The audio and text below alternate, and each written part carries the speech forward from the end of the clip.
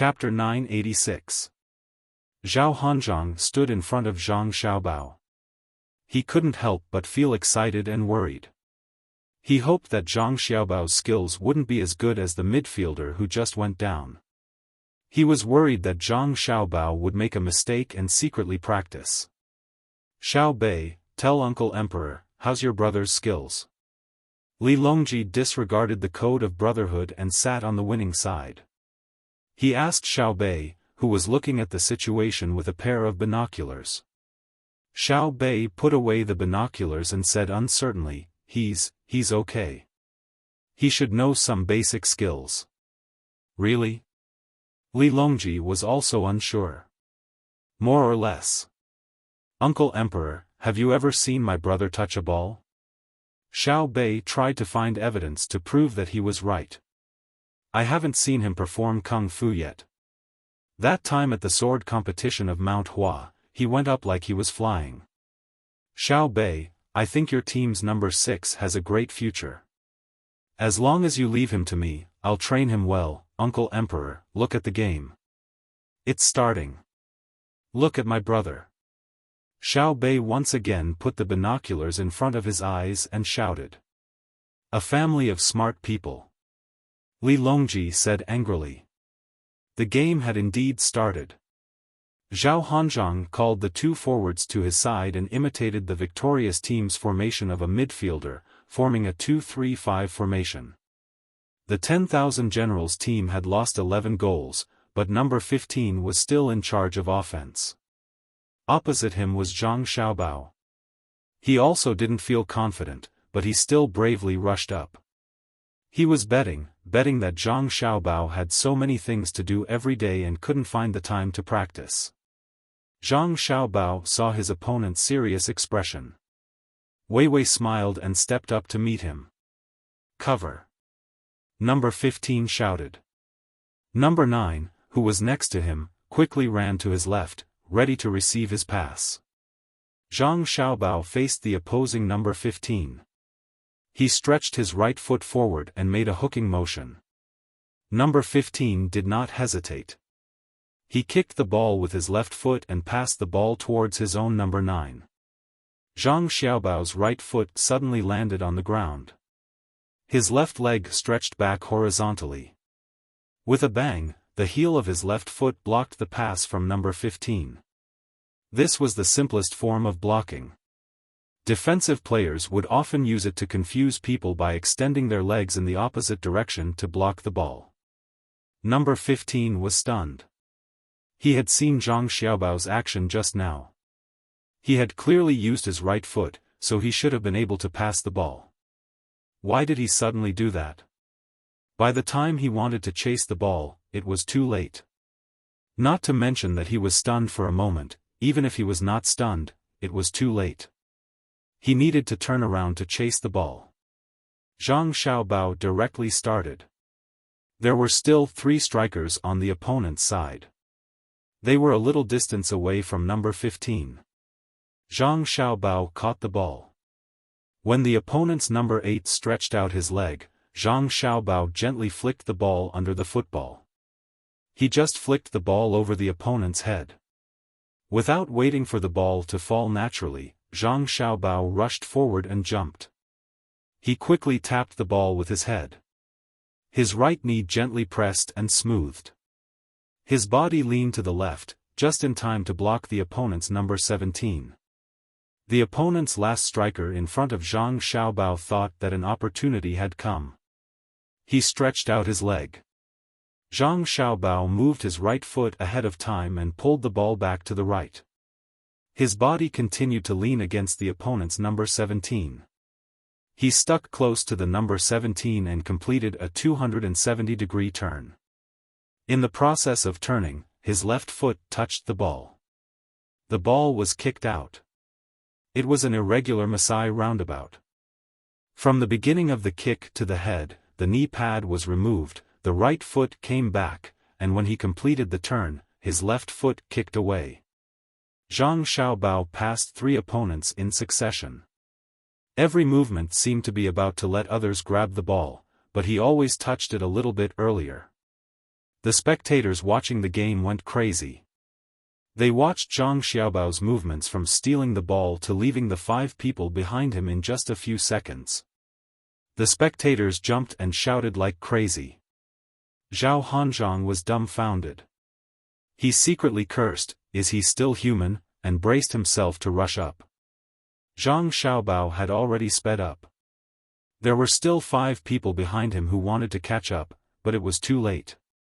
Looking at the opponent's 3 midfielders, Zhang Xiaobao's feet moved quickly. His body's center of gravity kept changing.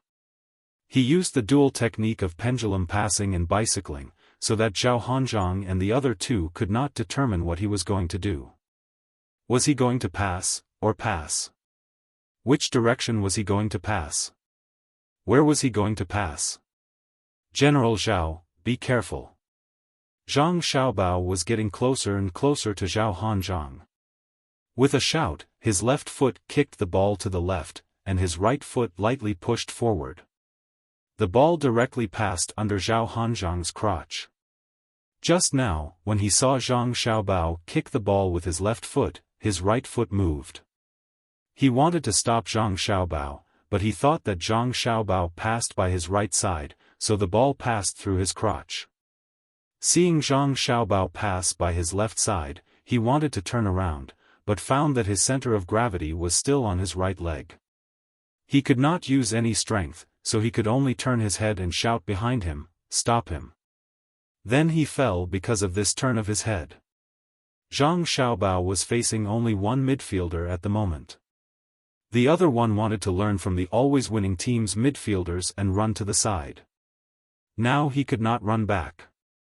The midfielder who had the opportunity to intercept was number 20. He saw Zhang Xiaobao break through from so far away, and then pass the ball under Zhang Xiaobao's stride. Then he saw Zhang Xiaobao dribble the ball and rush towards him. A sense of powerlessness suddenly rose in his heart. The only thing he could do was to learn from the other side and retreat. The 2 defenders, number 12 and number 13, did not care about the opponent's number 1 and number 6 positions. They gritted their teeth and came up one after another, intending to cooperate with number 20 to defend. As for who Zhang Xiaobao passed the ball to, they did not care. The most important thing was to not let Zhang Xiaobao pass the ball into the goal from their backfield. Zhang Xiaobao did not have the slightest intention of passing the ball. He quickly came in front of the opponent's number 20 and directly did another masa spin. He dribbled the ball and rushed towards the last 2 defenders of the opponent. Number 20 could do nothing about Zhang Xiaobao's action. He just pulled Zhang Xiaobao when he turned around, but it did not affect him. When facing number 12, Zhang Xiaobao suddenly slowed down and sat back to pull the ball back. Because number 12 was a little to the left in front of him, the opponent's number 13 was a little to the right. If he pulled the ball to the left, it would be very difficult to pass from the right of number 12, and the opponent's number 13 would be able to run over. As soon as Zhang Xiaobao finished pulling the ball with his left foot, his right foot tapped the ball. The left side of his body was facing number 12. Number 12 and number 13 suddenly had an idea in their minds. He still wanted to use that move, so they moved to their right side together, intending to wait for Zhang Xiaobao to turn around and dribble the ball to directly stop him. But Zhang Xiaobao did not do the masa spin this time. He tapped his right foot and suddenly pushed the ball forward again, leaving the straight line of number 12 and number 13's front defense. His left foot kicked the ball, and his right foot kicked the ball again. His body had changed direction and was facing the opponent's goal. When he turned sideways just now, he was facing the opponent's left side. Number 12 and number 13 had just run to their positions and were waiting for Zhang Xiaobao to finish that move so that they could stop him, when they found that Zhang Xiaobao had run so far away from them. The 2 hurriedly chased back. Number 13 was closer and ran faster. He bit and chased with all his strength. Zhao Hanzhong, who could not catch back in the midfield, shouted, "Foul, foul, the goalkeeper can't stop him." "Ah!" Number 13 shouted. It was unknown whether he was answering Zhao Hanzhong or encouraging himself. He bent down and retracted his hands in front of him. Zhang Xiaobao glanced out of the corner of his eye and was very helpless. He could guess what number 13 was going to do. He must want to do the goalkeeper's save action, but he was going to pounce. When he looked up again, the opponent's goalkeeper took 2 steps forward and also bent down to wait. He probably had the same purpose as number 13, to pounce. Zhang Xiaobao saw that he was already in front of the penalty area and was not in the mood to play a penalty shot with the opponent. He adjusted his posture slightly, twisted his waist, and raised his foot to the middle of the football. The instep of his foot went up. With a muffled bang, the ball was whipped up like a cannonball. Under the gaze of the audience, it flew toward the 10,000 generals' goal. The generals in the stands were shocked at first. He shot, but when they saw the way the ball flew, they were relieved. According to this situation, it would fly out of the goal. Some people in the audience sighed first. Zhao Hanzhong also let out a long breath and said, "Zhang Xiaobao is not a... Damn, how did it get in? It got in, it got in." The audience was also stunned. Then, someone was the first to cheer. Everyone waved their arms and shouted. Li Longji also wanted to get up and clap, but next to him, Xiao Bei pressed on his shoulder and jumped, so he could not stand up. On the field, Zhang Xiaobao saw the ball go in. He gently exhaled and smiled at number 13, who had just stopped pouncing in front of him.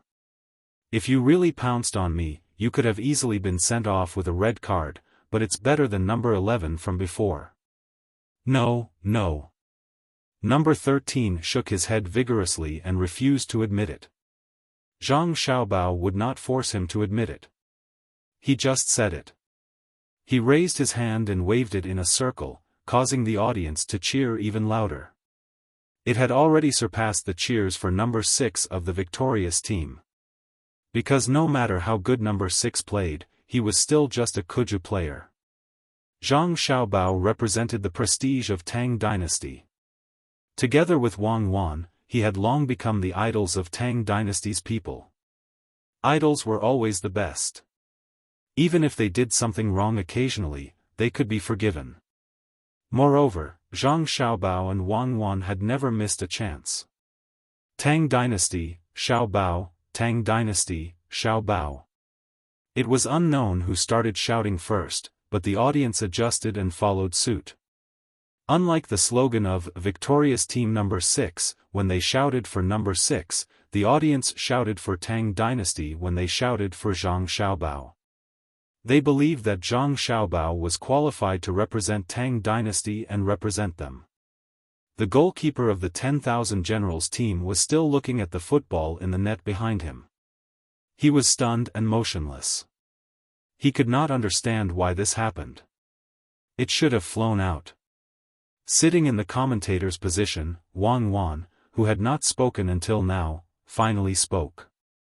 What everyone saw just now was an attack by the victorious team. Team member Zhang Xiaobao successfully stole the football, broke through all the way, brought the ball to the opposite goal, and kicked a beautiful falling ball. Let us continue to enjoy the game. Wang Wan's eloquence was far worse than Zhang Xiaobao's. Not to mention commentating on football, she had not even sold 13 spice before. She had just wanted to imitate Zhang Xiaobao to commentate once. Unfortunately, she did not know where to start. Zhang Xiaobao's actions were too fast, so she had to keep silent. She could understand, but she could not keep up with the rhythm. After Wang Wan finished speaking, the cheers of the audience gradually subsided. Zhao Hanzhong also reacted. Looking at his own goal, he frowned tightly. He regretted it. If he had known earlier, he would not have let Zhang Xiaobao come up. Was it not enough to have a number 6? Who came up with the idea? It was too much of a scam. Now, they had one more main force. No wonder Wang Wan advised Zhang Xiaobao not to take in too much. So this was the reason. kick the ball out. It's time to kick off. You find your own position and learn from the victorious team. Zhao Hanzhong first shouted to the stunned goalkeeper, and then to the rest of his team. The players of the 10,000 Generals team were really obedient. They also learned the way the players of the victorious team stood. They found the opposite position and set up a 4-4-2 formation. After Wang Wan saw it, she was even more speechless. Have you practiced before? You dare to set up a formation? Do you really think it's okay to stand in a position? That was something that would constantly change. While Wang Wan was cursing in her heart, the game started again. It was still the 10,000 Generals team who kicked off because they had been losing. Number 15 looked at Zhang Xiaobao and was a little scared. As soon as he got the ball, he directly avoided Zhang Xiaobao and ran elsewhere. Zhang Xiaobao really did not chase after him. He just guarded his position. If it were not for his identity, he would not have wanted to score himself. The pressure he was under just now was not small at all. But he understood that he had to do this. He had to play strongly. Giving his team confidence was secondary. His players already knew his ability. The ones who needed to give confidence were the people of Tang Empire. Only an omnipotent Zhang Xiaobao could mobilize the people well and organize them to develop Tang Empire. So, no matter how difficult it was, he had to work hard to do it. Just like the construction of Tang Empire, even if he was tired and had no strength, he would cry with Wang Wan at home when he encountered difficulties. In front of outsiders, he had to be very strong. Of course, it had not reached the point where he and Wang Wan were weary. He should be glad that the officials still had morality in their hearts, that the people could still understand and still be simple, and that the court had not lost its credibility. Zhang Xiaobao was thinking about things in his heart, changing with the team. There was no need to think too much about the situation on the field. It was impossible for the opponent to score, unless the opponent had a very, very strong striker who could kick a full moon scimitar 40 meters away from the goal. The victorious team intercepted the ball and was organizing the attack. The ball was passed to Xiaobao's feet and he was in charge of it. As a commentator, Wang Wan could only explain in a simple way that she looked down on. There was really nothing she could do, but she did not feel ashamed. She had listened to professional commentators in the past in the same way. The audience clearly did not agree with Wang Wan's explanation. With Zhang Xiaobao's explanation in front, the gap was obvious. However, the audience did not make a fuss. They knew that the fairy was in charge of fighting, not being a commentator. Moreover, she had said so many terms, which showed that she usually worked very hard. Just as Wang Wan was weakly explaining, Zhang Fang, who was in Xiao Bei's group, came over. There were only 2 people from the seedling protection team around her. Along the way, the audience made a path for them. What moved Zhang Fang the most was that the audience who made way for them would nervously stare at the people beside them. At this moment, they were the guards of Zhang family and Wang family. Zhang Fang, who was older than Xiao Bei, nodded and smiled at the audience on both sides. She swore in her heart that she would do well with Xiao Bei and deal with bad officials. This was a special kind of care. If any official bullied the people, she and the others would bully that official to death. Otherwise, how could she have the face to accept this kind of treatment? Xiaofan, why are you here? Wang Wan looked at Zhang Fang and asked. Sister, can you let me explain? I can also learn from my brother. Zhang Fang whispered back. Wang Wan's face showed a gratified smile. She nodded and said, okay, you can do it. Don't be nervous. Say what you want. Don't be afraid even if you say something wrong.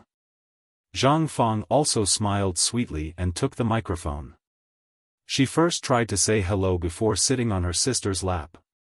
She looked at the situation on the field and said, now the ever-victorious team is organizing an attack again. Xiao Bao in the midfield dribbles the ball forward. The opponent's midfielders come forward to block. The opponent's forwards are also desperately chasing back. The 6 people are about to surround brother Xiaobao. Xiaobao passes the ball. The ball is passed to the left side of the ever-victorious team's number 14. The pass is a point forward with a certain arc. Number 14 directly passes the ball forward. He uses the bicycle technique. With a fake move, he shakes the Wanjiang team's midfielder number 20 and continues to dribble the ball forward. Number 6 and no. One of the forwards are running forward, looking for a suitable position. Oh, number 4 of the midfield on the right side also runs forward under the signal of brother Xiaobao. Number 14 passed the ball. The ball traversed the entire field and landed at the feet of number 4. Number 4 moved forward and similarly raised his leg to pass the ball. The ball landed at the feet of brother Xiaobao, who was assisting. Brother Xiaobao did not continue to pass the ball. He continued to dribble forward.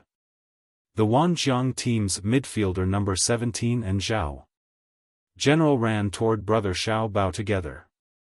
The 2 men were ready to join forces to intercept brother Xiaobao's ball.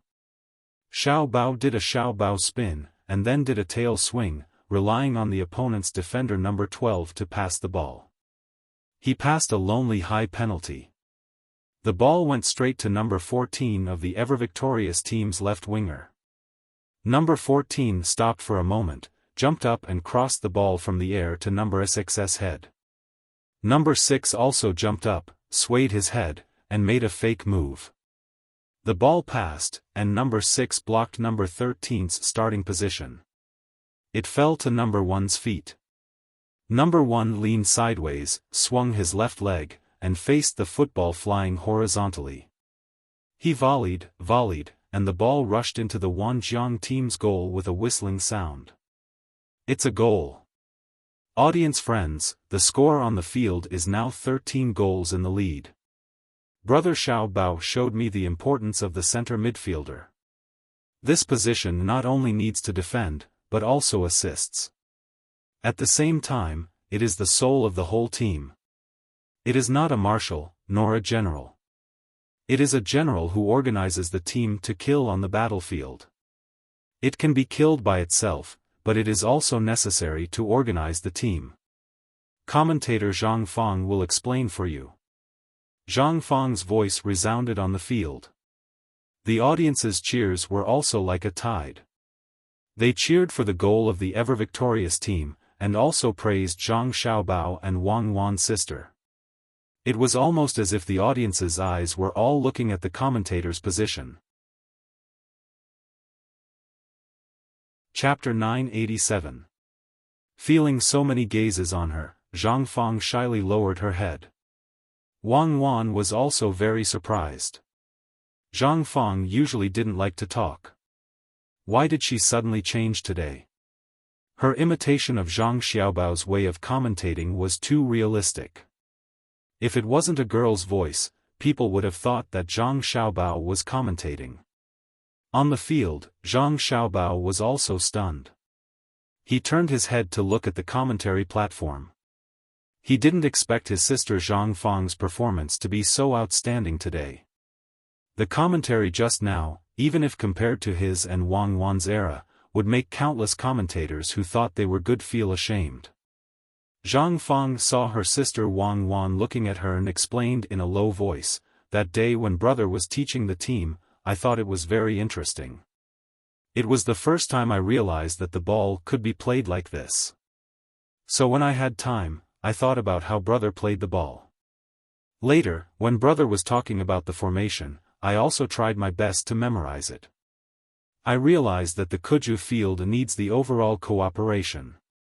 Even if the team is not very good and has no outstanding players, as long as they cooperate well, they can still win." Then brother brought up the concept of king. I also realized that under the circumstances of good cooperation, the team also needs a soul. He must have the ability to turn the tide in adversity. I've always been thinking about who is the soul of the team and which position he belongs to. I don't understand. Although number 6 played very well, I knew that he wasn't. Only when my brother stood at the center midfielder position did I realize. The center midfielder is the soul? Wang Wan asked. When the two spoke, their voices were very soft, but it was still transmitted to the entire field through the microphone. The game stopped, and the audience became interested and listened carefully. Zhang Fang shook her head. No, because I know that brother can play any position, even the goalkeeper. I believe that brother can use his wonderful diving to lead the whole team. When brother was organizing the attack, I suddenly felt that the real soul of the team is every position. As long as you perform well, even if you stand outside the field as the commander, you can give the team a strong sense of confidence. I want to say that we should do our part well. For example, Xiao Bei's part is very good. And Xiao Yuan, Xiao Hai, and the others. I'm the same. As long as we do well, we'll be the soul of the team. Therefore, when my brother was teaching, I was looking for my own position. I have been looking for it for a long time. Actually, today, I finally understood that I am Zhang Fang. My position is among the 9 patrol inspectors. Wang Wan gently clapped her hands. In an instant, applause came from the audience and the field at the same time. Countless officials who had followed Li Longji here looked at Zhang Xiaobao and Wang Wan, who was standing beside Zhang Fang, and couldn't help but sigh in their hearts. How could the two of them teach their younger brother and sister to have the innocence of a child, but also to have a way of thinking that wasn't much worse than an adult's? How could they unify two opposing things? Wang Wan followed the topic and said, therefore, everyone in the Tang Empire is very important. Whether it's a government official, a farmer, a businessman, or a soldier, as long as they find their position, they can also become the soul of the Tang Empire. The pure mutton soup pancake chain store in the West City that sells soup pancakes earns no less money than the Joy House. Last year, the farming king of Wanyan County, the agriculture temple, also came to ask for advice. Just the gifts they prepared for him alone cost 300 strings of coins. There's also Auntie Sue, who sweeps the streets in the capital.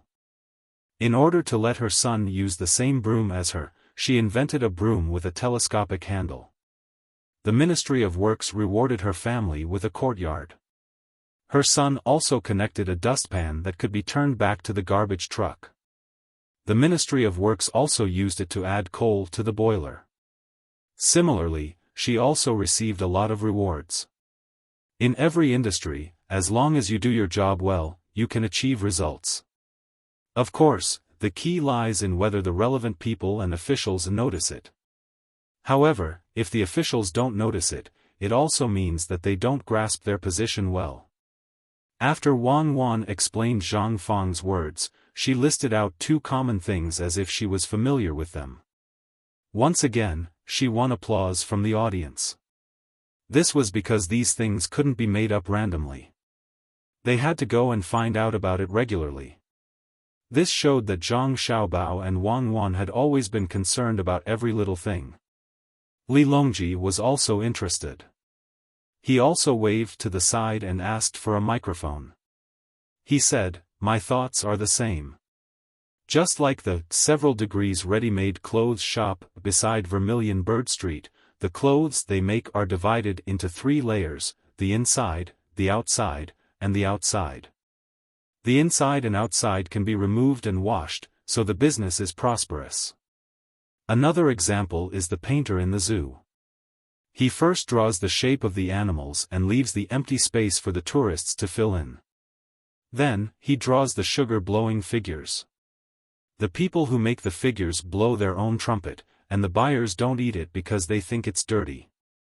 In the East City, I know of a one-eyed sugar-blowing figure who often has bamboo pipes for the buyers to blow their own trumpets. Each person has 1 pipe and changes them one by one. Thus, there are countless buyers. Perhaps it's not easy to make the shapes, but the buyers are happy. Even if they blow the sugar into pieces, they will still be happy. Wow! The applause grew louder. The audience felt that it was worth it to spend money to watch this match.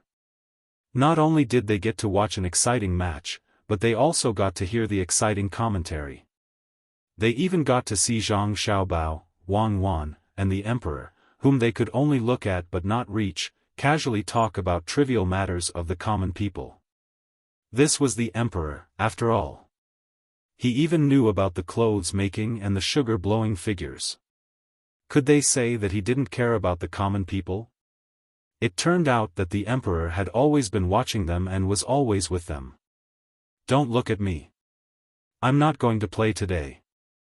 Look at me, I'm not going either. Let's talk about it again when I'm able to defend against Xiaobao. The match will continue. The time we wasted just now will be counted into the injury stoppage time. Li Longji was proud of himself, but he still had to show an appropriate amount of humor. As soon as he finished speaking, the audience burst into laughter. On the field, it was still the 10,000 Generals team who started the match. They were already used to it. Zhang Fang's voice also rang out along with the situation on the field. The audience watched, listened, and felt that it was very enjoyable. Those who felt that time passed the slowest and the most difficult were the generals. That ball only had a chance to cross the opponent's half of the field and reach the penalty area when their own team kicked off. Except for the kickoff, the football was mostly in their own half of the field at the rest of the time. Zhang Xiaobao, who had just been brought on, was full of energy. He stood in the center midfielder position, and every time he mobilized to attack, there was a high chance that he would score a goal.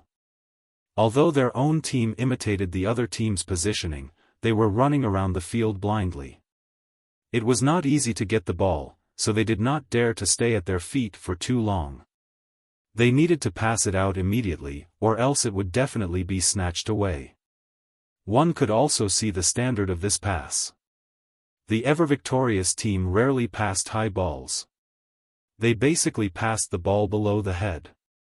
Only Zhang Xiaobao liked to play long passes. But he was very accurate and the speed of the ball was also fast. The person who received the ball was very comfortable when receiving it. As they passed the ball was kicked high up. When it fell, the time used was enough for the other team's defender to run back and forth. The ever-victorious team has scored a goal. The ever-victorious team has scored another goal. Such a voice lingered in the ears of the generals, making them annoyed. They could not get up and leave the field angrily. Not to mention what their own team members thought, the Emperor was still sitting and watching. Who would dare to leave first? In the last few minutes, the generals did not know how they spent it. When Zhang Xiaobao saw that the referee was about to blow the whistle, he volleyed the ball about 32 meters away from the ball in advance and sent the ever-victorious team's 29th goal into the opponent's goal. The whistle at the end of the game finally sounded. Ladies and gentlemen, the game between the ever-victorious team and the 1000 Generals team is over. The ever-victorious team beat the 1000 Generals team with an absolute advantage of 29 goals. The 1000 Generals team was not very lucky today, so they did not score a single goal. But I believe everyone has seen their performance on the field. They were very active when they fought for the ball, and they also put in a lot of effort in the running process. Continuous losses did not make them lose their morale. When the last goal was scored, everyone could find that their goalkeeper still used all his strength to save. They did not surrender without a fight, nor did they blame each other. They have been working hard. They are heroes. The commentator Zhang Fang was very sensible and praised the 1000 Generals team. As for the ever-victorious team on her side, the number of goals scored was the best praise. The audience really gave the 1000 Generals team a warm applause.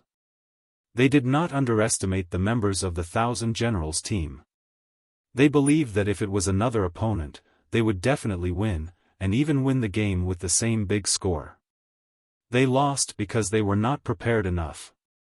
They lost in the hands of the team taught by Xiaobao and Cuckoo.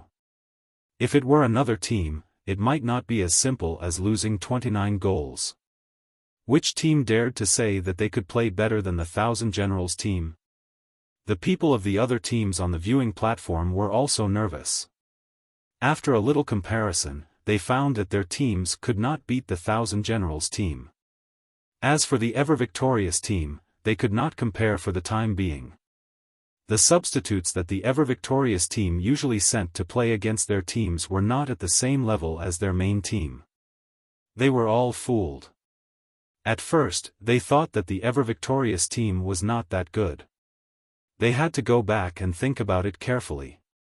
Otherwise, they would have to take a detour when they met the ever-victorious team in the future. Zhao Hanzhong limped to the commentary platform. He did not feel uncomfortable on the field, but once he came off the field, his whole body was sore. He had been shaken by Zhang Xiaobao no less than 10 times. There was no other way. When Zhang Xiaobao attacked, he had to work hard to defend. He could stand still and not fall, but it was too embarrassing. So he had to be on guard every time. But for some reason, he would always fall. He did not understand why Zhang Xiaobao did not fall when he was shaken so much. When he came to the commentary platform, Zhao Hanzhong said to Wang Wan, "Thank you." Wang Wan did not understand what he meant. Zhao Hanzhong continued, "Thank you for letting Xiaobao keep the number of goals under 30. Otherwise, would have fallen to my death. Io, my waist. Aya, my leg. Is it broken? It hurts. There is not a spot on my body that does not hurt. What should I do?" Wang Wan finally understood what was going on. Zhao Hanzhong had come to question her because she had said that 30 goals were too many, and that was why he had fallen. Alright, she was from the military after all, so she couldn't just watch others suffer. "General Zhao, the doctor will be here in a while. There are a few good medicines where Xiao Bei is sitting. Let the doctor give you a massage. Tonight, Savant's restaurant. How about a seafood feast or a mountain feast? You choose. It's a promise." Zhao Hanzhong instantly felt much better. Savant's restaurant, a set of banquets. What should he eat? Seafood. Crabs did not have yellow or meat in this season. Oysters? There should be bears for mountain delicacies. There were also tigers and deer. Does flying in the mountains and forests count as mountain delicacies? Zhao Hanzhong remembered that he had eaten a few days ago from the north of Hebei province, the Bohai commander-in-chief's office. The taste of the soup was really good. He asked. Yes. Wang Wan nodded.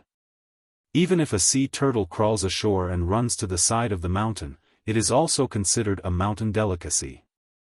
If a seagull lands on the cliff, it is also considered a mountain delicacy. Alright, alright. Eat a mountain delicacy. Io, my waist. Where is Xiao Bei? Your uncle Zhao is here to see you. Xiao Bei, your uncle Zhao is about to be killed by your brother. Zhao Hanzhong was satisfied. He placed his hands on his waist and went to find where Xiao Bei was. The medicine there was relatively better. Wang Wan shook her head and left the commentary platform. She went to see Zhang Xiaobao, who was talking to his team members at the side of the field. Are you tired? Wang Wan handed him a bowl of water and asked. It's okay. I will play in the second half after a while. They are tired, especially those who have finished the whole game. The pace of the game is very fast. I guess they need to go back and rest well. Zhang Xiaobao took the water and poured it all over his body. He looked at the exhausted team members who were full of energy, but were still full of energy. The players of the always victorious team who were on the field were panting heavily with a relaxed smile on their faces. Today, they finally proved their value to others. Their physical fatigue, coupled with their mental excitement, made them not have too many other thoughts. They were just happy and were waiting to go back to Xiao Bei and the others to take credit. At the same time, they also wanted to thank Xiao Bei and the other 9 people. The 9 people chose them, so they had today's victory and the audience cheered for them. The medical team had come to them, put thick blankets on them, and then immediately massaged them. The players of the 10,000 Generals team were treated the same. When they were wrapped in blankets and massaged, someone brought them hot soup and asked them to smoke it instead of drinking it directly. However, they were not particularly disheartened. Today's loss was not unjustified. Their own team could not adapt to the opponent's formation at all, not to mention so many dazzling defensive moves. They were clearly using big swords to deal with guns and cannons. Today's loss was worth it. They learned a lot. Only through contact, they knew the gap. When they went back to rest, they could practice according to what they saw. Wang Wan personally massaged Zhang Xiaobao's legs. She looked at the other doctors and said, "It is estimated that in the future, with the prosperity of sports, there will be more doctors in the profession. We have to prepare in advance. It is best to cultivate medical ethics first." Doctors who were not good at medicine were bad people, but doctors with good medical skills but bad morals were even worse. Diseases that could be easily cured, but because the patients believed in them, they delayed the treatment. They kept treating minor illnesses into major illnesses or chronic illnesses. When we earn more money, other than the current pregnant women and very young children, we can also put other people in the list of free medical treatment. This can stop doctors from doing bad things for money. Tisk, be gentler. You hate those doctors. Don't vent your anger on my leg. What you said won't work. If we really do as you say, no one will learn medicine. We can't just use morality to ask people. For a doctor's profession, you have to let their income exceed the average income. It doesn't have to be too much, about 10% is good enough. Otherwise, they will feel psychologically unbalanced because they are more tired than usual. For example, a street sweeper is just a little more careful.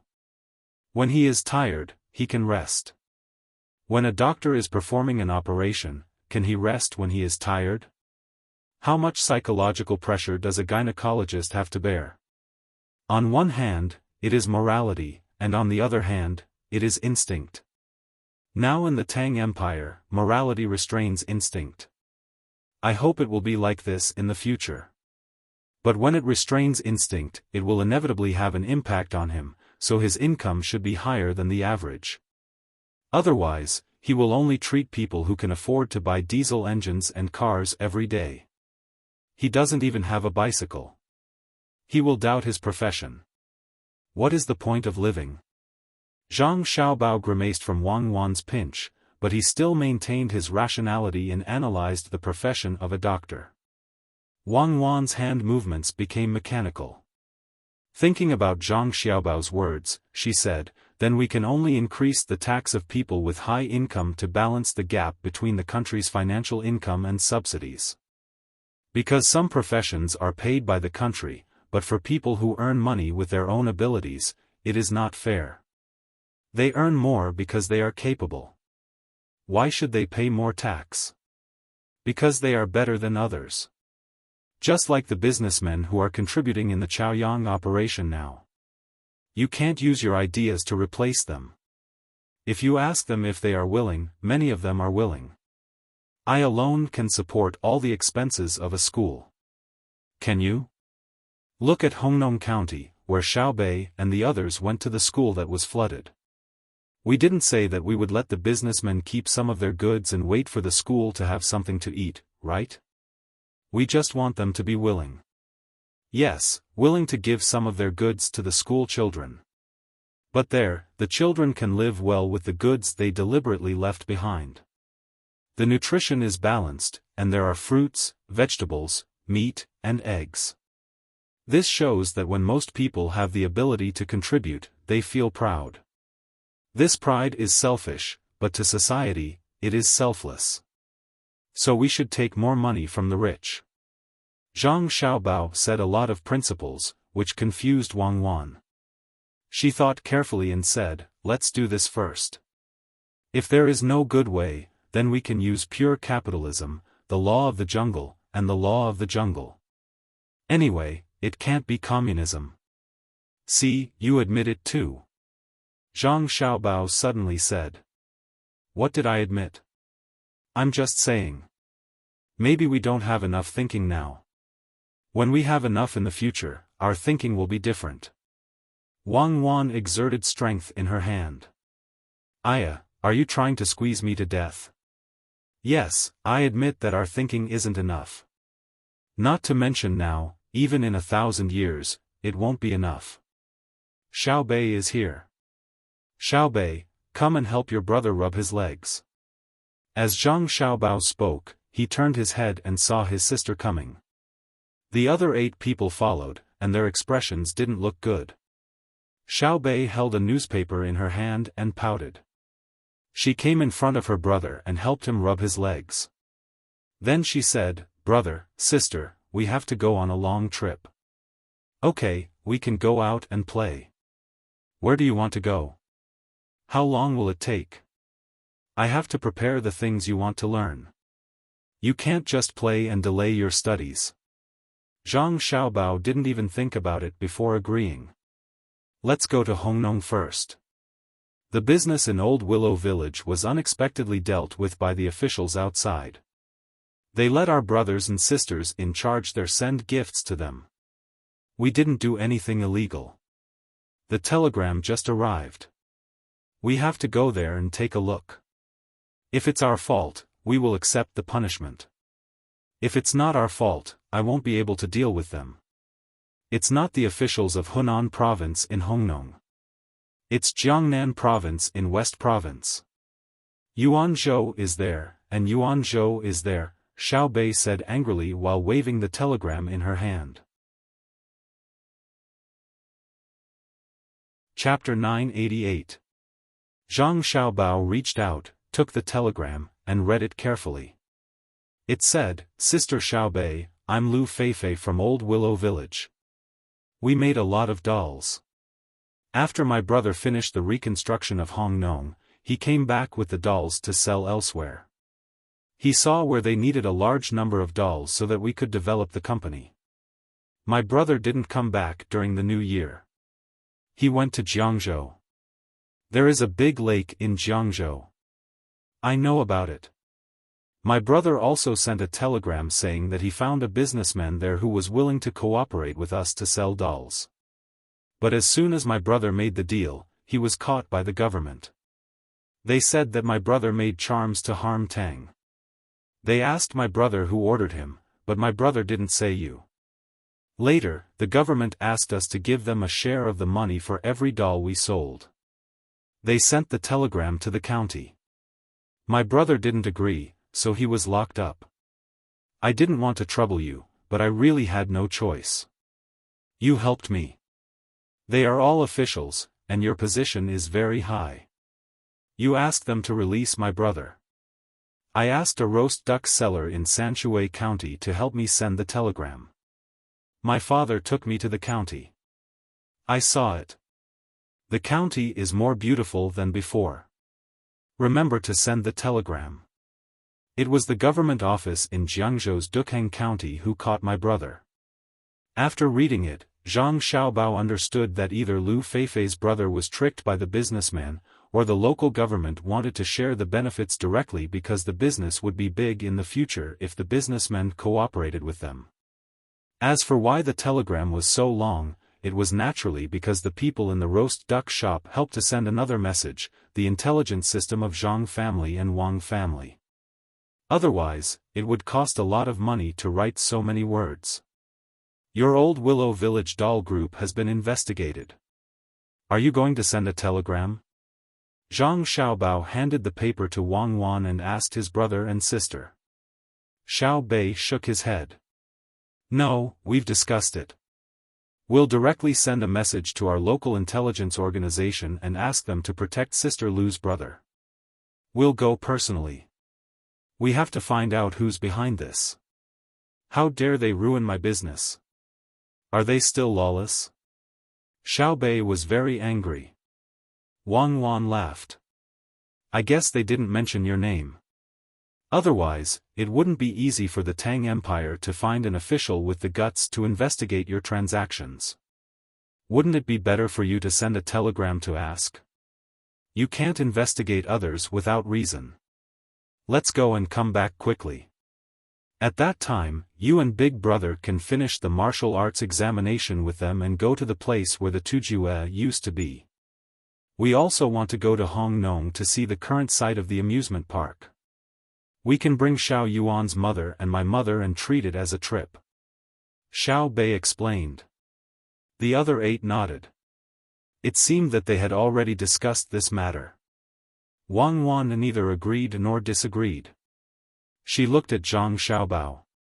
Zhang Xiaobao looked up at the sky. After thinking for a while, he said, "That's fine. Let's take our mother out for a walk. I'll prepare things for you to learn so that our mother can accompany you to learn. My request is to kill as few people as possible. Don't kill if you can. Capture them and hand them over to the Ministry of Justice. Send back news every morning, noon, and night. Listen to the person in charge of the team. Don't fall sick because of the cold. Okay. We'll remember all of it." Ha! Xiao Bei jumped up happily. They could go out to play again. The other 8 were also very excited. The 9 children rushed back to the manor together to make preparations.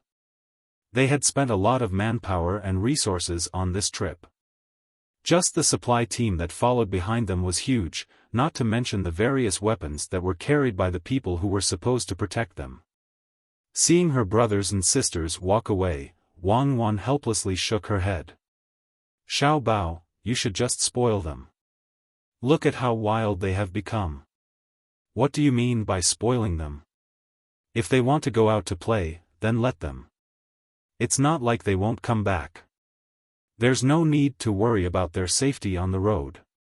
Without our personal guidance, their learning will be delayed. But when they go out, they can walk around more, see more, and broaden their horizons. A lot of life's insights can't be learned from books. I don't expect them to be full of wisdom.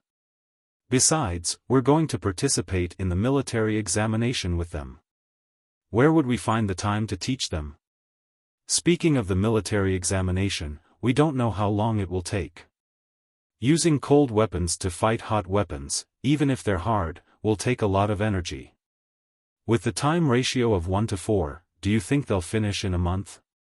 Zhang Xiaobao might have been used to wandering around when he was young, so he didn't dislike his younger siblings going out under protection. In fact, he supported it. Wang Wan thought about Zhang Xiaobao's words and said, "How long they can fight will depend on their ability. I don't necessarily need to annihilate them all. Even if my 100,000 people all die and I destroy their 80,000 people, they can't say they've won. But I reckon that we won't be able to play tomorrow. We'll have to wait for another 2 days. Who asked you to score so many goals today? If I say 30 goals, you'll score 29 goals. If I say 100 goals, will you score 99 goals? That'll have to be basketball. Football won't do. There's not enough time, and the field is big. I can't run over." Zhang Xiaobao had a serious expression as he argued with Wang Wan about why he couldn't score 99 goals in football. Things were just as Wang Wan thought. The generals left, leaving Zhao Hanzhong to enjoy a massage. When Wang Wan came to Zhao Hanzhong's side and told him about the military examination tomorrow, Zhao Hanzhong shook his head vigorously. "I'm too tired today. I need to rest. Otherwise, I won't be able to keep up. Tomorrow. The other generals aren't tired either." "Why not?" Wang Wan asked even though she already knew the answer. "It's tiring to watch the competition. Besides, I'm part of them. If there's one less link, we'll lose a war. Am I not important? Am I dispensable?" Zhao Hanzhong pretended to be angry, but he grimaced from the pinch. In his heart, he was cursing, "You two are too unreasonable. You dragged us out for so long. Just as we were about to start the military examination, you made a football match. I wanted to win a match to raise morale, but in the end, we lost by a large margin. Right now, not only did their morale not improve, their condition was even worse. According to the current situation, if they were to fight against you in the sand table, they would probably lose first. Only a fool would agree to your proposal to carry out the military selection tomorrow. Fine, then you can set a time. You can't make us wait too long and delay our other things. As a general, you must have the courage to be decisive. If you keep avoiding the battle, you'll definitely lose. You can't do that. Wang Wan said in a teaching tone. Zhao Hanzhong was so angry that he almost vomited blood. Who avoided the battle at the beginning? You made us so tired. Now that you're in good condition, you have to compete? What kind of logic is this? He thought in his heart, but he said, 3 days, at most 3 days. When my body is not sore anymore, the military examination will start. Fine, then I'll give you 3 days to prepare. At the same time, you can pass on a message to the generals. That is, fighting a war is like playing football. You have to think about your own shortcomings. Don't think that you're fully prepared, only to find that the opponent has a more powerful formation on the field. You must remember this. After Wang Wan finished speaking, she flew away like a butterfly. Zhao Hanzhong sat there and enjoyed the various tastes of the massage. He gritted his teeth and squeezed out a sentence, "You guys are too immoral. Didn't you just want us to hesitate when making decisions? Didn't you just lose 29 goals? Don't tell me you want us to keep thinking about football in the sand table game? Sir Zhao, you're right. Don't be affected. 29 goals is really not a lot. A match is 90 minutes, not even a third of the time. The doctor who massaged Zhao Hanzhong advised. Fine, don't hurt me. I've thought about it just now. I know how to arrange a formation. Zhang Xiaobao was merciful. They were originally 4-5-1, and the midfield and backfield were very strong. I was worried that the midfield couldn't withstand the impact. Later, when Zhang Xiaobao came on, it became 4-4-2, which showed that he had the confidence to defend the midfield. But we also changed. If he also went forward, then they would have 3 forwards. I can guess that he didn't do that. Otherwise, it would have been 4-3-3. With our defense, not to mention 29 goals, he could have scored 39 goals. Didn't you see his last attack? How many people did we send to stop him? In the end, he still got the ball into our goal. What if he did that the moment he came on? It's all my fault. Why should I believe what the generals discussed? I should have found Zhang Xiaobao and let him play. I should have known that he could play. Tell me, where did we lose? Zhao Hanzhong's analysis was not wrong. Zhang Xiaobao was indeed being lenient. He did not turn into a forward to cause trouble every time. However, there was one thing that he did not consider. If Zhang Xiaobao really wanted to score more goals, he would not have played in a 4-3-3 formation, but 3-5-2 formation. But Zhang Xiaobao usually would not do that. First, it was easy to lose the ball. The training time was too short, even though the players were very hard-working. Second, the formation was changed too many times, and it was easy for people to learn. There was a lot of knowledge in this football formation. If you could keep some secrets, then keep some secrets. The doctor in charge of the massage was very talkative. He said to Zhao Hanzhong, "If you ask me, we mainly lost in 4 aspects." Oh? Which 4? Zhao Hanzhong was interested. The first is that the offense is not good enough. The second is that the defense is not good enough. The third is that the organization is not good enough. The fourth is that the individual skills are not good enough. The doctor quickly said the 4 aspects. You just have to say that there is no good place. There is no need to say 1-2-3-4. Zhao Hanzhong also mocked the doctor at the same time. For example, you did not massage well. I will not say 1-2-3-4. I will just say that your skills are not good. Oh, good. I found that you are good. Gentler. It's so sour. Master Zhao, it's not that I want to take revenge on you. I don't think that way. It's just that the muscles next to your thighs are trembling so much. Feel it yourself. It's like strands. You haven't relaxed yet. The doctor quickly explained. Coincidentally, he rubbed that place.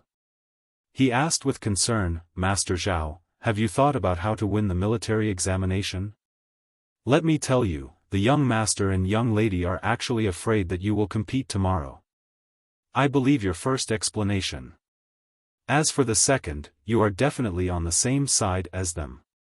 Tomorrow, humph. Do you think we are afraid of tomorrow? I am not afraid. I just don't know the sky. Zhao Hanzhong felt that he was very manly. Chapter 989. That night, Zhang Xiaobao had a good sleep. He had not done any strenuous exercise for a long time. After he was exhausted, he slept very soundly. When he woke up in the morning, there were still a few small places on his body that were sore and numb. He slowly got up and did some exercises to ease the discomfort in those places. Wang Wan came in. Last night, she had stayed with her mother. Today, her mother-in-law, and Xiao Bei were going out. She had arranged for a train to go to Hongnong first. Wash up and eat. After eating, we can go to the station to send them off. Xiao Bei and the rest want to play around, so you indulge them. You even specially accompanied them on a train. In addition to the guards and the people who carry things, there are 1,500 to 600 people. It's good to save this money and do some public welfare. Moreover, it's wasted. Once they go out, it's enough for a normal county's annual revenue. Wang Wan came over to help Zhang Xiaobao rub the uncomfortable places and complained. Alright, I don't object to investing money for public welfare. Haven't we been investing all this time? We have money, so why can't we spend it? What kind of logic is this? I let Xiao Bei and the rest spend the money we earned. If this is not allowed, how can we live? Tell me, have I done anything immoral ever since I brought you here? I don't think so. If people in the past knew about this, they would laugh me to death. I realized that after so many years, the halo on my head is getting brighter and brighter. Zhang Xiaobao said to Wang Wan with a cheeky smile, making Wang Wan laugh. Do you dare to say this to the Tibetans, Turks, Japanese, and Xinhua people? What halo? Let me see if there are any wings. Don't. That place on my back hurts. When I attacked yesterday, who was behind me? It's bruised. I guarantee it's bruised. These people don't have any skills at all. Where are the Tibetans and Turks? There's only the place. Now, they're all Tang people. Don't cause ethnic division. Do the Japanese dare to oppose me? Wife, take the soldiers and let me kill them. As for Xinhua, you can ask Li Mao. He's the one who wants to be county magistrate. Am I good? Without me, would they be able to recognize the evil nature of their officials? Zhang Xiaobao didn't care at all. After all, he had already done what he had to do. If there was any infamy, he would bear it himself. Maybe if he attacked a few more places, he would be praised as a general contributor. As Wang Wan pushed Zhang Xiaobao outside, she said, "Time really flies. We don't have to worry about the small income of the farmers like before. The farmers are all rich now. Look at how many people came to accompany us during the new year. Back then, they were half-grown boys. Now, their children have all gone to school. Oh, if it were you, you could just do whatever you want. Every one of them has at least 10,000 strings of cash at home. When you ask them to go out and live on their own, they insist on keeping their indentured servitude contracts and refuse no matter what. Where we come from, there's no such thing. If we're talking about people with backbone, the Gu family's Zhuangzi is also not bad. After Gu Fugui's days are good, they say that they don't need to pay a ransom and that they can change families or go out to live. At that time, I thought that some people would come to our family, but in the end, not a single person moved. When the martial arts examination is over and Xiaobei and the others come back, when we go to the original place of the Tujue, we have to go back to Sanshui County to take a look. After a long time, I want to. Okay, I want to too. I even dreamed about it. The old man in the dream scared me so much that I broke out in a sweat. When I dream about him again, I have to find him and have a good talk. The Gu family's Zhuangzi is their good days. Think about it, if it were you, would you come to our family's Zhuangzi? That's called treachery. They have to consider it. Today, they can betray the Gu family in the future. Tomorrow, they can betray our Zhang family and Wang family. Also, the people of the Li family's Zhuangzi are not bad. They are really lucky. Li Sun wanted to snatch our family's Zhuangzi between the clouds and the water. In the end, he found someone else and got them a Zhuangzi. Now, I don't know how they are doing. When this topic was brought up, Zhang Xiaobao was also filled with emotions. Everything seemed to have happened yesterday. In the blink of an eye, a lot of things had changed. Many people who should have died did not die, many people who should have had their positions were no longer there, and there were fewer wars. Wang Wan sighed and said, "Time really can't stand the passing of time." The Li family's Zhuangzi is not bad. Although Li Sun left, the people of Zhuangzi still recognize Li Sun as their master. They even arranged a marriage with our people of Zhuangzi. Before the new year, they held a banquet. Didn't you hear the villagers say that it was very extravagant? Just the hot air balloons alone were rented. The 4 people of Zhuangzi all went to the banquet. Taking advantage of the half-price discount between the clouds and the water, they booked all the surrounding pavilions. Many people who went there to play cursed. In the end, they had no choice but to invite the people who went there to play as well. Only then did the matter calm down. That wedding cost at least 8,000 strings of cash, if not 10,000 strings of cash.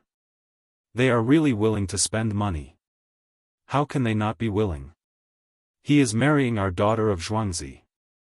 How can 10,000 strings of cash be considered money? Just you wait. When we get married, look at what I have prepared for you. That's... Ugh. Are you trying to kill me? Zhang Xiaobao was proud. He puffed out his chest as Wang Wan pressed his head into the basin of hot water. Wang Wan chuckled. Hurry up and wash up. Aren't you good at swimming? Look at how well you have taught your sister. She even dares to jump into the yellow river and can even fling her clothes in the air. If there is a diving competition, she will be considered an athlete. Don't brag about your achievements. I know you are capable and rich. You have made Beijing people want to keep a low profile when they want to get married. You only know how to use money to cheat your wife. How can you brush your teeth so cleanly? Brush your teeth for a while more. Zhang Xiaobao had just taken out the toothbrush from his mouth, but he had no choice but to put it back. He continued. After he was done, he let out a sigh of relief. I can't let you follow me around next time. It's so torturous. On the day of the wedding, I will prepare slightly less. I will only spend a few dozen strings of cash. For ordinary people, a few dozen strings of cash is considered a big banquet. You dare? I want the best wedding. It's your fault for making so much money. Wang Wan objected again. Let me give you a plane, okay? The kind with double wings. I don't have the ability to fly at supersonic speeds. It's easy to fly. Install 2 diesel engines and fly. When the time comes, we will fly on the Yellow River and not go anywhere else. If something goes wrong, we can jump down. What do you think will happen if we get a few planes on the Yellow River? Zhang Xiaobao opened his arms and flew towards the direction of the dining room. Wang Wan quickened her pace and entered the house first. When Zhang Xiaobao flew in, she said, "With your flying speed and height, a stone can show the effect. It's not important that you can fly. What's important is how much you can carry." Who says it's not important? What are we eating this morning? Master Zhang, what did you make? Is this porridge? Zhang Xiaobao sat at the table and looked at the food in the bowl. He did not recognize what it was. There was something black in the bowl. It was cooked like paste. This was not to his taste. He liked to drink soy milk, the kind without sugar. It's dog food. Zhang Hu found it and asked me to make it. Puppies just came out. Female dogs don't have milk. He waited all night yesterday, but the milk has not been squeezed out. He can't wait, so he asked me to make some porridge first. Master Zhang, who made breakfast, directly told him what was in the bowl. Okay, I'll taste it and see if it's suitable for dogs. Zhang Xiaobao said and lowered his head to eat. Wang Wan stopped him. Zhang Hu knows whether it's edible or not. If you eat it, what if the puppies don't have enough to eat? Wang Wan did not think that Zhang Xiaobao ate dog food. The dogs raised by Zhang Hu were good helpers, just like Zhang Ying's Shui Yun. When they hunted with their masters, the dogs were really risking their lives. Even tigers were afraid of bears, but the dogs would rush up to protect their masters. She was really worried that if they did not make enough food, the puppies would starve. I don't have any status in the family. Master Zhang, I eat soy milk and youtiao. Cuckoo eats porridge and steamed buns. What's the filling for the steamed buns today? Zhang Xiaobao had to put the food that the puppies ate on another table and ordered something. There are a few dandelions growing in the greenhouse of the Sinong temple. They were sent here and I wrapped them into steamed buns. I don't know if you like it. What Master Zhang meant was that he thought the best today was this. If she was not used to it, there were other options. Wang Wan was happy when she heard that. It was just the beginning of spring, and the dandelions had not grown yet. It was really good to eat them. She nodded and said, "Just eat this. Don't eat porridge. Change it to tofu pudding with meat sauce." Master Zhang quickly sent the food over and went back to teach his apprentice how to make breakfast. He told his apprentice what breakfast should be like and what the master usually liked to eat. Although it looked simple, it was very particular.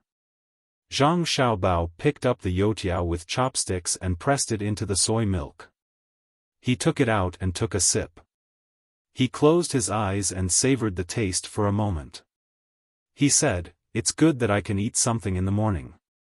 I like this. People should be content." For example, when the oldest plane is built, it doesn't need to fly too fast. It just needs to be able to carry people. Reconnaissance planes are more useful than hot air balloons. If you carry 3 people, 2 of them can become airborne soldiers. During a battle, they can be thrown to key positions, such as the enemy's back, and scare them to death. Wang Wan did not immediately answer. She ate in small bites. When she ate a steamed bun, she first praised Master Zhang's good cooking skills. Then she said to Zhang Xiaobao, "There are still some small territories in our territory. There are still a few small countries in the territory we occupy. Before the war starts, you should deal with them first. I don't want to be stabbed in the back like that guy surnamed Gao. He fought the war smoothly but neglected many things. In the end, he lost. Once he lost, it was all over. It's different. We are not like that guy surnamed Gao.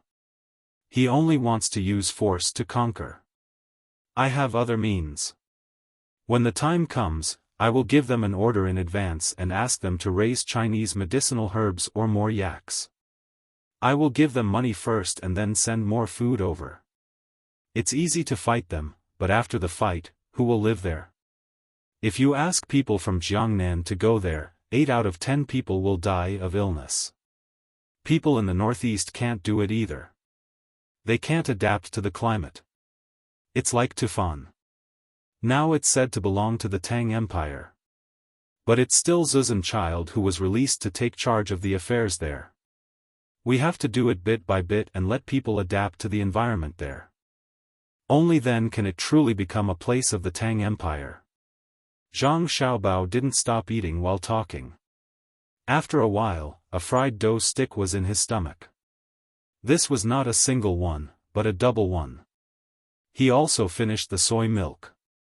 He carried the bowl to the kitchen and said, "Master Zhang, one more bowl. I'm thirsty today." Master Zhang personally poured the soy milk for him and then turned around to busy himself with his disciple. It was as if he didn't hear what Zhang Xiaobao and Wang Wan said at all.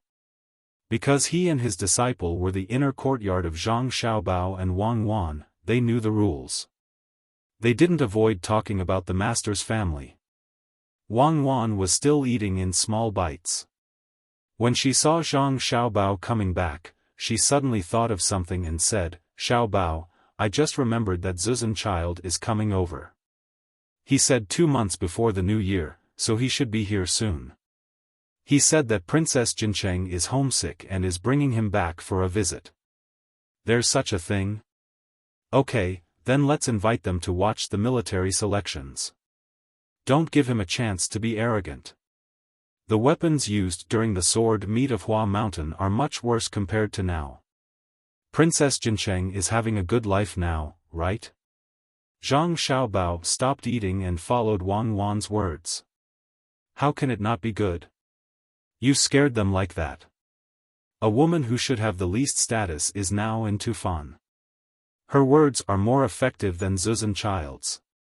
This shows that Tufan is not democratic enough. Otherwise, they wouldn't be like this," Wang Wan said casually. Zhang Xiaobao curled his lips and said, "Don't mention democracy. Everything is relative. Democracy is their own business. Speaking of this, I have to say a few words. Don't look at me." Speaking up to this point, Zhang Xiaobao's mouth was moving, but his voice was gone. "Even though I was always outside at that time, I didn't look down on the country. That's because I knew that those who looked down on the country should feel lucky that there was a country that they didn't see as good. That's why they had the chance to look down on this country when they were enjoying equality and democracy outside. The stronger this country that they looked down on was, the more democracy they could enjoy outside, and the more they could look down on it. However, when this country was gone one day, they would have to consider whether they would be looked down on by others when they wanted to look down on them again. The Jews used to be so powerful and controlled a large group of non-Jews. In the end, they didn't have a country and were killed like animals. Later, they had to find a place to revive their country. That was how they got their status. That's why I never scold my own country when I'm outside. I can nitpick and oppose some situations, but I'm really worried that she's gone. If that's the case, I'll be a real animal. It won't be as simple as being scolded as an animal by the people living in this country when I scold this country." Wang Wan nodded silently and didn't say anything.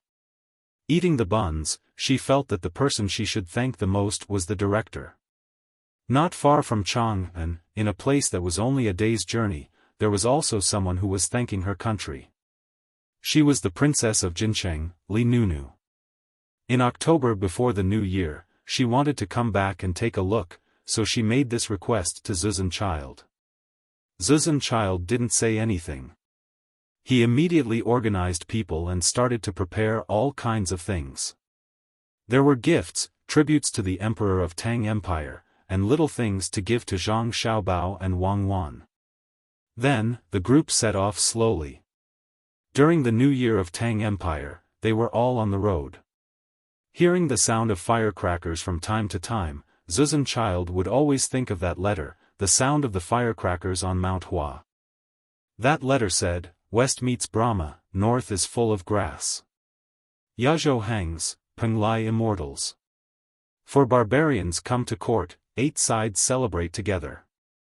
I invite you to visit Mount Hua to discuss the sword." Then, he came. He was forced to come because his wife wrote a letter to Zhang Xiaobao and the others. There was also a letter inviting his wife. Oh, that letter had many mistakes. It was written by Zhang Xiaobei. From then on, Tufan didn't seem to belong to him anymore. "Husband, look, the grass is green again. There are some places where the snow hasn't melted, but the grass is already growing." The carriage that Princess Jincheng was in also had glass windows. She pulled open the curtains and looked outside happily. She was talking to Zuzan Child. She changed the way she addressed him because Zuzan Child was no longer the king of Tufan. He was just a governor of a province. "That's right, another spring has arrived. This time, I brought you back because I want to stay for a few more days. I heard that Xiao Bao and Cuckoo followed the emperor to the north of Hebei province before the new year. After the imperial examinations, I don't know what they are planning to do. Sigh, they finally have some free time." Zuzan Child looked at Li Nunu beside him. His heart was filled with emotions. Li Nunu was indeed beautiful and had a good upbringing. But when they were in Tufan, he didn't need to pay too much attention to her. If he doted on her a little, she would be very grateful. Now that she was in a good mood, he felt more at ease. It wasn't important whether she was a weak woman or not. What was important was her identity. Her status in Great Tang and Great Tang's strength. In the past, the princesses that were married off were treated like weeds. Now, the pigs and dogs that were given away were treated like treasures. This was because Zhang Xiaobao had said, in the Great Tang, let alone a person, even a dog would not be killed by any country. Princess Jincheng, Li Nunu, was very clear on how she obtained her status. In the past, when she was in Tufan, her husband was bullied by his other wives. She was always worried that she couldn't coax her husband. When she was bullied, her husband wouldn't even say a word of fairness. Now, in Tufan, who dared to not look at her face?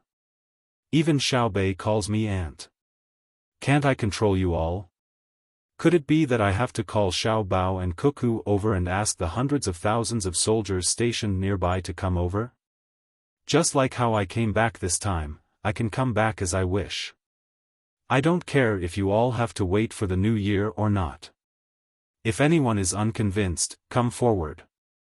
Li Nunu was very grateful to Zhang Xiaobao and Wang Wan. Without them, she wouldn't be where she was now. Of course, Li Nunu also knew what Zhu Zanqi meant. Just like the previous time, he wanted her to help put in a good word for him. Especially, he wanted her to think of a way to meet Zhang Xiaobao and Wang Wan and ask them about their plans. That's right, he was asking the two of them what the Great Tang would do to Tubo. Would they suddenly kill Zhu Zan of Red Virtue and send someone else here? She also didn't want them to kill her husband. After all, he was her husband. Furthermore, she already had a son who was almost 2 years old. This time, she brought him back for everyone to take a look. Princess Jincheng didn't know that from what Zhang Xiaobao and Wang Wan knew, she didn't have this son. Instead, she had another son who was very controversial. Hearing Zhu Zanqi's words, Li Nunu thought for a long time before saying, "Husband, you don't have to think too much.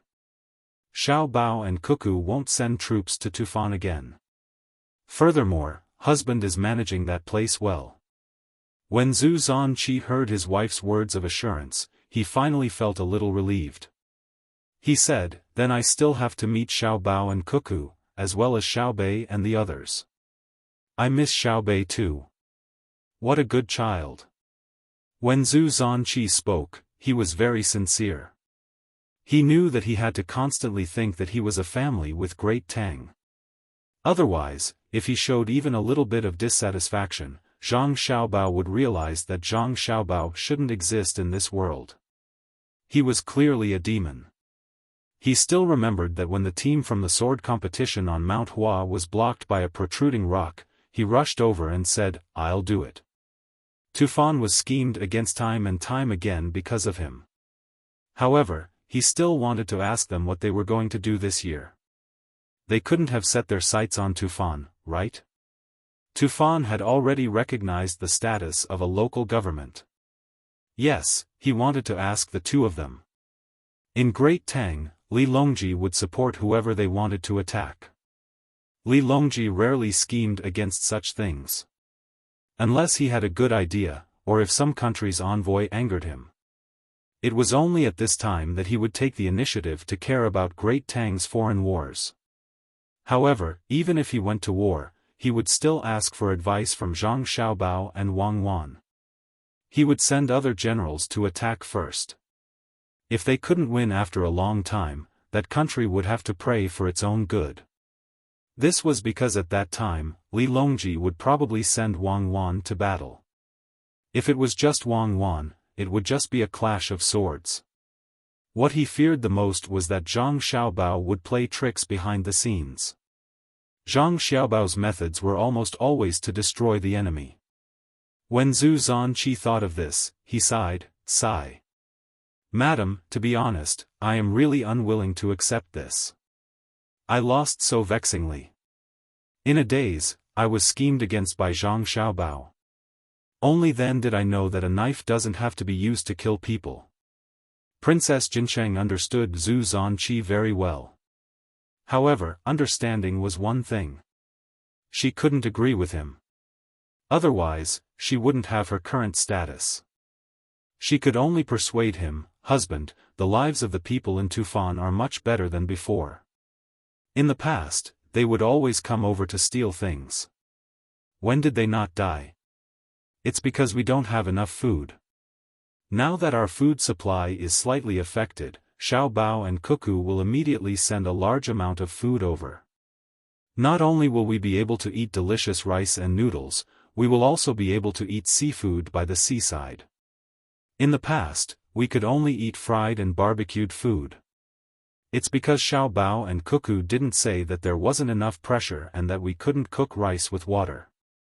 Last year, they sent something called a pressure cooker. We can steam rice and eat it. I used to eat it when I was in Tang Dynasty. That pressure cooker has some kind of sealing technology. They weren't worried that we would leak it out. They even sent us a lot of radio stations so that we could send the news over in time. Last year, there was a heavy snowfall. If there wasn't a radio station, how many people would have died? After we sent out the news, 7 days later, the horses that they sent over came. Didn't you understand before? That time, they exhausted more than 3,000 horses. Isn't that good? Good, good.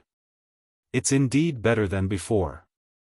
Even though Zhu Zanqi wasn't willing to admit it from his perspective, when he evaluated objectively, he couldn't help but admit that Tang Dynasty did a good job.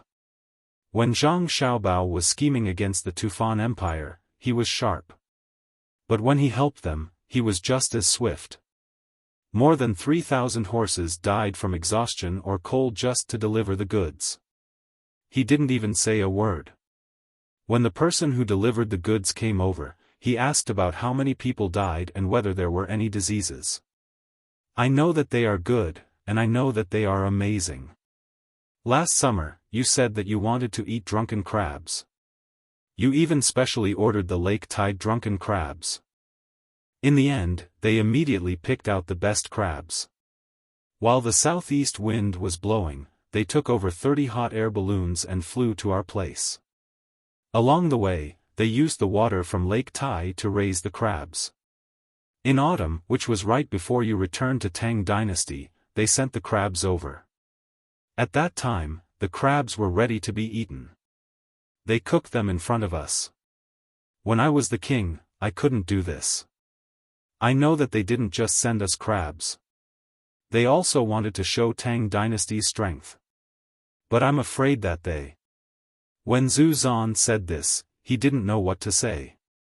If he said that he was afraid of death, he would be too weak. But if he didn't say it clearly, he was worried that he would be killed. Princess Jincheng quickly persuaded, "No, my husband, we have always been together. There's also our little Tang Puzan.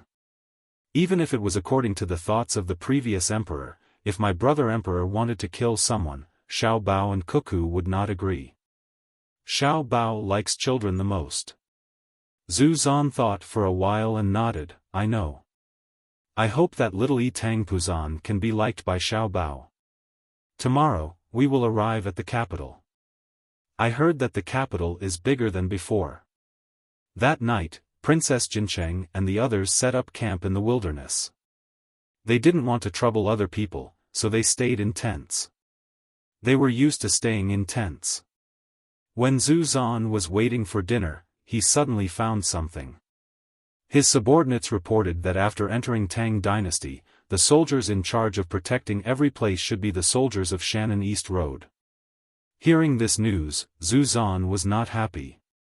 He thought that the other party was not guarding against him.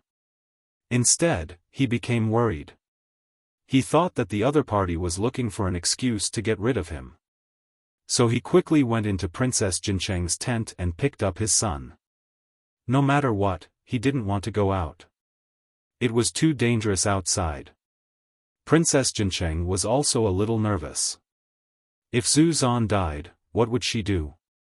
No matter what happened in the past, they had been together for so many years. They even had a son.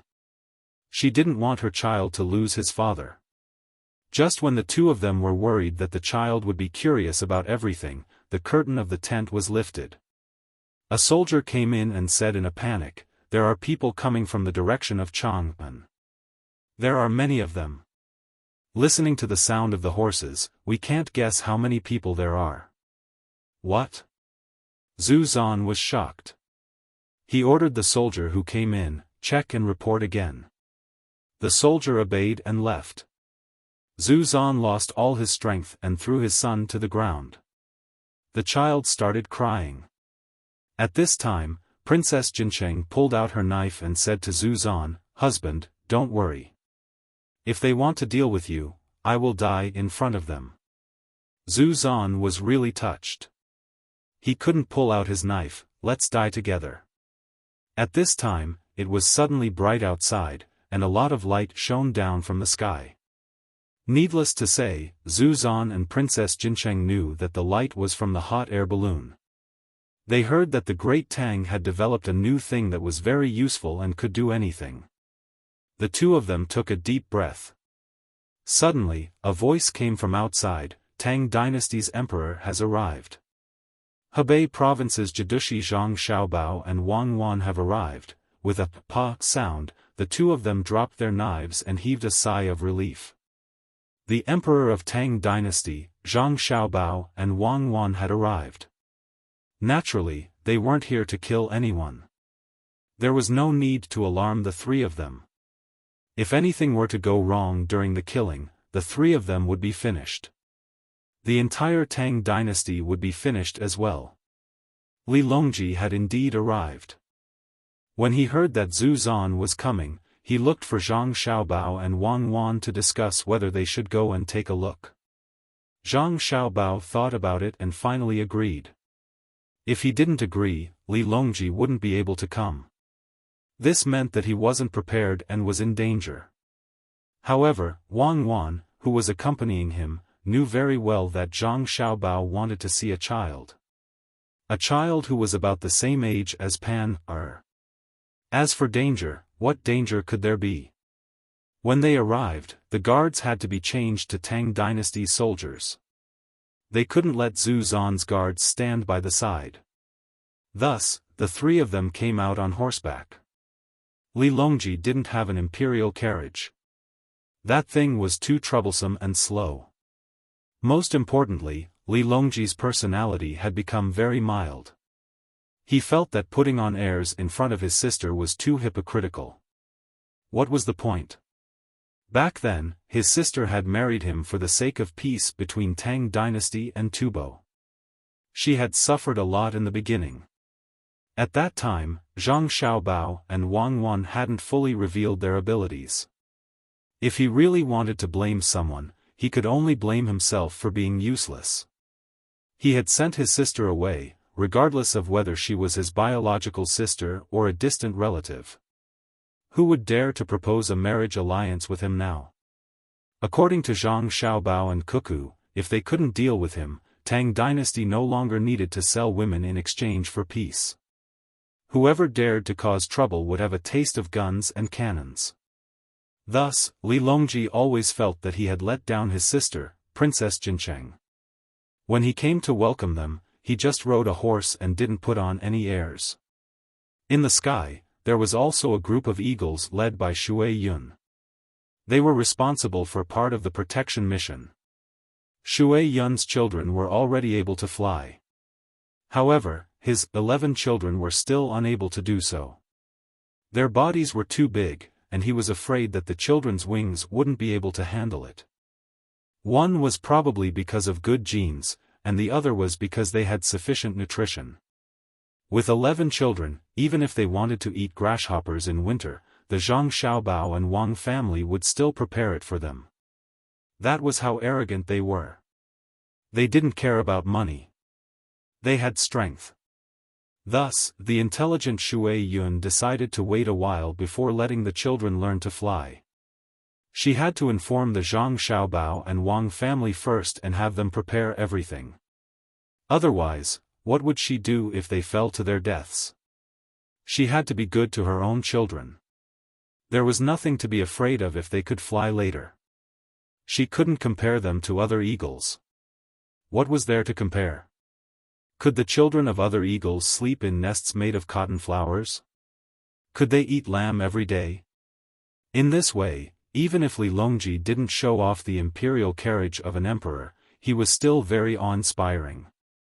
Just by looking at the eagle in the sky that covered the stars and blocked the moon, ordinary people couldn't enjoy it.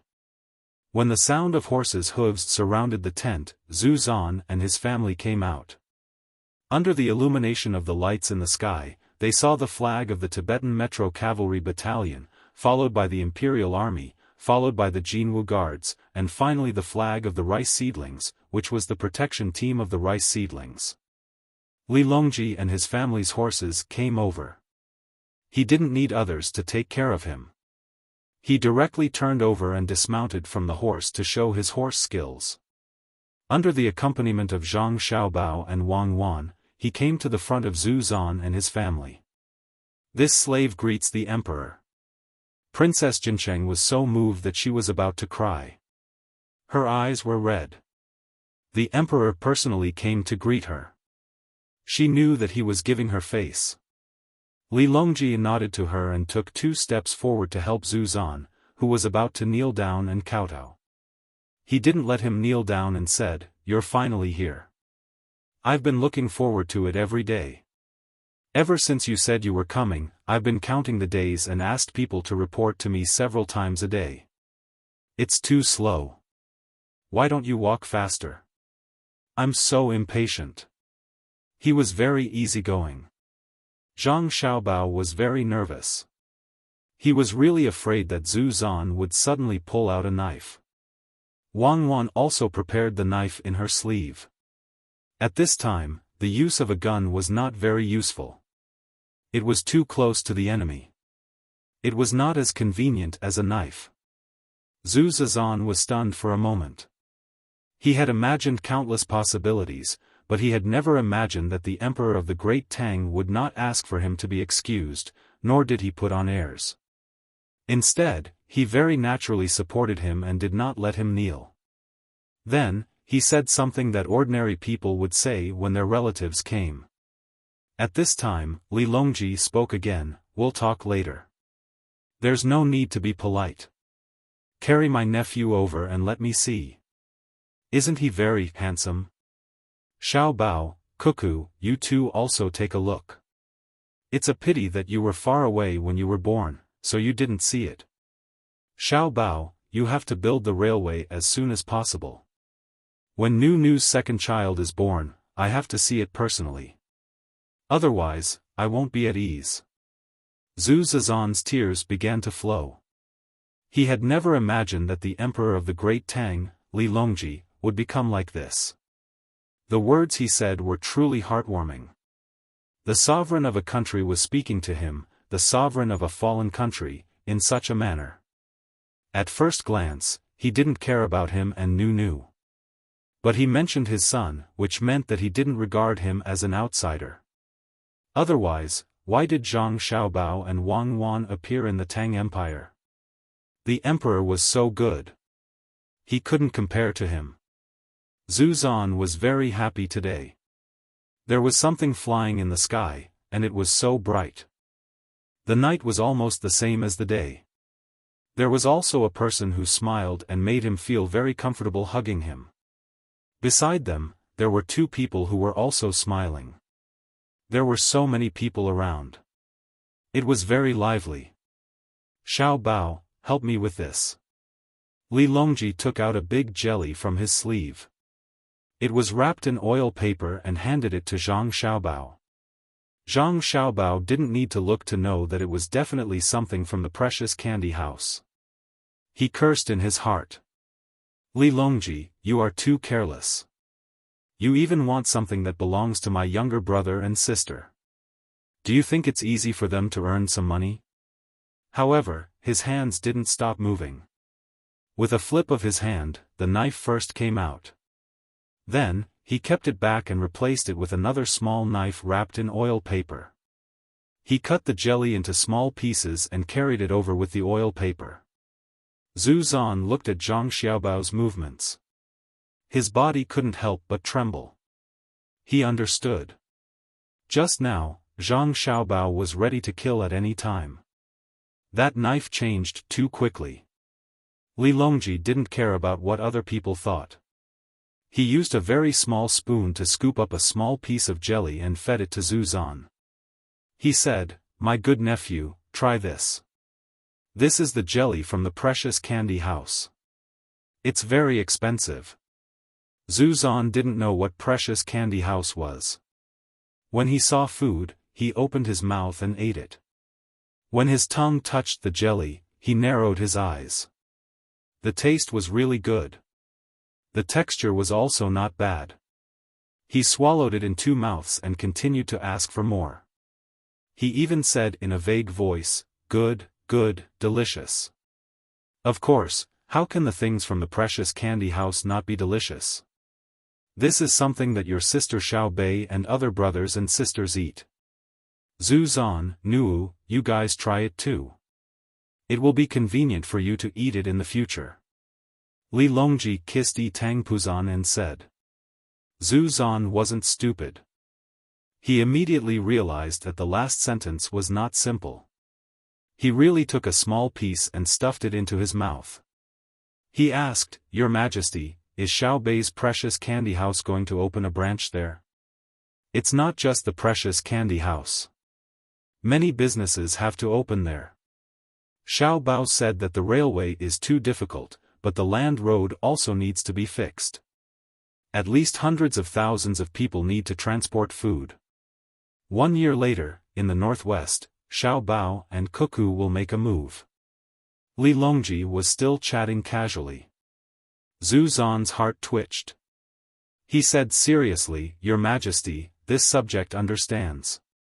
This subject guarantees that the logistics and transportation will be unimpeded.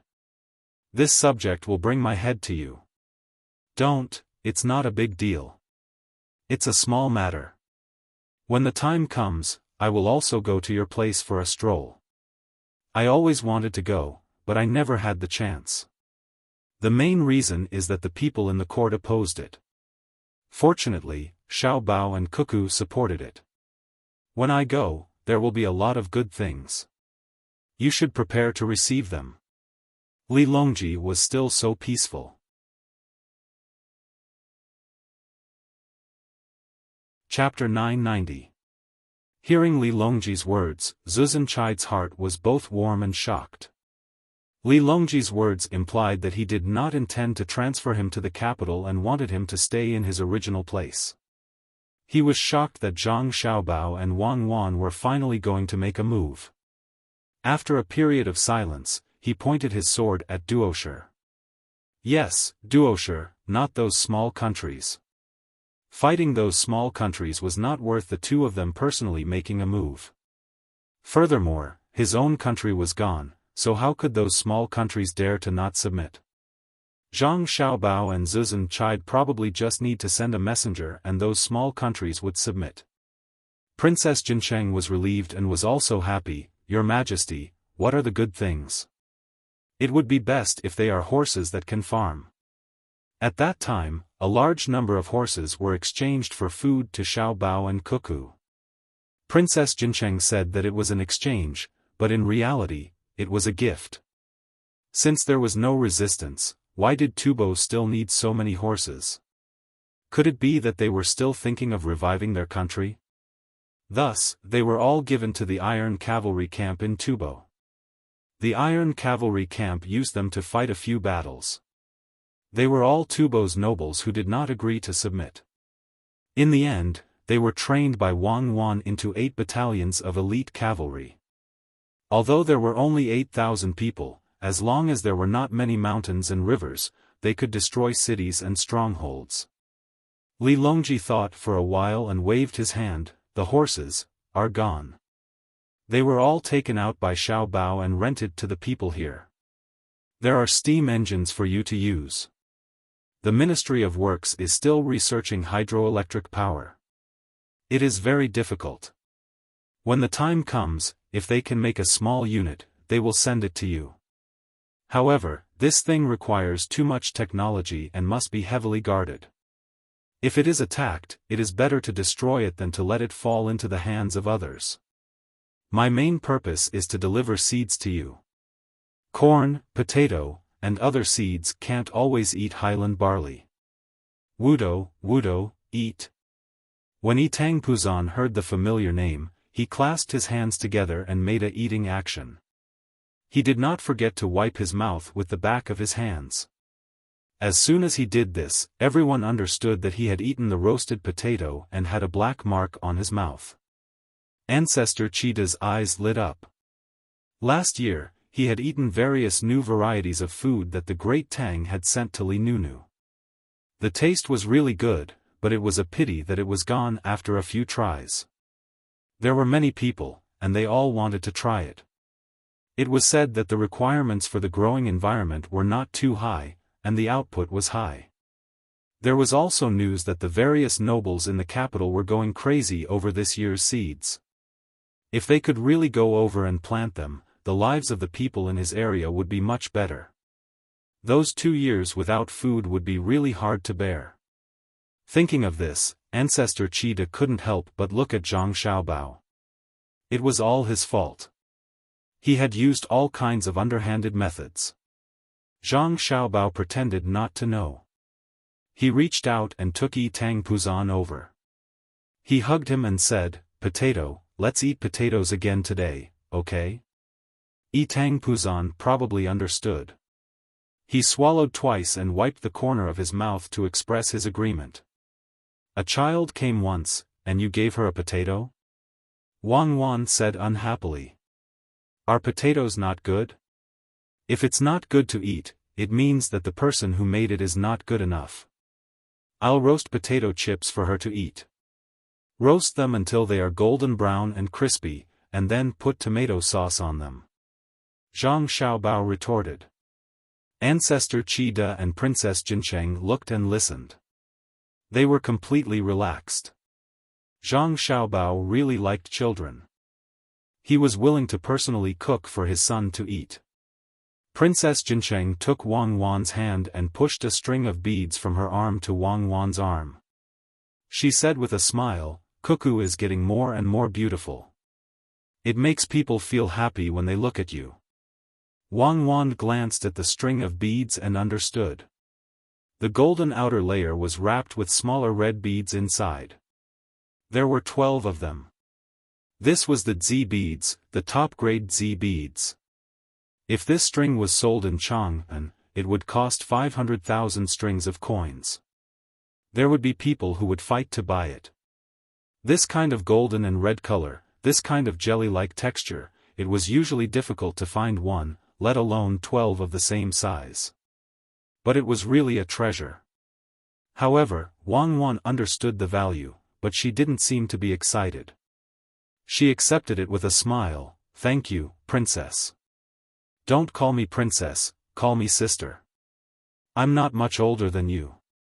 Princess is too far away."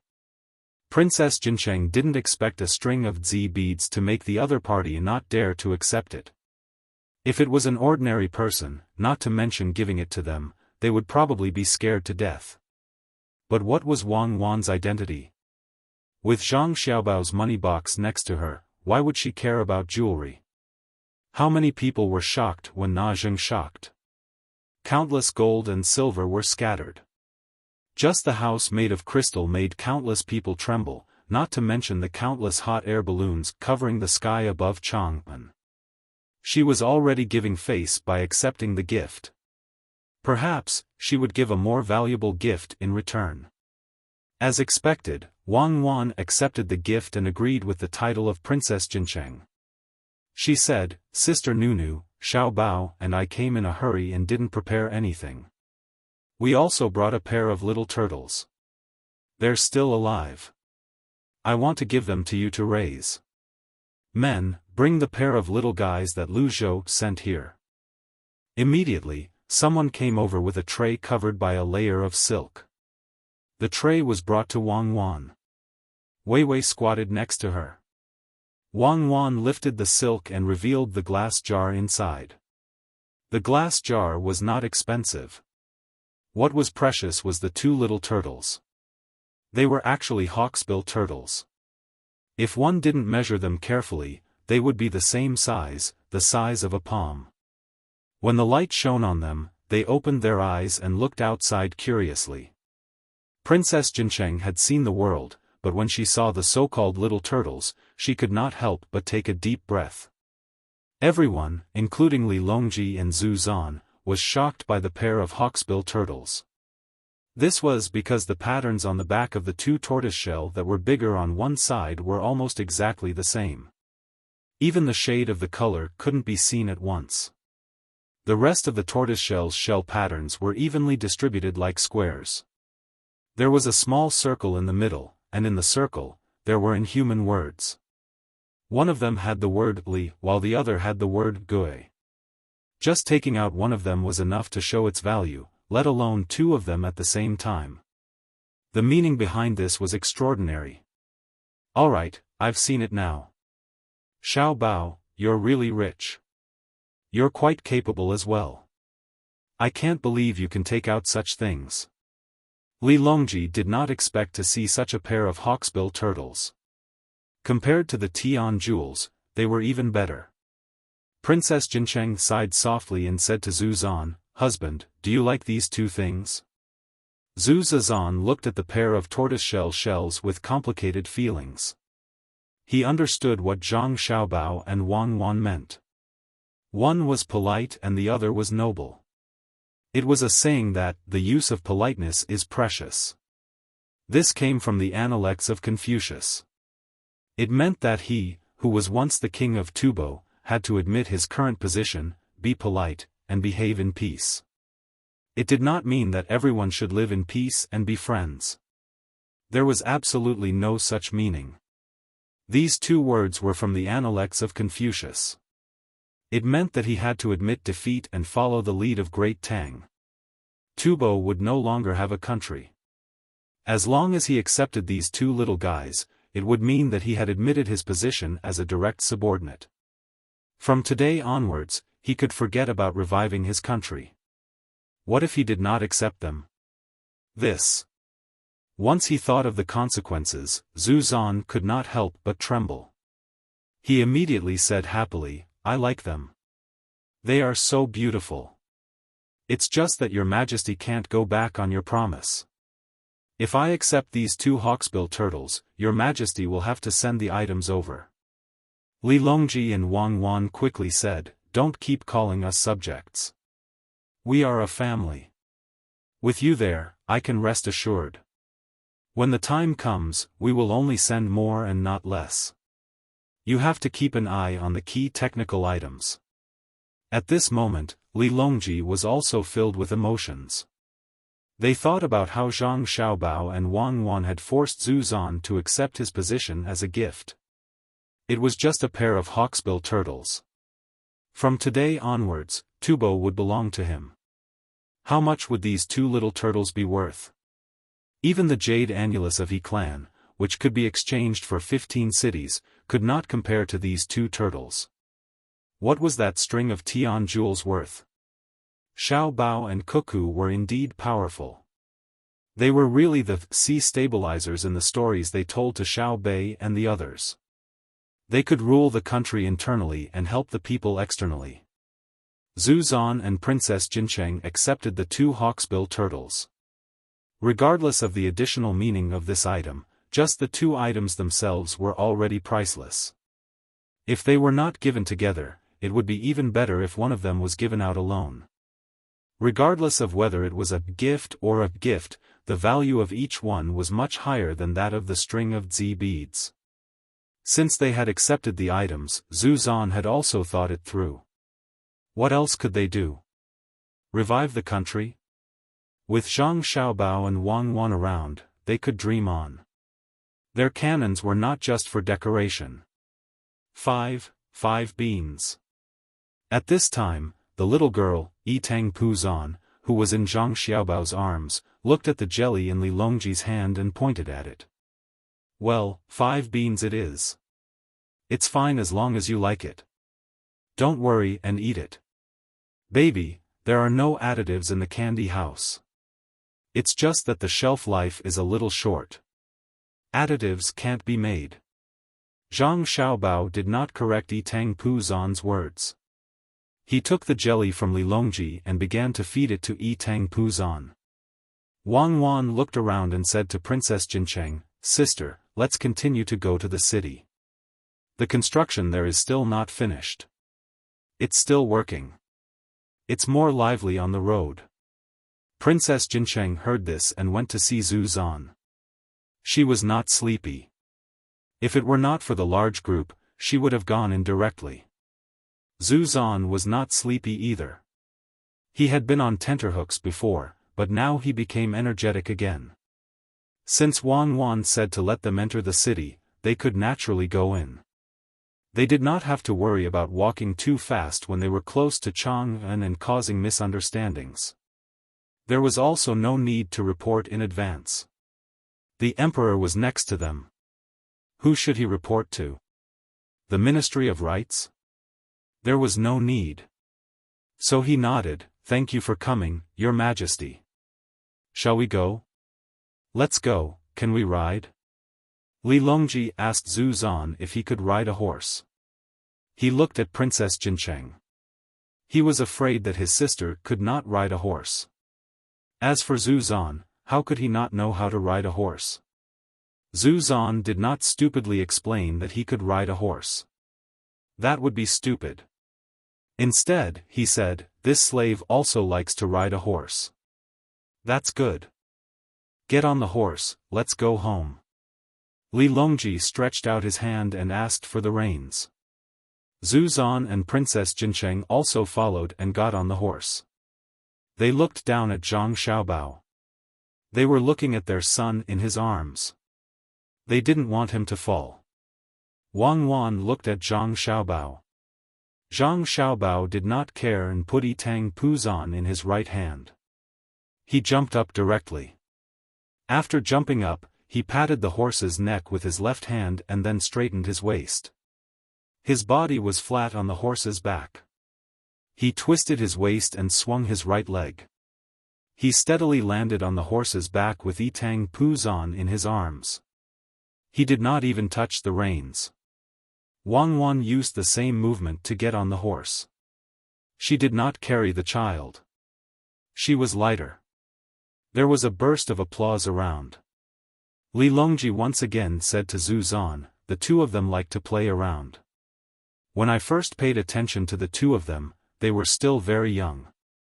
This big. Li Longji stretched out his hand and gestured. No one knew how big he was compared. He continued, then, they followed Shang, to play outside. When something happened at home, the two of them cooperated with each other to get on the big horse. Xiao Bao used his hand to hold Cuckoo's leg. Cuckoo ran over and jumped on the horse. Then, she pulled Xiao Bao up. Her riding skills are amazing. Zhang Xiaobao did not refute Li Longji. He did not say, "Do you know who I am?" at that time. Instead, he shouted to the sky, "Shui Yun, let's go home. Retreat. Retreat." Tang Pusan, who was in Zhang Xiaobao's arms, stopped crying out happily when he was carried onto the horse. He also looked up at the sky and shouted. Shui Yun swooped down at a low altitude and let out a cry above Zhang Xiaobao's head. Then, it returned to the sky and let out another cry to the surrounding group of eagles. A group of eagles circled above the group and protected them as they headed towards the capital. Using the light, Zhu Zan deliberately looked at the eagle with white feathers in the sky. This was the Shui Yun that Li Longji had conferred the title of general. It was an eagle that had once looked down on all the heroes in the sky of Tubo. It was an eagle that could cooperate with sneak attacks. It was an eagle that could scout in the sky like a human. It was an eagle that could defeat all of the eagles in the sky if there were less than 10 of them. It was an eagle that could cooperate with Zhang Xiaobao to use a spear and knew how to scheme against other eagles in the sky. It was such a plaything. When he and the others arrived at the Tang Empire, they heard from storytellers that it already had children. It even had 11 of them. Its glory was all based on the failure of their side, Tubo. Princess Jincheng also looked up. She liked Shui Yun and still remembered the storyteller's evaluation of Shui Yun. In Ling Tian, who dares to fly the Peng's wings, guarding 1,000 miles of the Peng alone? How heroic was this? At that time, Tubo had also sent eagles over.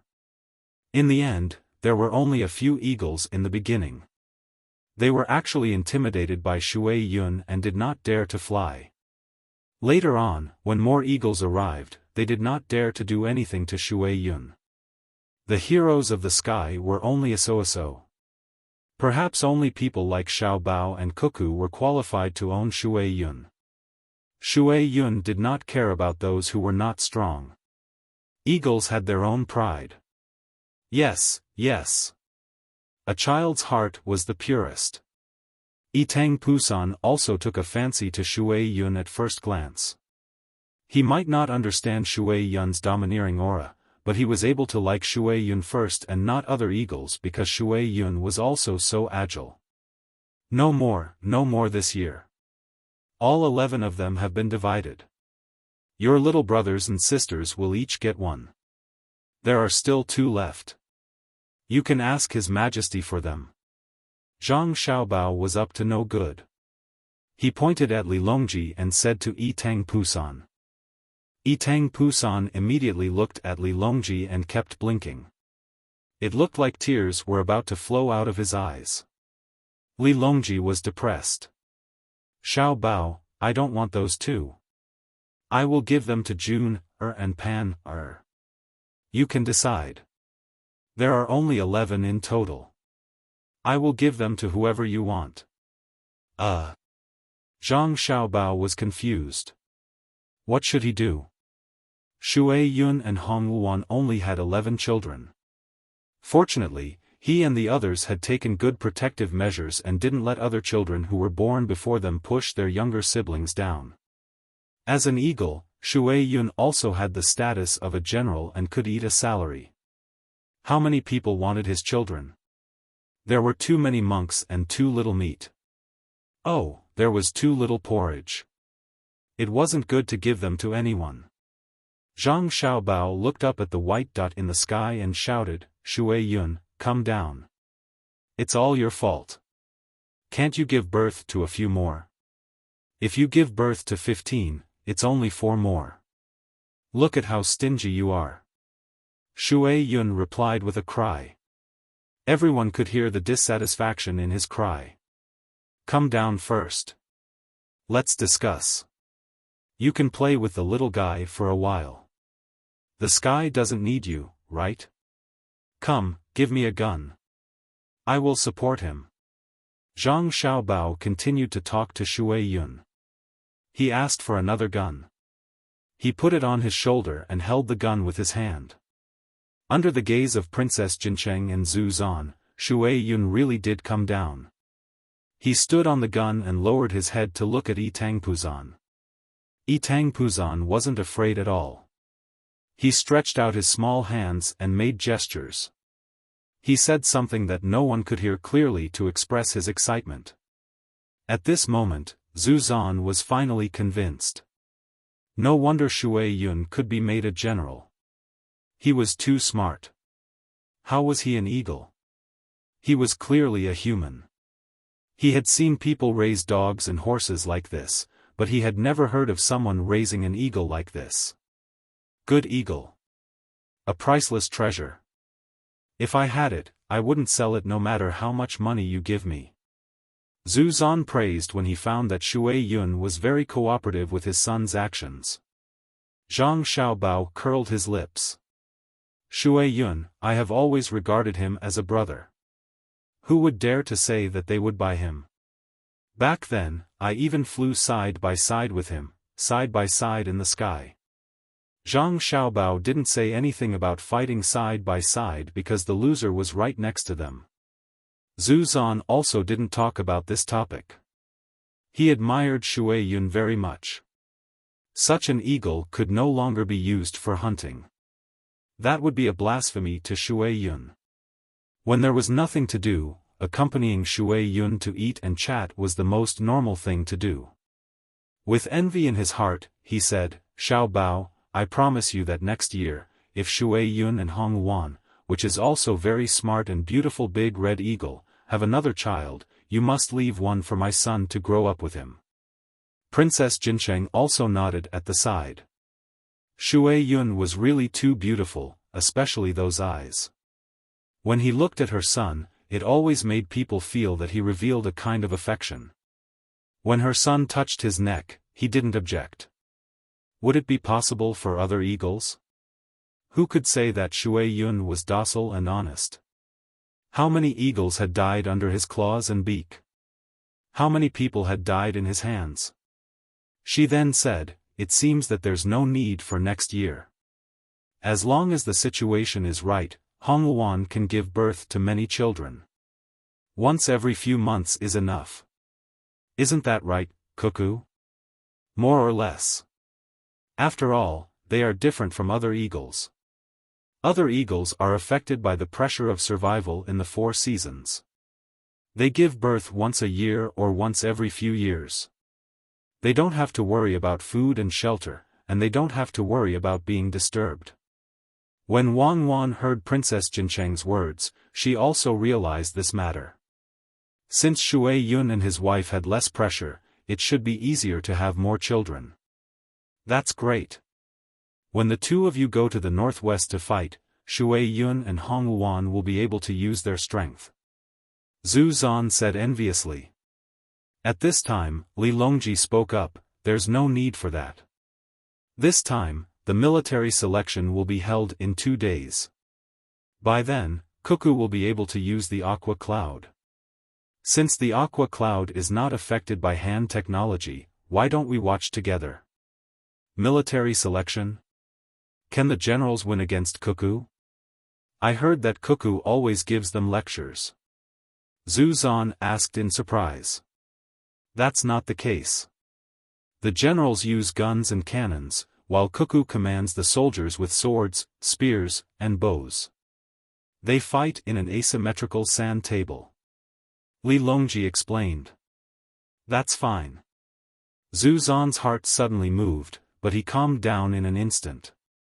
He said, maybe only Cuckoo can do it. I will definitely go and watch.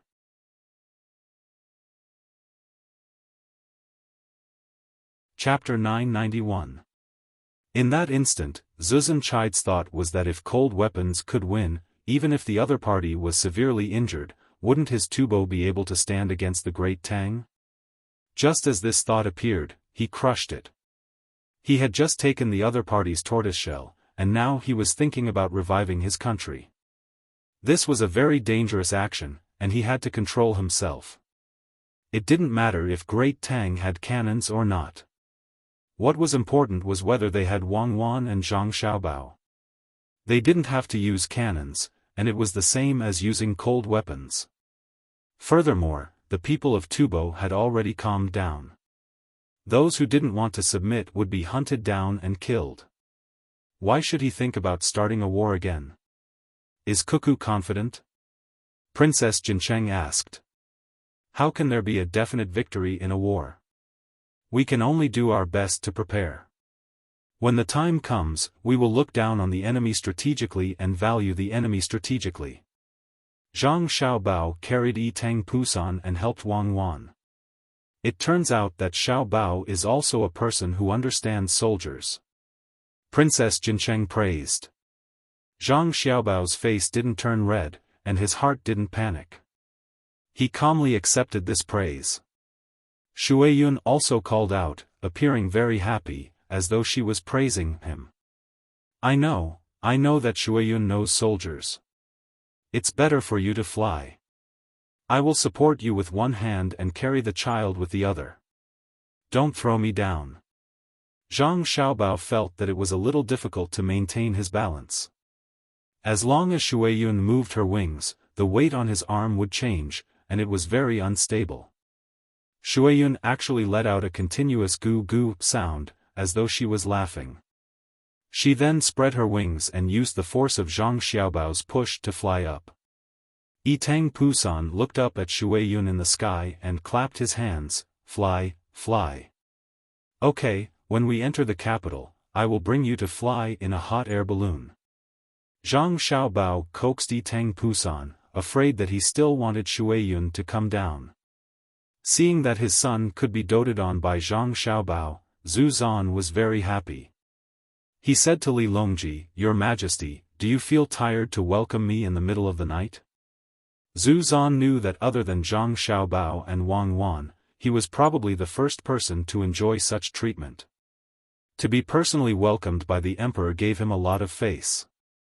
Although the emperor said that he was welcoming his younger sister and wanted to see the child, it was still not enough. Li Longji waved his hand. I'm not tired.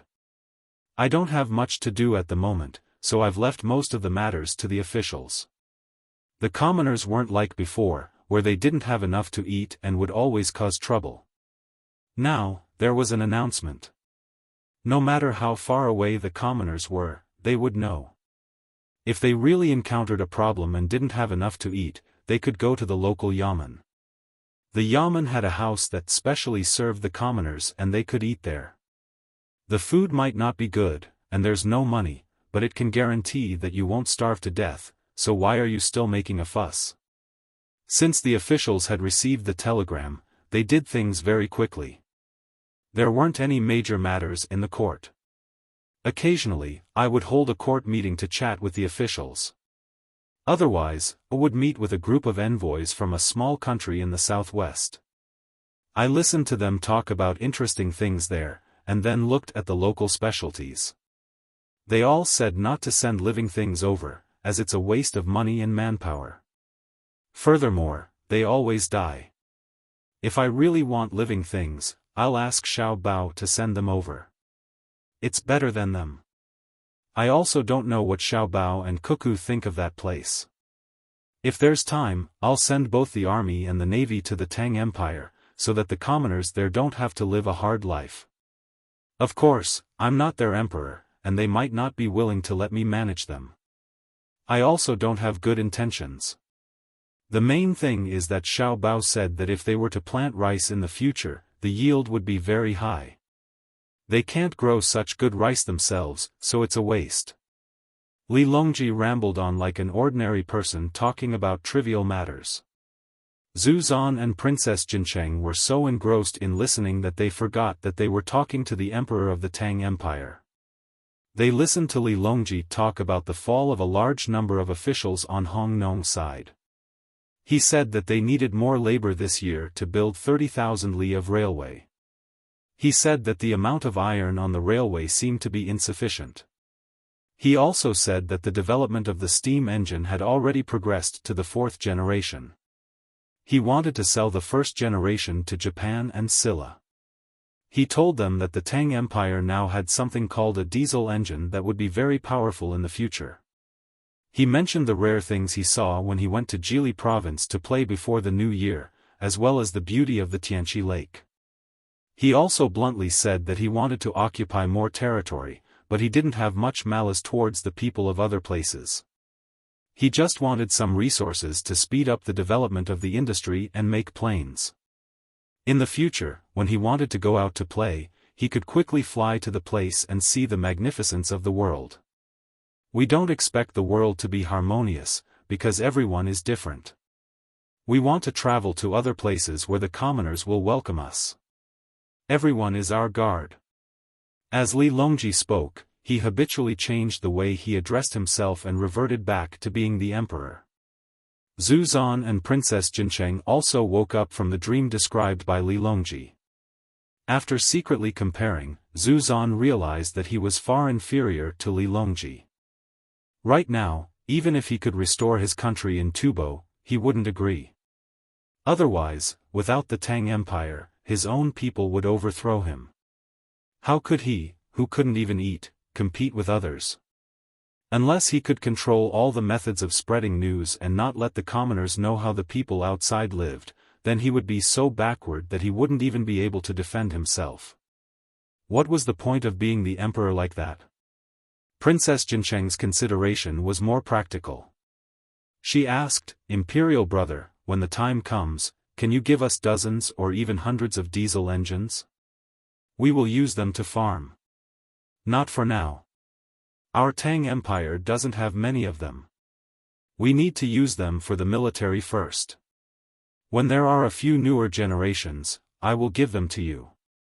If the technology is leaked, Xiao Bao and Cuckoo will eat people." Li Longji didn't make any guarantees this time. Princess Jincheng was slightly regretful. She asked Wang Wan, "Cuckoo, did the Ministry of Works spend a lot of money? We can also help to produce more food and then send them over to support the Ministry of Works." Wang Wan nodded. "Right now, the things that Tubo sends are just a cup of water on a burning cart of firewood. Our family, the imperial court, and His Majesty's own money are all spent on the Ministry of Works every month. Sister, how much money do you need? Since your side is developing well, we can rest assured. We need to raise more cows and sheep. Many children in the Tang Empire can't drink milk and can only drink soy milk or porridge in the morning. It doesn't mean that children who drink milk will be better than those who don't, but when they drink milk, there will be more food and drink. Children are the future. The attitude of those in power is very important." Princess Jincheng was shocked. The Ministry of Works actually spent so much money. She followed Wang Wan's words and said, "Actually, drinking milk is better than drinking porridge. It isn't obvious for older children. For newborns, their mothers don't have enough milk. Drinking cow's milk is better than drinking porridge. Sister, it's not easy to send diesel engines, but we must send more pressure cookers. Without pressure cookers, the rice can't be steamed. Now, there are some people in the Tang Empire who like to eat steamed rice and steamed buns. After it's done, we just need to put some butter on it, put some meat on it and sprinkle some salt on it. It tastes good." Wang Wan's stomach suddenly felt uncomfortable. What kind of eating is this? I'm guarding Xiao Bao, why do I need to eat such things? Sister, I will ask the Ministry of Works to make more pressure cookers. Remember to plant more vegetables. If you only eat meat and rice, the nutrition won't be balanced. Even if you can't change the habit in a short time, you have to slowly get used to it. Also, when you eat raw beef and mutton, you must pay attention to hygiene. When you go back, I will ask the medical school to bring you all kinds of medicine. When the time comes, according to the symptoms. Forget it, just send a doctor. The agriculture temple will also send people to see which medicine can be planted there. They will also bring the seeds to see what is suitable for growing. Princess Jincheng listened carefully and tried to remember. These were all useful words that directly affected the people's livelihood. They couldn't be neglected. Zuzan Chida was also listening. He felt that he had made the right choice to come here. He had to see for himself what Tang Empire was like now. Actually, he had already seen it on the road. The people here all had a special kind of glow on their faces. When the road was difficult to walk on, he could always see people organizing to fix it, but they never complained about the horses and people trampling on the road. Occasionally, when they passed by a village, there would be local children coming out to see the commotion. He had never seen a child wearing patched clothes. All of them had their hair combed neatly. This was the power of the Chaoyang operation. Because the children wore the same clothes. He wanted to see how different the capital was from what he had seen on the road. The group continued to move forward. Before long, they arrived at the area where the capital was being expanded. This was the west of the city. The torches and light bulbs complemented each other. What you see now is the expansion of the city. Li Longji continued to speak to Zuzan Chida, the west of the city. Initially, the plan was to expand the west of the city. However, Xiao Bao and Cuckoo said that we should expand the city in all 4 directions. I thought about it and didn't lack money. Let's expand. However, the amount of work required was too large. Until now, we still haven't finished expanding. Your Majesty, they have been working for a day. They are really working hard. Zuzan Chida watched as the group narrowed. He then saw many animals helping to transport the goods. Working hard? When I came here, I had just changed jobs. Now, I am working on the drainage system. We don't need to fix the city walls. The houses have to be built neatly and the roads are wide. If we plant trees, we won't be able to differentiate between the city and the outskirts. Li Longji continued to explain. What about the city walls? Zuzan Chida asked again. Demolished. Why does the capital need city walls? The palace walls are enough. I also plan to open a few of the palaces that are usually empty. I will charge people money. If people want to see the places where the emperor stayed, they will have to buy tickets to enter. Xiao Bao came up with a bad idea. He said that the money earned from selling tickets would be enough to repair the other palaces. I thought about it. I am poor, so I can only do as he said. If the money earned is not enough, I will ask Xiao Bao to pay for it. He is the one who gave me the idea. In the beginning, there were some officials who were not willing. They said that it was not appropriate. What etiquette? Songli was the one who knew etiquette. The places where the emperor stayed, can't others go there? I will give up the palace. I don't care if you have the money to stay for a night. I will just give up Xingqing Palace and let others live there. Does that make him the emperor? Am I not the emperor? The emperor is in the hearts of the people, not in the palaces. Li Longji said as if he was showing off, causing Zhu Zan to be dumbfounded. You don't believe me, right? Come with me. Li Longji said and turned his horse to the side. When he was close to the construction site, he stopped and said loudly, "This emperor is passing by, so I want to see you. Everyone has worked hard." Zuzan Chida first saw the people who were working stopped and turned their heads to look at him. Then he heard a deafening sound. It was a mess.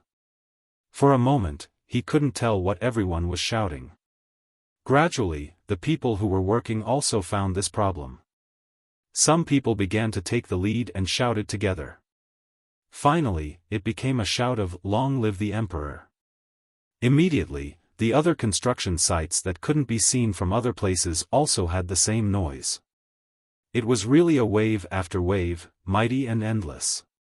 Li Longji simply stood on the back of the horse and fanned out in front of him. He waved his arms with all his strength. Zhang Xiaobao was very worried. He urged his horse to come over. "My dear Emperor, please calm down. People are still working." He was not worried about Li Longji's safety. When he came, he had already sent people to guard the construction site. He was afraid that the workers would be too excited and work hard. Lively, lively, haha. Li Longji sat back on the horse and said with a smile. He then shouted to the people in front of him, "This emperor is going back. Everyone, continue to work. Dinner tonight, this emperor will treat you." Thus, the construction site changed the slogan again. After it was unified, it was, "Respectfully send off your majesty." Zuzan Qida was deeply moved. Previously, when he listened and watched, he finally understood what "the emperor is in the hearts of the people" meant. Li Longji was really too comfortable as the emperor. There was no need to repair the city walls. Furthermore, he could use the palace to make money. Thinking of this, Zuzan Qida looked at Zhang Xiaobao, who was holding his son. Renting the palace would not only make money to repair the other buildings in the palace, but also make the people more aware of Li Longji's position. It would also make the palace more lively. The palace maids and eunuchs would be able to interact with the outside world more often and not be too isolated. One plan used many ways. "Your Majesty, Xiaobao is indeed capable. There are many benefits to coming up with a plan. Indeed, a plan comes with a chain reaction. Your subject has a rough idea," Zuzan Qida said to Li Longji. He was very envious. Why weren't Xiaobao and Cuckoo born in Tubo? After Li Longji finished listening to Zhu Zan's list of benefits, he shook his head with a smile. "What you said is too simple. If Xiaobao came up with such a plan, he wouldn't be Xiaobao. What you can think of, I can too. Xiaobao's idea is to give people with bad intentions a chance to come in contact with us. It will be easier for us to catch them. It will also give people a chance to give suggestions. Those who come to live in Great Tang can write down what they think should be improved and put it in the palace they stayed in before. There are many people who have their own needs in life. They might understand the situation better. Someone will organize it and bring it to the imperial court to discuss. Also, I will be going to other places often in the future. When I go to a place, I will naturally need to have a place. If I leave, the place will be idle and a waste of money. If I start now, I will be able to rent it out in the future. There are other benefits too. When you are well rested tomorrow, I will tell you more slowly." Zuzan Qida nodded his head. He admitted that he had thought too little. Zhang Xiaobao was indeed Zhang Xiaobao. Just as Li Longji was showing off and Zuzan Qida was sighing, a horse came in front of them. The rider on the horse bared his teeth and said, "Your Majesty, Subject Zhao Hanzhong represents the generals in the imperial court to invite military commander Wang to participate in the military selection tomorrow."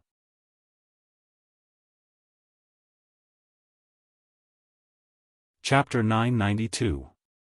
As he spoke, Zhao Hanzhong appeared to be confident. His eyes moved back and forth between Zhang Xiaobao and Wang Wan. Zhang Xiaobao and Wang Wan did not say anything. They only looked at Zhao Hanzhong with a smile on their faces. Princess Jincheng felt that the atmosphere was a bit stifling. She asked, "Cuckoo, they are about to start the military election. Why don't you agree immediately?" Zhu Zan explained, "Because it's past midnight, it's tomorrow. Xiaobao and Cuckoo must have worked hard to welcome us. They haven't rested yet. In a while, they will arrange a place for us to rest. They are going to compete tomorrow. They are looking for the right opportunity." Princess Jincheng opened her mouth in surprise. When she looked at Zhao Hanzhong, her eyes were unkind. "This is too evil. How can you take advantage of others? Zhao Hanzhong was stared at by everyone. He lowered his head and whispered, why don't we wait a little longer? When we came, the generals said that military matters are extremely urgent. If we don't move, we will lose the initiative. I will go back and tell them that we will compete tomorrow afternoon. How can you be like this? We came from afar and were welcomed outside the capital. You find an opportunity to scheme against us. What do you want us to do? Do you want us to constantly blame ourselves for implicating Xiao Bao and Cuckoo? Princess Jincheng angrily questioned. Tang Puzan, who was being hugged by Zhang Xiaobao, did not know what was going on. But since his mother was angry, he was also angry. He stared at Zhao Hanzhong. No, I don't mean that. Zhao Hanzhong shook his head vigorously. He continued to discuss, wait for 2 days. 2 days. What do you think, Military Governor Wang? Not bad. Before the battle, you plan against the enemy. Good strategy. Wang Wan smiled and praised. Zhao Hanzhong felt that this sentence was very harsh. Wang Wan continued, there's no need to wait. Once we enter the city, we will immediately start the military election. The military matters are extremely urgent. Huh? It was Zhao Hanzhong's turn to be dumbfounded. When they came out, the generals had just rested for less than an hour in order to study this plan. It was estimated that Zhang Xiaobao and Wang Wan had to accompany ancestor Qi De.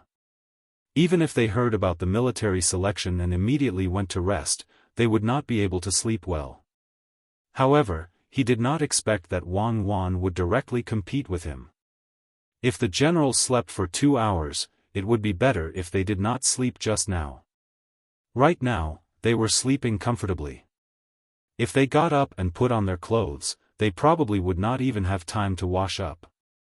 The generals just fell asleep, Zhao Hanzhong said. In an extremely urgent situation, when faced with an emergency, one should not move. If the army is negligent, one will lose the initiative. Princess Jincheng reacted and repeated Zhao Hanzhong's words with a smile. Zhao Hanzhong slapped his forehead and said, oh my god, this is so tough. As expected, those who plan to win should plan first. Our opponents are Xiao Bao and Cuckoo. Why didn't I think of this? Huh. When Li Longji heard this, he suddenly laughed and said to Zhao Hanzhong, since that's the case, I ask that the generals not delay the military plans. This emperor will also go. Wasn't the location chosen at the hibiscus garden? In an hour, this emperor will wait there for the generals to arrive. Turning back, Li Longji asked ancestor Qi De, do you want to rest or go together? You don't have to go to the post house or the foreign affairs office to rest. Let Xiao Bao send people to arrange for you to stay in the Joy residence. As for the others, except for the servants, the rest of you will be stationed in the barracks outside the city. Ancestor Qi De glanced at Princess Jincheng and said, I will go to the hibiscus garden. This servant will bring people to stay in the Joy residence first. When I am tired, I will come back. Princess Jincheng nodded. If it was just their family, they could all go to the hibiscus garden. However, there were many attendants, guards, and tubo specialties that would follow them. Someone had to stay and take care of them. Reaching out to take the child who was still reluctant to leave Zhang Xiaobao's arms, Princess Jincheng said, husband, you can go by yourself. I will arrange everything. I think that the people in Xiao Bao and Cuckoo's families can do it well. Ancestor Qi De touched his son's head and said with relief, of course. Who doesn't know that the inner courtyard of Zhang Xiaobao and Wang family in Sanshui County of the Tang Dynasty is the most intimate? When your son is hungry, remember to ask someone to arrange food. The group of people just entered the city and went on with their own business. Zhang Xiaobao and Wang Wan sped up and rushed to the hibiscus garden. Li Longji, ancestor Qi De, and the others also followed. Zhang Xiaobao followed an order from the inner courtyard. The inner courtyard immediately rushed to the mansion at the fastest speed to go back to get things. The most anxious person was Zhao Hanzhong. It was impossible for all the generals to sleep together. They all returned to their own manors and families. He could only send out a large group of people to spread the news, telling the generals who were sleeping to get up quickly and those who were not asleep to come out directly. When Zhang Xiaobao and Wang Wan arrived at the hibiscus garden first, they took a hot bath and let the people in the inner courtyard massage them to relax. Some of the generals were cursing and swearing, some were walking on the road with ugly expressions, and some were being carried to the hibiscus garden by their family members in a daze. No one dared to delay. The emperor had said that it would be an hour, so it must be an hour. Otherwise, it would be delaying the military. When they arrived at the entrance of the hibiscus garden, they met many people.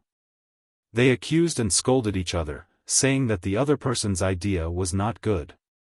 They did not admit that they also participated in it. All the generals had arrived. Sure enough, in less than an hour, Zhang Xiaobao and Wang Wan's people also arrived. They ordered the people who went back to deliver a large stack of paper. With a single glance, one could tell that it was printed material. They were currently distributing it. Everyone on either side of the two was given a thick stack. There was even a sticky note on the top to make it easy to read. Li Longji asked for a stack and read it together with Zhu Zan and Gao Lishir. There were names written on the sticky notes. The first name was Zhang Shogui. Li Longji flipped open the topmost sheet, which was used to prevent abrasion, and revealed the contents. General, Zhang Shogui, rich in military experience and quick wit. He is adept at using opportunistic tactics to break the enemy. With him taking the lead and attacking first, his attacks are bound to be sharp. In order to achieve his goal, he can circle around the enemy's army and throw the enemy's formation into disarray with one strike. However, he has plenty of offense but not enough defense. He has plenty of courage but not enough stability. In the face of an unexpected situation, he has a poor grasp of the overall situation. He is good at joint attacks and surprise attacks. Savant's Pavilion gives out 500 strings of string of coins for free. He has been there many times to eat. He likes to eat mutton and drink strong wine. When the strong wine is served, he drinks it from a small cup. Thus, he has a strong personality and is attentive to details. Give him a voucher. When he buys our goods, find someone to bargain with him. Even though he knows the price, he continues to lower the price. When he is not willing to sell, he will turn around and leave. If he is not willing to sell, he will turn around and buy again at the lowest price we just agreed on. This shows that he is conceited and full of schemes. If you encounter him, you can use a small scheme to lure him into the trap. Then, you can beat him at his own game and find a loophole to break through. After breaking through, you can use a small scheme to trick him again. After that, you can surround him and force him to defend, leaving 3 loopholes for him to break out of the encirclement. Then, you can delay the attack and disrupt the overall strategy of the generals. Li Longji and the other 2 read. Even before it finished, they all shivered. Why, Your Majesty, there's more at the end. Gao Lishir reminded Li Longji to turn the page. Li Longji was not in a hurry to turn the page. Instead, he looked at Zhu Zan. Zhu Zan happened to look at him at the same time. He swallowed twice and said, at that time, Tubo did not complain at all. This should be written by Xiao Bao. I understand now. Cuckoo is in charge of the military formation, while Xiao Bao is in charge of the enemy generals' likes and dislikes. That's right. I was puzzled at that time. Li Longji raised his head and looked at Zhang Shogui, who was yawning not far away. He shook his head and said, I was puzzled as to why Xiao Bao and Cuckoo became so generous and specially gave free vouchers and vouchers to the generals. So that's why. Truly, there is no good wine and no good banquet. When Zhu Zan heard Li Longji's words, he thought of the pair of hawksbill turtles that he had received earlier. Those things were indeed valuable, but they were definitely not a good gift. In the future, he would have to take care of them carefully. He would probably have to find water that was similar to seawater and raise them until they were fully grown. When that time came, he would probably not be able to continue staying in Tubo. He would have to take the money and find another place to live a good life. If he really did not have enough money, he could sell one and it would be enough for several lifetimes. Looking at the report, Zhu Zan suddenly thought of something and said, if that's the case, Xiao Bao and Cuckoo's intelligence network is extremely fast and detailed. They probably have people in all kinds of industries. When Li Longji heard this, he paused for a moment and said, that's right.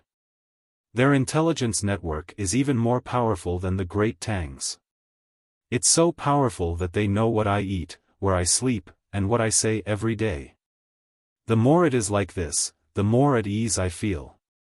If someone wants to scheme against me, they will know. Even if someone breaks into the palace, they will find the right place to rescue me. Who would dare to poison me? I probably don't know. They have already made a move. Isn't that right, Lisher? Gao Lisher quickly said, Your Majesty, you are more or less right. Sometimes, I will also leak information to them. For example, when the small countries in the southwest send tributes, I will first tell them what the tributes look like and let them see if they can hurt Your Majesty. Also, when the imperial kitchen cooks new dishes, such as the dishes learned from the savant's restaurant or Xiao Bao, I will carefully compare them. If the imperial kitchen cooks the dishes themselves, I will also tell Xiao Bao and let him see if long-term consumption is bad for the body.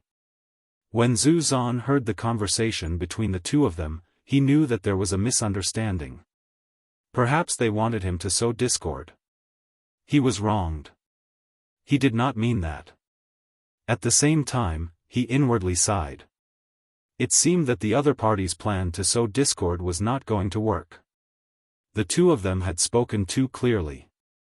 They did not guard against Xiao Bao and Cuckoo. This was especially so when it came to Gao Lisher. He dared to admit that he had leaked information, and he had even taken the initiative to do so. Li Longji acted as if this was a matter of course. This was not just pampering, but pampering. For a moment, Zhu Zan regretted what he had just said. Perhaps Xiao Bao and Cuckoo would soon hear about it. What would the two of them think? Zhu Zan opened his mouth to explain, but he helplessly gave up. The more he tried to explain, the worse the situation would become. He could only hope that Xiao Bao and Wang Chong would be magnanimous and not make a fuss. Li Longji did not continue to say anything. He raised his hand and casually flipped to a page. The label on this page said Jia Shan. The page he turned to was the third page written about Jia Shan. It said, Jia Shan, good at defense. His defense is almost impregnable. If you encounter him, you should take a detour and make him lose his strategic position. If he leads an army to attack, you should meet him head-on. Force him to defend and set his position. Cooperate with others to isolate his army. He likes to drink wine, but he does not like to drink light dishes or a small plate of nuts. He can also drink 2 caddies of wine himself. His appetite is heavy. He is willing to eat salty food. He likes to eat noodles as his staple food. He always has to use his chopsticks to circle the noodles twice before slowly putting them into his mouth. This shows that he has a lot of thoughts and does not like to move forward. On the way to Jili Prefecture, the generals carried out a sand table simulation. In autumn, Jia Shan led 1,500 men to guard an important mountain peak. He arrived first and ordered his men to cut down trees and pile them on the mountain. He also dug a hole and filled it with water. At that time the enemy was a young general, Wang Zhongxi, less than 20 years old, leading 10,000 men. They surrounded him and attacked first. Jia Shan looked down from above and threw stones. After a long time the attack failed, he attacked with fire. However, Xiaofan had ordered his men to cut down trees. The fire was not strong enough to reach the top. Xiaofan then ordered his men to take off their clothes and wet their faces. He also ordered his men to light the smoke and take advantage of the wind to smoke the enemy's encirclement. The troops at the bottom of the wind were in chaos. He ordered his men to beat the drums to make a strong attack. The enemy at the bottom of the wind was alert with the smoke, but he ordered his men to cover their faces with wet cloth and quietly went down the mountain to attack the enemy's smoke. The enemy slacked, he killed countless and returned to the top of the mountain. 10 days later, the young general, Wang Zhongxi, led his troops to retreat. He lost 3,000 men and delayed the opportunity. Therefore, when he encountered Xiaofan, he defended and did not attack. He attacked and forced him to defend. Finished reading, Li Longji and the other two looked at each other in dismay. Your Majesty, when you went to Jili province to play, did you take the sand table with you? Zhu Zuzan asked. He knew that Li Longji went to Jili province because he heard Li Longji's story. But he did not know that Li Longji took the sand table with him.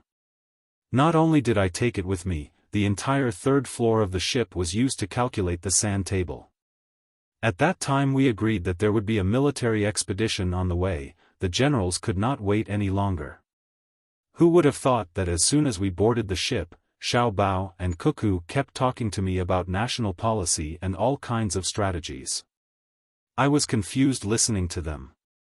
Later on, when I finally understood, the ship had arrived at the destination, so there was no need to compare.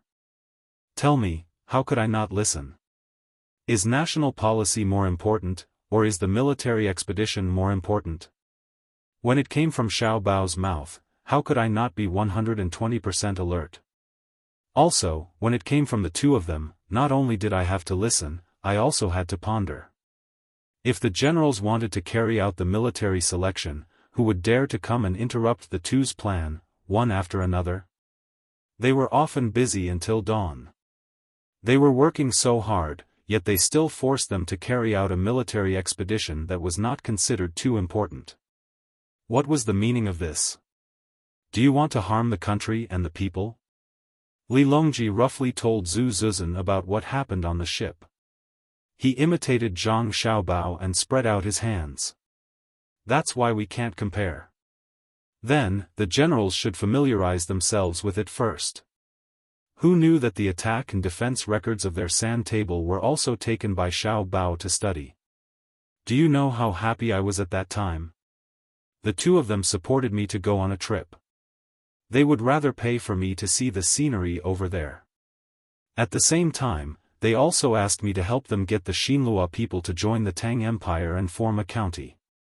At that time, I was already very impressed. Xiao Bao was indeed different. A plan within a plan, a chain of plans. I went out for a stroll, and there were so many benefits. It was not a wasted trip. I did many things and learned many things. But you only realize today that his plan had not been revealed, right? Zhu Zuzan asked Li Longji with a sympathetic look. Yes, no wonder when they came back, they had a military and civilian reunion. It was to delay. After so many days, I reckon that Xiao Bao had already studied all the generals. Humph, a bunch of fools. They still want to scheme against Xiao Bao and Cuckoo. Let's see what will happen when the two armies are set up tonight. Today, I have seen it for myself. Attacking from the outside is not based on the soldiers. Victory in a war is not only about the military, but also other auxiliary and calculations. Li Longji shook the paper in his hand that had information written on it. His gaze swept across the generals who had yet to recover. Zhu Zuzan nodded emotionally. Yes, sometimes people will die if they don't fight at close quarters. Cuckoo is a sharp knife. When she really moves, it will definitely dye the mountains and rivers red. Xiao Bao is a poison that kills without a trace. When he has the help of the knife, he can do many things secretly. In the end, people realized that not many people actually died under the knife that needed to be guarded against at all times. The poison is the most vicious. It is colorless and tasteless, and it kills the throat upon seeing blood. One plays an open scheme, and can meet force with force at any time. The other plays a conspiracy, and will constantly pester you. I really don't understand how the two of them can be together. Why the two of them? Sigh. Why in my Tang Empire, right? My luck is good. Wait a while more. I really can't bear to let the people who just arrived carry out the military selection immediately. It's too much of a bully, even though they asked for it. Li Longji said happily. He was a virtuous emperor. Otherwise, how could he have Xiaobao and Cuckoo help him? Who was the one who said that he wanted to suppress them? Who said a lot of bad things and hated that he couldn't kill the two families? Who were they? He would deal with them one by one later. While the three of them were feeling sad for the generals, Zhang Xiaobao and Wang Wan finished their massage. They were in high spirits, smiling modestly and peacefully, and came to the resting place of the generals. The generals were continuously drinking tea to refresh themselves. Xiaobao, Cuckoo, over here. Li Longji called out. Zhang Xiaobao and Wang Wan walked over and looked at Li Longji, waiting for him to speak. Show mercy. Li Longji waved the paper in his hand and said. Wang Wan glanced at it and replied, Xiaobao and I will definitely do our best to make them lose. Even if they win by a fluke, we will let them know what it means to lose 800 of your own men to kill 1,000 of your enemy. Don't think that you can slack off just because you have advanced weapons. There are many cases of the weak winning against the strong. Once we lose to a nation, they will have a certain attitude of contempt for us. Zhang Xiaobao nodded. He knew. Back then, he and Wang Wan had read a history book from more than 100 years ago. It said that because the United States had lost 2 wars in a row, one against North Korea, and the other against Vietnam, even though China's military strength was not that great at that time, its citizens were not afraid of the United States. They were not afraid of the United States like the Japanese, who had been dropped 2 atomic bombs on them. Thus, he said, I'm the same as Cuckoo. We will do our best to win and not give anyone face. If we let them win today, we will hurt them tomorrow. Oh. Alright, then you guys will do your best. But this thing that you guys obtained seems to have violated the rules of the game. Li Longji waved the paper in his hand again. This is not a game. This is war. The rules of war are for victory. Without rules, those who can't bear to kill civilians almost got wiped out. Zhang Xiaobao looked at Zhu Zan as he spoke. Zhu Zan nodded silently. He knew what Zhang Xiaobao was talking about. When the Tang Empire's army came, they did not touch the village and were reported. But when Cuckoo's logistics team came, it was really bloody. But who could they blame? If they did not touch the embankment, would they be able to take revenge so ruthlessly? Li Longji also remembered. At that time, he just wanted to give some credit to Zhang Xiaobao and Wang family. He did not expect them to really fight. He just wanted them to join in the fun. After organizing the logistics team and taking out the money, he could persuade the other officials to promote them. But he did not expect that the logistics team could not only allow the Tang Empire's army to move smoothly in the Tang Empire's territory, but they also received his order. Under the situation where they knew the situation, they resolutely went out according to the order and took the position of commander with the identity of the logistics team. They gathered the defeated soldiers and then went on a campaign to attack the Great Wall. Thinking of this, Li Longji stretched out his hands and rubbed Zhang Xiaobao and Wang Wan's heads. He said, beat them. Beat them hard. Incompetent generals will tire out thousands of soldiers. This is a military selection for you, but also a selection for them. I will not let them see this information. Zhang Xiaobao and Wang Wan looked at each other and smiled. They nodded at the same time and turned around to invite the generals to start the military selection. When the generals saw Zhang Xiaobao and Wang Wan come over, they were speechless. These two were too bad. Lord Pei, aren't you in charge of the Ministry of Personnel? Are you here to watch the fun? Zhang Xiaobao saw Pei Guangting, the Minister of Personnel, and asked in surprise. Pei Guangting's eyes were red. He was sleepy and said listlessly, I used to be a doctor in the Ministry of Military Personnel. I'm old now, so I have to do my part. You're not old. You're in the prime of your life. Otherwise, you wouldn't be in the same position as the Secretary of the Secretariat. It's about to start. Shouldn't everyone be in their positions? Zhang Xiaobao was still smiling. He had long since known that Pei Guangting was one of them. This time, the other side was full of awesome people. They had sent out their strongest lineup, and they had also gathered all the intelligence. It was just that the other side had schemed in the middle of the night and deliberately provoked them. Wang Wan was also observing. There were quite a few people. Zhao Hanzhong, Zhang Shougue, Jia Shishan, Yang Xixuan, Xiao Song, Du Xian, Gai Jiayun, Cui Shi, Wang Zhongxi, Yuan Rong, and so on. They really thought highly of her. From the looks of it, even the battalion commanders of a battalion had titles. Zhang Xiaobao followed Wang Wan's gaze and looked at Yuan Rong. Before he could ask, Yuan Rong said, I'm just organizing the logistics. I don't know how to fight a war. I don't know how to arrange rations or keep accounts. Oh, this can be considered a national mobilization. Lord Li Linfu didn't come. Zhang Xiaobao couldn't help but admire the other party. To be able to put down his pride and ask the administrator to organize the logistics, Li Linfu's organizational skills weren't bad. There shouldn't be a lack of people who were also good at keeping accounts. Lord Zhang, I'm here. As expected, a voice came from behind. Li Linfu stood up and waved his hand. Zhang Xiaobao also waved his hand. I really was afraid that someone would be missing. In any case, there aren't many things to do in the Great Tang right now, and communication is convenient. Since we have nothing to do, let's play together and have some fun. Logically speaking, we can begin now. However, I would like to introduce an important existence to everyone. He is Shuyun. In the sand table, you must acknowledge his existence. Shuiyun, come down and let your colleagues take a look. Zhang Xiaobao shouted to the sky, and the sky responded with an eagle cry. Then, Shuiyun's figure appeared.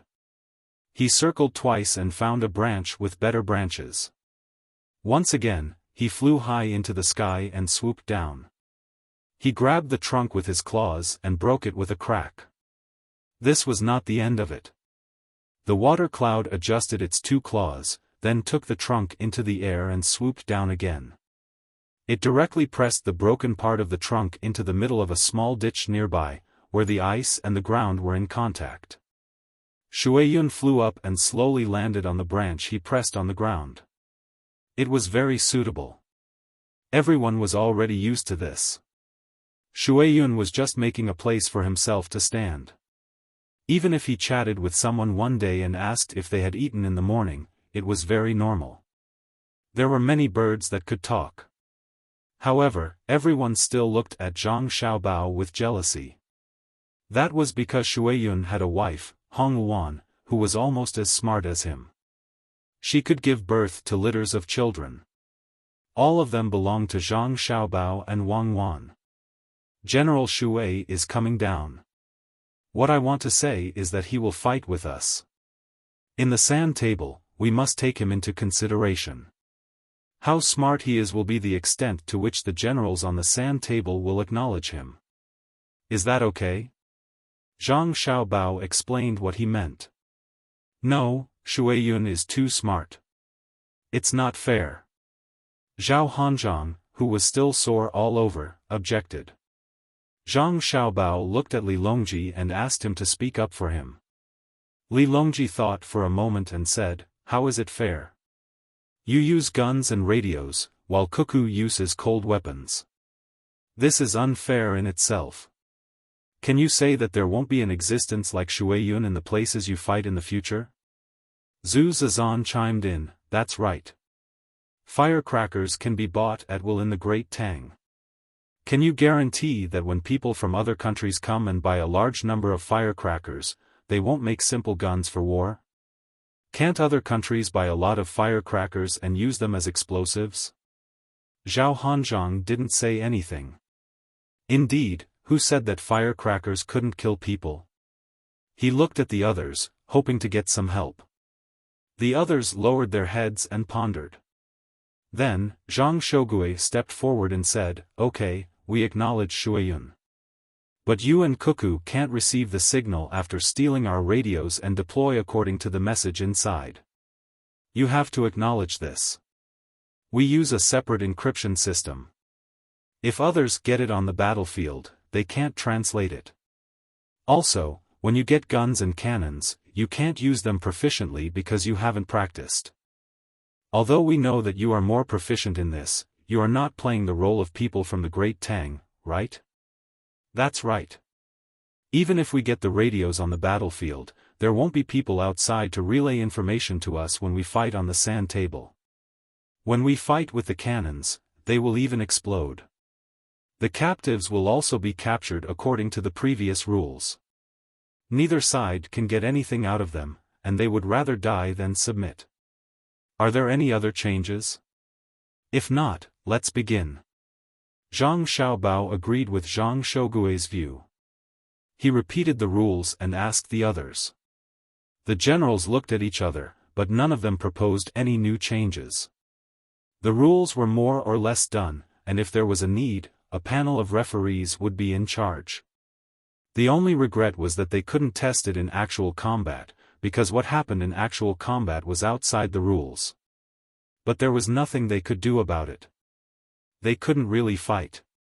Seeing that no one wanted to add anything, Li Longji said, "Since that's the case, we will begin the military election. We will also be a referee.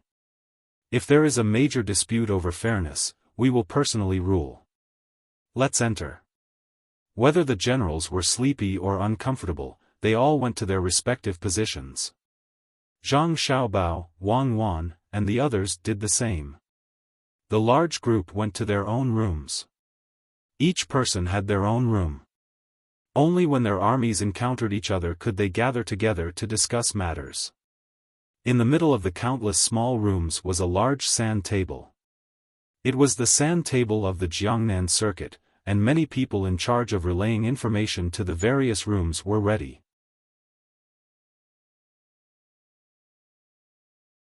Chapter 993. Several hundred generals found their positions. Zhang Xiaobao and Wang Wan also arranged for the commanders in their homes. 100,000 soldiers against 100,000 soldiers, this could be considered a major battle. Because Wang Wan was playing the role of the defensive commander of a backward region, her soldiers could be arranged first. The generals would attack from the east of Jiangnan, which was the east of Jiangnan. Wang Wan was not allowed to have large ships, only small sampans. However, the main battlefield was Wang Wan, and Zhang Xiaobao could be more flexible in the logistics. Wang Wan had 400,000 indigenous people, and the generals had 50,000 logistical soldiers to supplement them. With Li Longji's order, the battle began. Zhang Shogui was in charge of the Great Tang's vanguard, leading 20,000 soldiers, 50 cannon ships, 200 transport ships, and horses. At the start of the battle, Zhang Shogui picked up an order flag, waved it twice, and whispered, "Order all cannon ships to line up. Move the ships, fire the cannons, and bombard the coast of Haiyan." The messenger glanced at the small sand table and map in front of Zhang Shogui, nodded, and went to the large sand table in the middle of the large room to repeat Zhang Shogui's order.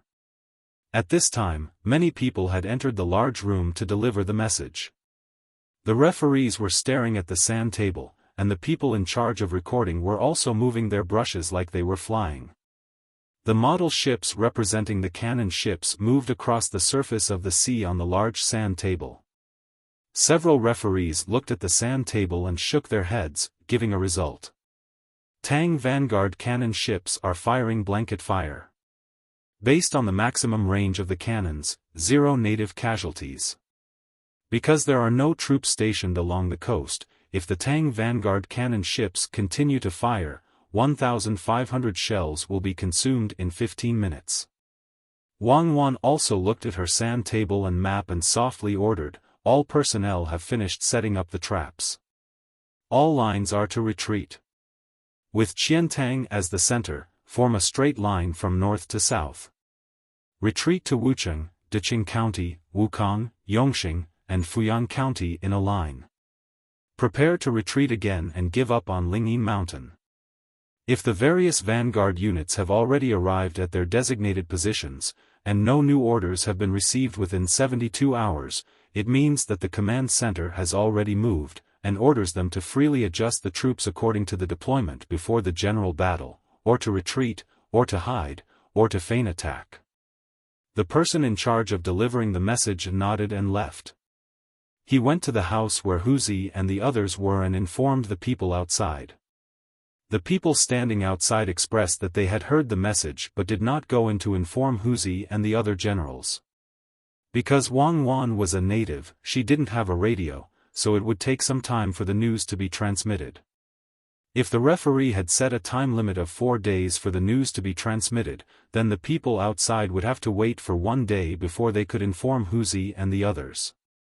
If the referee had set a time limit of 8 hours, then they would have to wait for 2 hours, which was a 4-to-1 ratio. 3 minutes later, the general in Zhang Shougui's other room sent a report. Vanguard Scout Team 1 reports that the artillery coverage has been completed. All suspicious bunkers in the coastal areas within sea salt's line of sight have been destroyed. No signs of a counterattack have been found.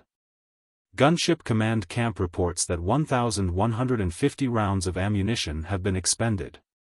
Firing has been halted and awaiting further orders. 1/7 of the total number of rounds have been expended. This was the report sent by the general in another room. Scout again, report again. Order the scout camp to increase the number of troops ashore and carefully search. Zhang Shougui realized that the situation was a little bad from the report sent by the first scout team. The first scout team did not say how many native corpses they had seen, which meant that they had not been able to find them, or that there was no one along the coast and all the bunkers were fake. At this moment, Zhang Xiaobao stood up from his room and began to stroll out, heading toward Wang Wan's room. As he passed by Zhang Shougui's door, he even smiled at him. When Zhang Shougui saw Zhang Xiaobao, he froze for a moment, but then he suddenly reacted and said to the messenger, "Objection. Zhang Xiaobao has snuck out on his own and violated the rules." The messenger immediately went to the panel of judges, and after receiving a reply, he returned and said to Zhang Shougui, "The panel of judges has expressed that it's fine. Zhang Xiaobao has not violated the rules." "How is that possible?" "He's already come out, but he hasn't violated the rules. I request that the panel of judges give a detailed explanation." "Look, he's already entered Wang Wan's room, so how can the martial arts examination still proceed? What is he in charge of that he can just go over? In a moment, remember to close my door. It's easier for them to hear." Zhang Shougui unhappily pointed at Zhang Xiaobao, who had just entered Wang Wan's room and closed the door. The messenger ran back and forth. "The panel of judges has said that you have no right to know what Zhang Xiaobao is in charge of through the panel of judges. Furthermore, they have confirmed once again that he has not violated the rules. If you must know, then you can first request to withdraw from the martial arts examination. After they inform you, you can only sit in the judge's seat or leave the field." "Ah." Zhang Shougui paused for a moment, then waved his hand. "Forget it. I can't withdraw yet. Order the cannons to follow the northern shore of Hangzhou Bay and travel close to the shore. Use the fastest speed possible to reach Yinguan County. Send a scout team to search the shore. If they encounter an enemy, report back. The special forces will go ashore and enter the forest. If they find traces of the enemy, use the radio to call for artillery support and inform the Central Army. The road ahead is safe. Yang Xishuan was in charge of the Central Army of the Great Tang Fleet. He was in charge of 40,000 soldiers, 20 cannons, and 300 ships. It was not his turn to do anything yet. He sat on the chair and looked at the sand table on the ground. There were a few models of small boats in front of him, representing the vanguard. The messenger pushed the boats forward bit by bit. Every time they moved a little, they would leave. Then, when they received the report from the panel of judges, they would push a little more. After pushing a little more, when the messenger returned, 2 of the boats had stopped moving. Yang Xishuan was stunned. Why did the 2 groups of soldiers stop at the vanguard? This group was requested by Wang Wan. It was represented by the brigade and battalion of the military advisor. It was not that the current military system was not good enough, but that Wang Wan was more familiar with it. It was already good that she did not change the brigade into platoons. When she lectured, she also had the generals get used to the system. Yang Xishuan was only puzzled, but Zhang Shogui was about to go crazy from anger. Why are my 2 groups not moving? Can someone give me an explanation? Zhang Shogui was the messenger. The messenger knew what was going on, but he could not say. He could only helplessly shrug his hands. If Sir wishes to see the details, please withdraw first. Fleet personnel report that the propellers of the Vanguard's 1st, 2nd, and 3rd groups have been entangled by fishing nets. The panel of judges has determined that the 1st, 2nd, and 3rd groups are unable to move, and their steam engines have been damaged. Half of the 1st group's boats are unable to move, and their steam engines have also been damaged. Zhang Shogui's question was quickly answered by a messenger from another room in the group. How did they get entangled? The lookout just now said that the water was calm. Where did they hide their fishing nets? This is too much of a bully. Zhang Shogui could not figure out what the problem was. In the end, the messenger also said, if you wish to know the exact reason and observe from a third party's perspective, please withdraw first and find someone else to replace you. Can't you just say something else? Zhao Gang, withdraw first and ask what's going on. Have your little brother replace you. If the explanation is wrong, come find me. If the explanation is reasonable, you can stay with the panel of judges.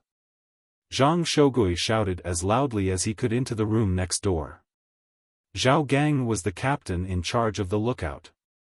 When he heard Zhang Shogui's voice, he reluctantly put down the flag, stood up, and walked over to the large sand table in the center. When he got there, he said, I withdraw. I want to know how the boat was entangled by the fishing nets. In your judgment, there were no tools on the water that left a mark.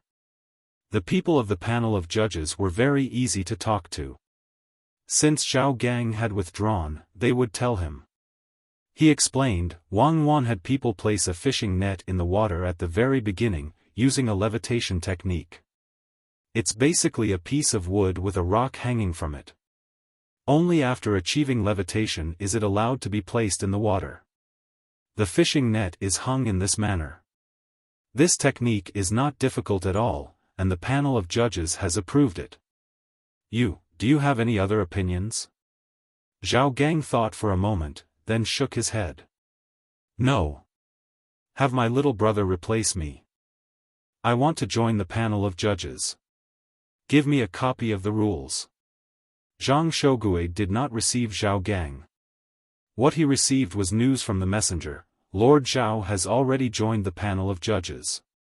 Zhang Shogui raised his head and sighed. He now understood that the boat had truly been entangled by the fishing net. As for how, he would have to find the reason himself. It didn't take long for the water ghosts to report, discovered floating pieces of wood and falling rocks in the water, neither floating nor sinking, attached to the fishing net.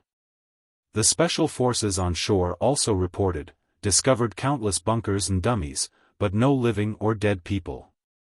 Zhang Shougue nodded vigorously. Formidable. Before we even made contact, our great Tang has already lost several tens of thousands of strings of coins. But I don't understand. As he spoke, Zhang Shougue stood up and headed straight for the center of the sand table. When he arrived at a door facing this direction, he wrapped his clothes around his head and covered his ears with his hands. Unable to enter, he said, "Stop for a moment. I have something to say." I didn't see or hear. Li Longji was eating appetizers and drinking wine while looking at the sand table. Seeing Zhang Shougue enter like this, he raised his hand to signal for a pause. Minister Zhang, someone come and take his hands off. Stop pretending. We don't believe that he can't hear us. Without needing help, Zhang Shougue put down his own hands and said indignantly, "Your Majesty, this subject refuses to accept this. Wang Wan is our general's teacher, so she already understands us very well. And there's also Zhang Xiaobao, who specializes in scheming. If they fight with us, we will be at a disadvantage at every step. What this subject wants to ask is, if it really was the great Tang's army, how many aboriginals would be able to come up with such a plan? But Your Majesty, look at the way they fought. They've been scheming from the start and understand us very well. Is it possible for them to be true aboriginals?" Li Longji earnestly listened. After thinking for a while, he asked, "Then, according to Minister Zhang's meaning, you admit defeat? Wang Wan directly became the martial champion?" This subject does not mean that. What this subject means is that the referees should not have allowed them to be as smart as they are now, Zhang Shougue argued. His voice was so loud that others could hear him. Wang Wan and Zhang Xiaobao walked out of the room and to the sand table in the center. Zhang Xiaobao spoke. "General Zhang, yes, Cuckoo understands you, but you don't understand her? She's always giving you lessons, so you don't understand her style? I also didn't hide. I used schemes, and everyone seemed to understand that once my schemes were out, they would always be connected. Know yourself and know your enemy, and you will never be defeated. Could it be that you want to push the blame onto us and say that you don't understand us? You say that we schemed against you, but could it be that on a real battlefield, you would discover that the enemy general was scheming against you and you would stop fighting? And then because they were in the wrong, they would agree to a truce and withdraw their troops? This is not the case. On the battlefield, there is only life and death, nothing else. Everyone uses their own methods to determine victory and defeat, but are the aboriginals as smart as you? Wouldn't they be scared silly by the sound of cannons?" Zhang Shougue first shook his head, then continued with his reason for opposing. "Oh? Scared silly by the sound of cannons? Fine, General Zhang, take a look and see what this is." Zhang Xiaobao took out his gun and pointed it at Zhang Shougue. "A gun," Zhang Shougue replied. "Very good. Then now, General Zhang, I want you to bring your mother, wife, or daughter over and take off their clothes so that we can all humiliate them. Otherwise, I'll beat you to death," Zhang Xiaobao said. "Brat, you dare?" Zhang Shougue's eyebrows shot up and his eyes widened. He stepped forward and charged at Zhang Xiaobao. "Zhang Xiaobao, if you have the guts, beat me to death. Beat me. Stop. General Zhang, I'm apologizing. I'm just saying. Later, I'll kowtow to Auntie and apologize. I'll go with Cuckoo to apologize. Please don't be impulsive." Zhang Xiaobao hurriedly ran behind Li Longji. "Minister Zhang, don't be impulsive. We will uphold justice for you." "Someone, seize Zhang Xiaobao," Li Longji urged. Gao Lisher was on the side. He pressed down on Zhang Xiaobao and snatched the gun from him. Only then did Zhang Shogui stop his charge and angrily glare at Zhang Xiaobao. Zhang Xiaobao, I'll remember you. If you don't give me a satisfactory explanation, I'll buy a cart full of firecrackers and blow up your house. Zhang Xiaobao raised his hand and fearfully said, Okay, General Zhang, please don't be angry. Later, Cuckoo and I will kowtow to Auntie, okay? There is an explanation. It's like this, General Zhang. I was just saying, and you're already like this. You also know the power of a gun, so why didn't you back down? The natives also have their own parents, wives, and children. If you're not afraid of guns, should they be afraid of cannons? Living in humiliation or dying in battle to protect their loved ones, I believe that many men know what to choose. Even women can be forced onto the battlefield. Thus, your explanation is not valid. Zhang Xiaobao sincerely spoke this time. Zhang Shogui took a few deep breaths. In the future, you're not allowed to use my family as an excuse. There's no need for you to go to my mother's place. I admit that the natives also have men, but are they as smart as you? On the side, Wang Wan glared at Zhang Xiaobao. Of all the examples he could use, why did he have to mention his family? Following which, she said, General Zhang, Xiaobao and I have been wanting to pay a visit for a long time. Please don't refuse. You must go. Xiaobao's words just now offended you, so please be magnanimous. Later, we'll pay a visit and apologize. Now, I'll answer your second question. Our great Tang's technology is limited, but the gunships are there for all to see, and the steam-engine ships are shuttling back and forth. Let's not talk about the natives of other places, just talk about Japan. Do you think they can't figure out how to stop the propeller ships? If a foreigner studies in the Great Tang long enough, he will know how the weapons of the Great Tang are and will definitely think of a way to deal with them. No one is a fool, and there are also some extremely talented people. If a tribe sends 100 people to study in the Great Tang, when they return, how can they not compare and think about the Great Tang's economy and military? Yes, they might not understand the Great Tang as well as I and Xiao Bao, but you won a battle, so how can the other tribes not think about it? You say that it's unfair that Xiao Bao and I know a lot, but it's unfair to use guns against cold weapons. You can't always treat others as fools. In fact, no matter how backward a place is, as long as they fight to the death, you can't win unless you kill everyone. Zhang Xiaobao took back his gun and continued, Actually, not all the men in all places are like men. In some places, you don't even need to fight. You just need to spend money, and women will take off their clothes and perform for you. This is actually more tragic than being conquered by force. General Zhang, think about it this way. You are not fighting against the natives, but against a smart people. You just have advanced weapons, but this people are not afraid of death and are eager to learn. Moreover, they have sent many people to study in the Great Tang. You also have to understand that the person participating in the military selection is Cuckoo. You have the advantage of weapons and are making it difficult for her to move. We are competing with cold weapons and hot weapons, but we are using the natives as an excuse. Don't you even have this little bit of confidence? Do you have to turn Cuckoo into a fool before you think you have a chance of winning? Then what if Cuckoo also uses hot weapons to participate in the military selection? Do you still dare to compete? Zhang Shogui lowered his head in embarrassment. Truly, Wang Wan's military selection was already not balanced.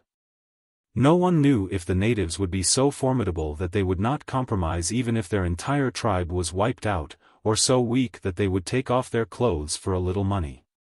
But since he had chosen his opponent, he had to choose the strongest. Thus, he said, Your Majesty, this subject knows his wrongs. Correct. Minister Zhang is a man.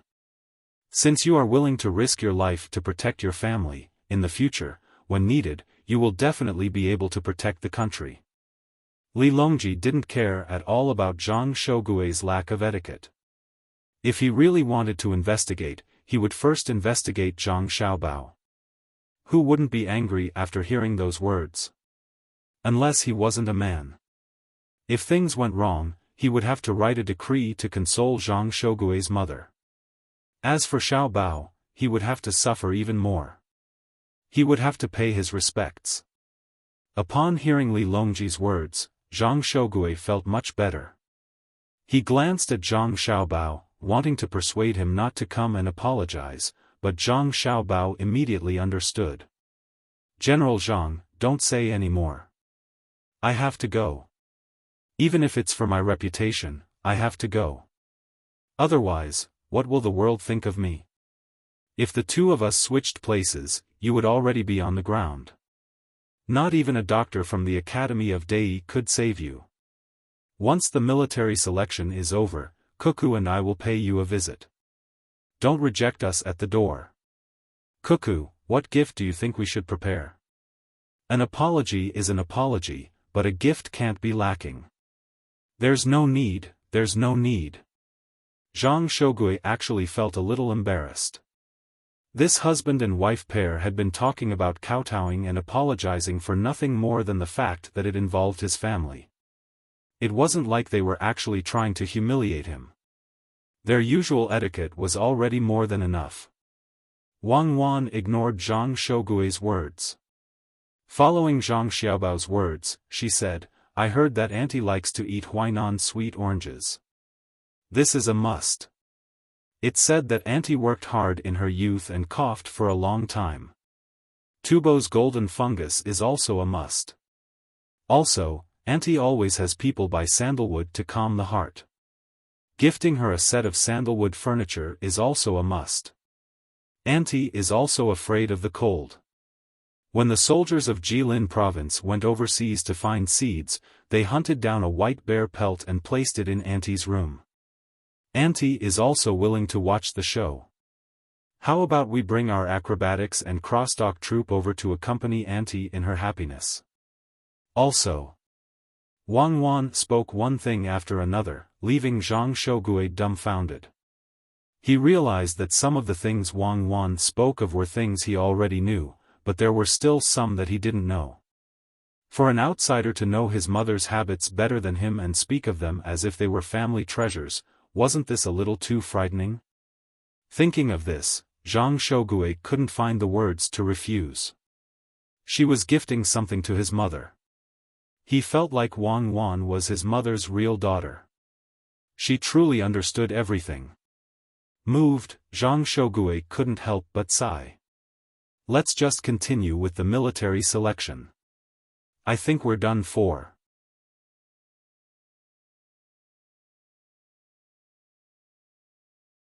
Chapter 994. Returning to his room, Zhang Shougui stared at the two model boats on the sand table for a while before giving the order. Give the order. The 5,000 men of the 3 regiments of the 1st Vanguard Brigade are to be sent ashore in small boats. Equip them with horses and send them along the coastal land route, moving side by side with the fleet.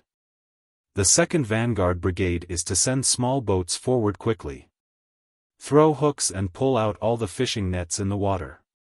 Send the hot air balloons into the air and fly as fast as possible toward Shicheng on the southern shore of Hangzhou Bay.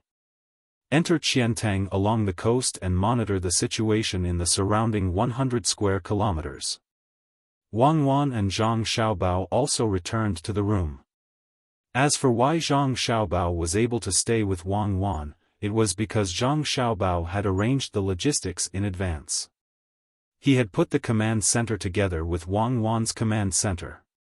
In any case, the speed of information transmission was already very slow. Even if he split up, he wouldn't be of much use. It was better to stay in the same room with Wang Wan and discuss things on the spot. Weather, Wang Wan asked the messenger. Light rain, the messenger replied. This was the result of the dice in the center of the sand table. The season was autumn, and it had just entered autumn. The weather conditions were changed every day. Other than volcanic eruptions and hurricanes blowing up the mountains, all sorts of weather conditions could occur. After a period of time, heavy snow was even allowed. Although it was said that the Jiangnan circuit rarely experienced snow, and even if it did, it was not a heavy snowfall.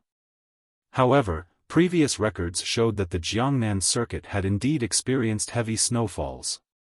Of course, it was impossible for the entire Jiangnan circuit to be completely sunny on the first day and completely covered in snow on the second. That was absolutely impossible. Clouds had not yet flown in or formed. Hearing the messenger's answer, Wang Wan nodded and said, "It's good that it's raining." In this season, when the Jiangnan society plays dice, will there be more options for rain in the corresponding grid when counting points? Of course. That is the actual situation. The Jiangnan circuit is most prone to rain in spring and autumn. I am in charge of logistics and have already made the corresponding preparations. Don't worry, there won't be any problems. As Zhang Xiaobao spoke, he pointed at Huanshuan County in Muzhou, Jiangnan East Road. I've arranged something here. I don't know if it can be used. Let's wait for more rain. Wang Wan glanced around and did not ask Zhang Xiaobao for the details of the layout. Otherwise, it would be easy to be influenced, and the layout would revolve around that place. He ordered the messenger, "My order, the main force in Hangzhou is to retreat. Call Commander Wang Yi of the Sniper Battalion of the 2 ND Division's 1st Brigade over." The smallest military unit in this sand table could be implemented as a platoon. If there was a need, such as arranging for a very powerful person to carry out a special assassination tactic, then he could even let him appear as a platoon leader. In reality, they couldn't have too many detailed commanders. Otherwise, the main force of both sides would be 200,000. They couldn't arrange for one commander for each group of 10. That would require 20,000 people to carry out this military expedition. The current scale was not small. In total, there were more than 3,000 people. This was the largest sand table military exercise since ancient times to the Tang Empire. Battalion Commander Wang Yi had his own position. He ran over from the small house. Because his position in the military exercise was in the middle army and he was with Wang Wan, he was allowed to enter Wang Wan's house.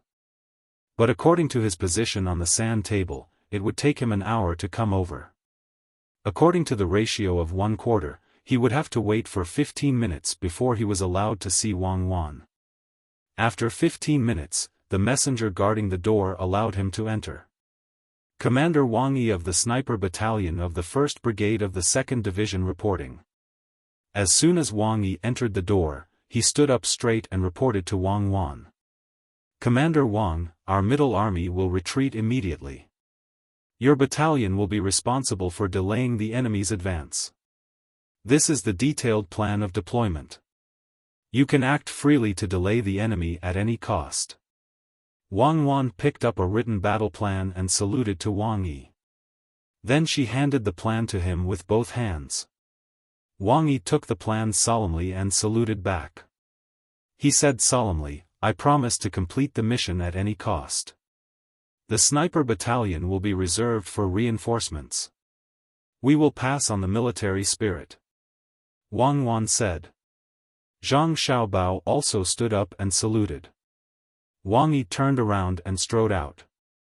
The messenger knew that this was just a battle on the sand table, but he still respectfully sent Wang Yi out.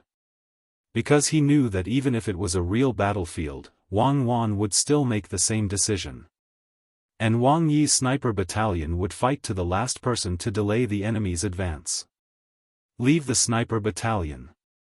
The middle army will retreat at full speed. Wang Wan gave another order. When the people beside the sand table in the middle received this order, they immediately started to move the small model of the middle army represented by Wang Wan to the back. Wei Wei moved a little, then stopped and moved a little more. At the same time, they took out many smaller models to represent the Sniper Battalion that had left the group. The small flags had the word Wang written on them. In the middle army, Yang Xishuan was also giving orders. Order the whole army to press forward. Before we reach Hangzhou Bay, send out a brigade of 5,000 people to Wanghai town. After the messenger gave the order, he smiled and said to the other generals in the middle of the room, I think Wang Wan will deploy a lot of troops in Wanghai town.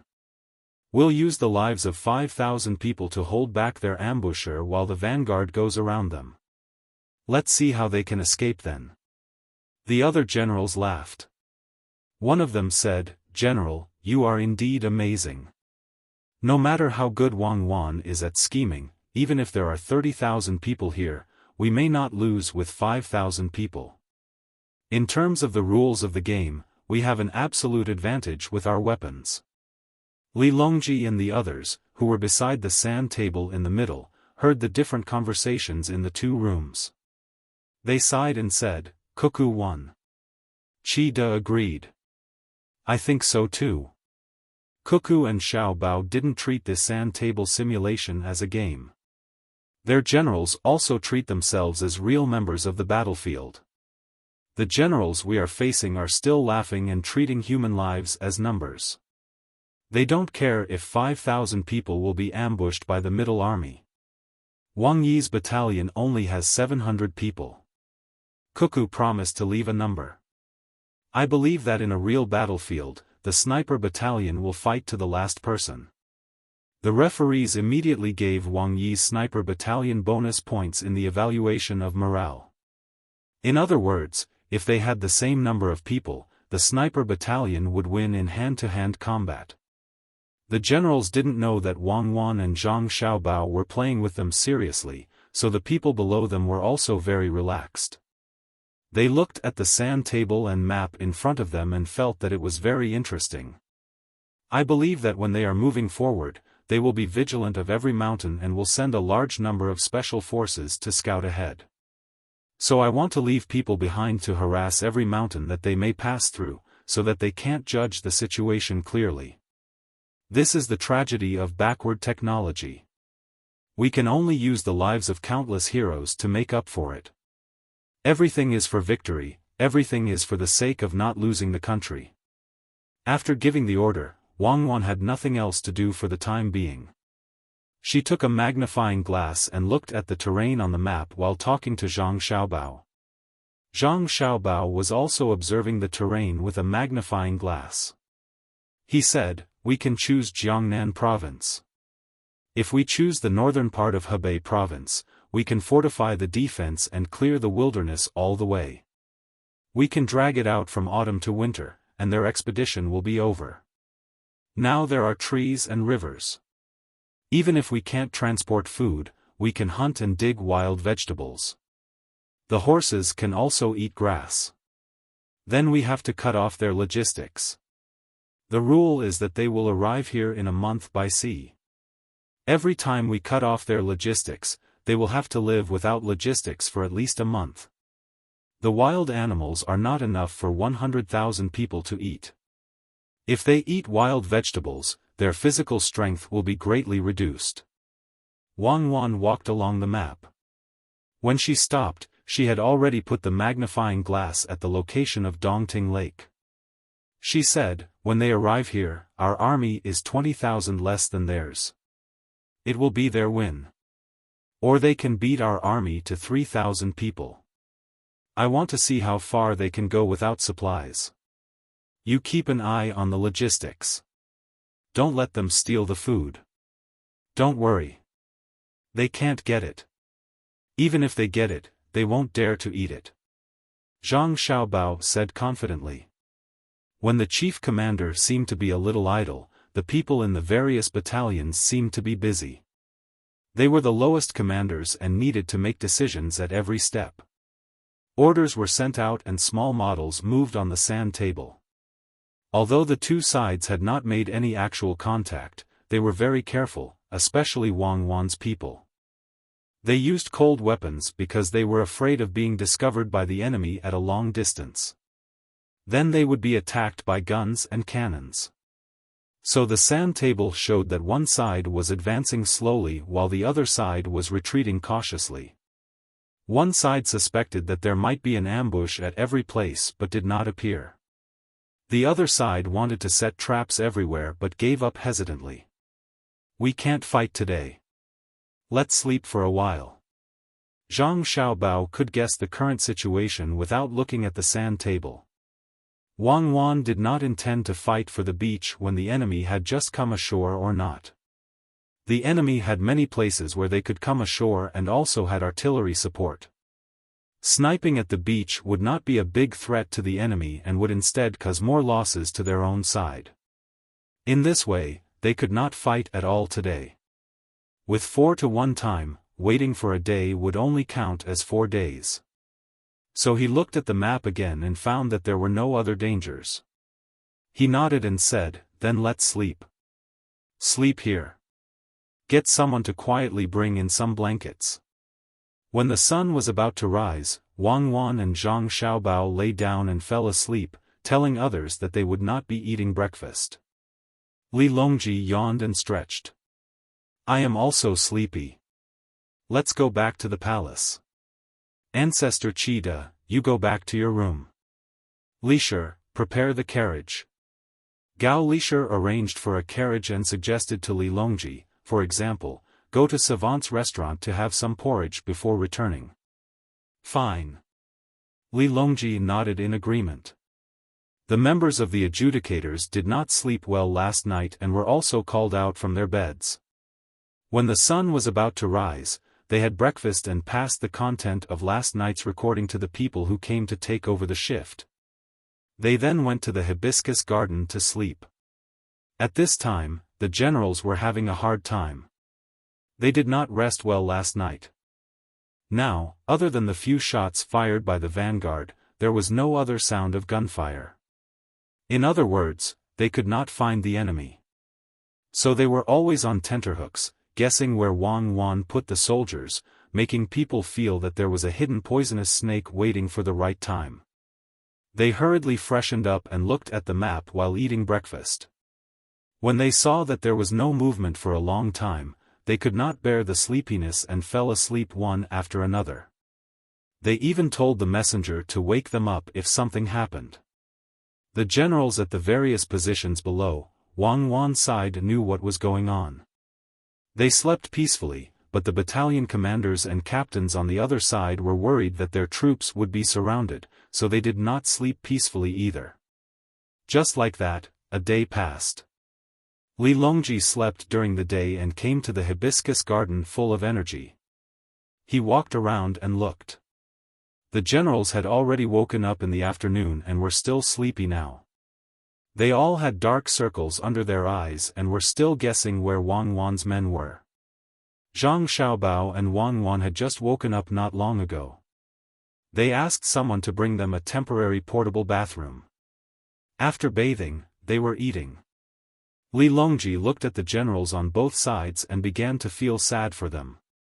If they did not adjust, they would lose people before the martial arts competition ended.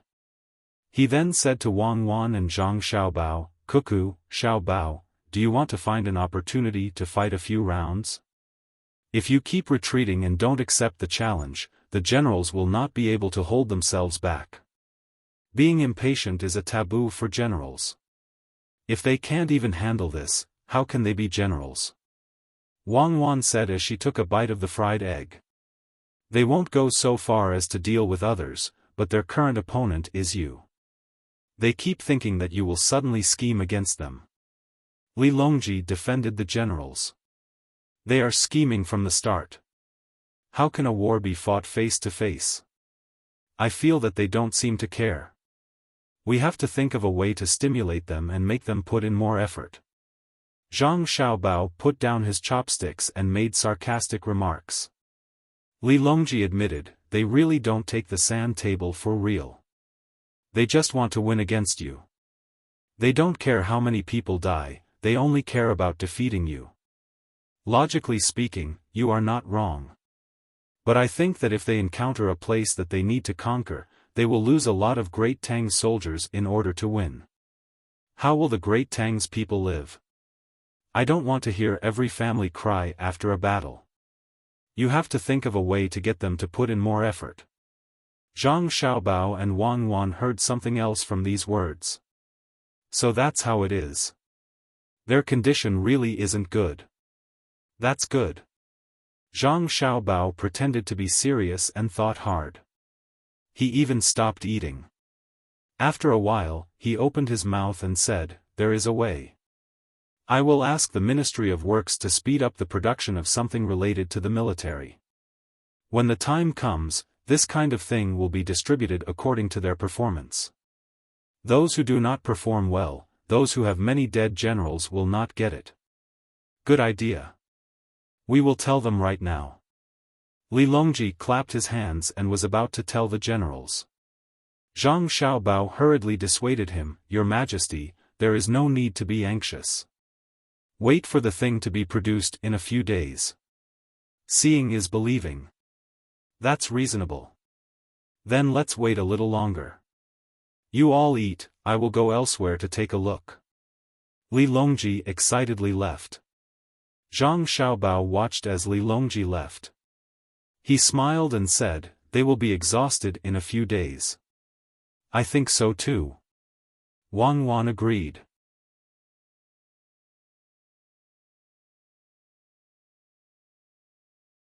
Chapter 995. 3 days passed quickly and slowly. For many people, 3 days passed in the blink of an eye, but for the generals, these 3 days were even longer than the 12 days of the 1-to-4 ratio on the sand table. In these 3 days, not even the shadow of the enemy could be found. Zhang Shougui's vanguard would reach Qiantang in another day and a half. The brigade that followed on the shore even took food and soybeans from the ships to resupply. Staring at the sand table in front of him, Zhang Shougui muttered to himself, "Where are they? Have they given up on defense? Have the entire army retreat? If I really dock at Qiantang and set down the cannons, you won't have a chance." The messenger beside him pursed his lips, not saying a word. He knew what was going on. "Men, pass down my order. Expand the search area of the hot air balloons. You must find them. There's definitely something wrong at Qiantang. Check the wind direction." Zhang Shougui passed down the order and rubbed his temples tiredly. His eyes were still staring at the sand table. He didn't believe that Wang Wan wouldn't do anything. The wind direction had already been checked. There was no wind, but it was an inconceivable wind direction. Usually, there would be a south or southeast wind at this time. It seems like the glider wing unit can't be deployed. The hot air balloons will fly on their own. Pay attention to the eagles in the sky. It's really inconvenient without eagles. The eyes of eagles can see further than a telescope. At the center of the sand table, Li Longji came again. He didn't come yesterday because he knew that the battle wouldn't happen yesterday and that the battle would happen today. So many people came. Empress Wang, Wu Huifei, Zhu Zan, and Princess Jincheng were all here to watch the show. In this battle, more than 700 people from Cuckoo's battalion will be wiped out. These 700 people are the Death Army. If they stay, they won't be able to survive.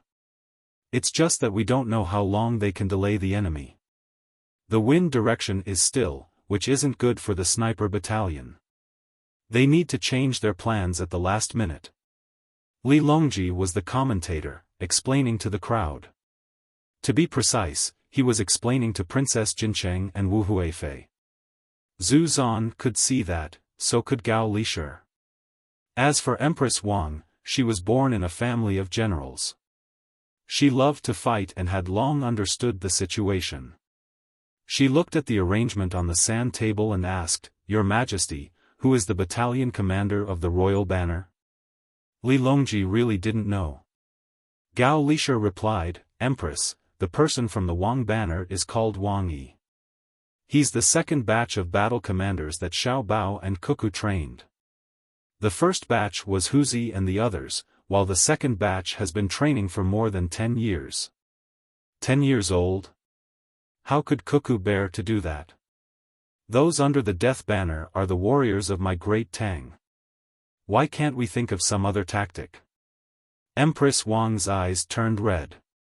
For a moment, she forgot that this was a sand table exercise and thought that it was a real battlefield. If it were anyone else, Cuckoo wouldn't be able to rest assured. She was even willing to give up on herself. Her heart was as firm as steel. People always die in war. At the very least, they died in their homeland. Princess Jincheng lamented at the side. She couldn't help but think of how she obtained her current position. Back then in Lesa City, she clearly felt that she was being ostracized by others. After that, Cuckoo led the troops and fought for thousands of miles. The more ruthless she fought, the more attention she received. Empress Wang also remembered what happened back then. Yes, yes. The desert is vast and it's hard to judge the age. How many good men of great Tang have been buried in Tubo? This damn Qi. Qi, hee, ancestor Qi Dazan, I didn't scold you. I was just saying. It's all in the past. Let's not talk about it. When Empress Wang was scolding, she realized that ancestor Qi Dazan was still at the side. She hurriedly covered it up. Ancestor Qi Dazan was very depressed. You people died, but more people died in Tubo. My country is gone. Who can I find to reason with? While thinking in his heart, he said, yes, it's all in the past. I hope that Wang Yi can hold on for a while longer. Even if he dies, he should die in a meaningful way. When they were looking at the sand table and talking, Wang Yi was very distressed. He was already prepared to light the fire. The 700 people had already spread out. The furthest was 100 miles away. With the first firework as the signal, they would burn the mountain together. The 700 people spread out, making it easy for them to hide. If there was a south wind or a southeast wind, they would keep hiding and let the enemy's main force pass by. Then, they would light the fire behind them. This way, because the enemy had cannons, they would be afraid of being burned. There would be chaos. The fire would be driven by the wind and chase after the enemy. Presumably, they would hold a grudge and turn back to chase after them. They could run and attract the enemy's attention until they died in battle. However, there was no wind now. How could there be no wind in Hangzhou in autumn? Who threw the dice? Their luck was too bad. Wang Yi looked at the sand table and scolded the person who threw the dice. He frowned and tried hard to think of a solution. At this time, a messenger came with a few small models of hot air balloons in his hands. He placed them on the sand table in front of Wang Yi. Oh! The enemy's hot air balloon team is here. There are quite a lot of them, at least 200 of them. They are so free that they can get a bunch of hot air balloons. Won't they take up space on the ship? Seeing the small models, Wang Yi knew what it meant. The enemy had sent out an aerial reconnaissance strike force. He was very envious. He didn't know where the eagles on his side were. Otherwise, if they rushed over, they would break all the hot air balloons and let them fly. Just as he was feeling vexed, Wang Yi had a flash of inspiration. His eyes lit up, and he ordered the messenger, pass my order.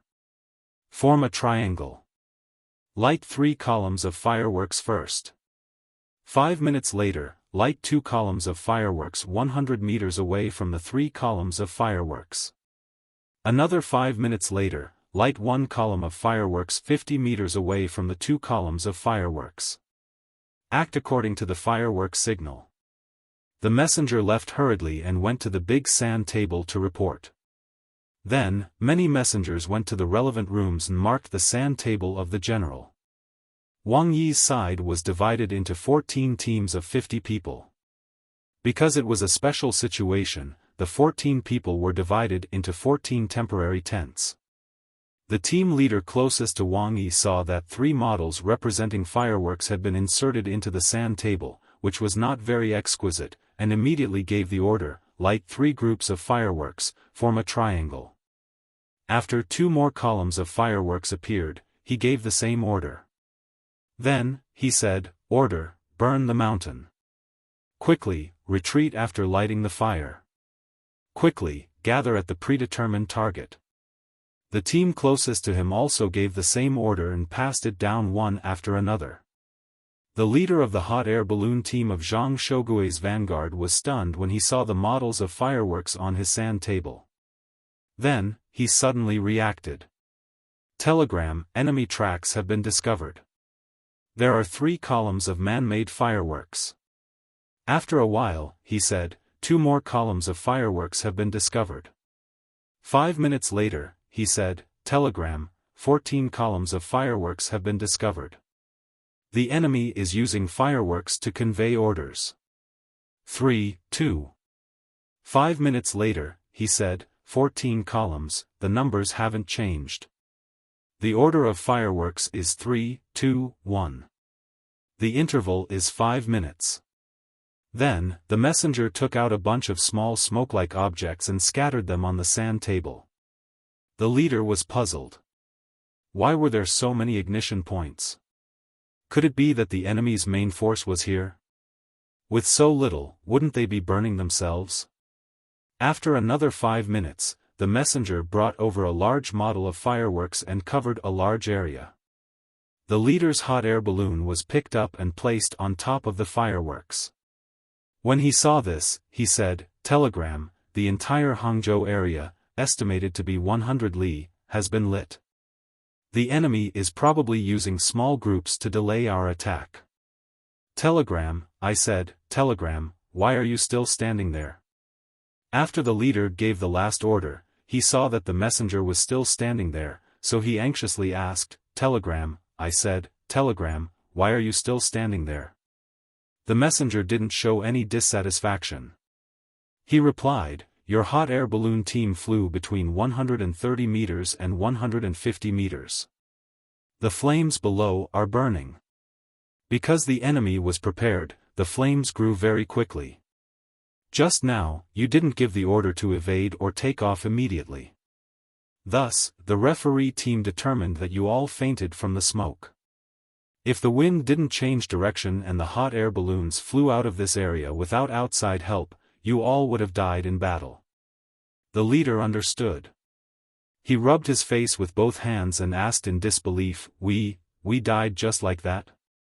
The wind direction is not wind, but outside help? All the hot air balloons in the vanguard were sent out, where else could there be outside help?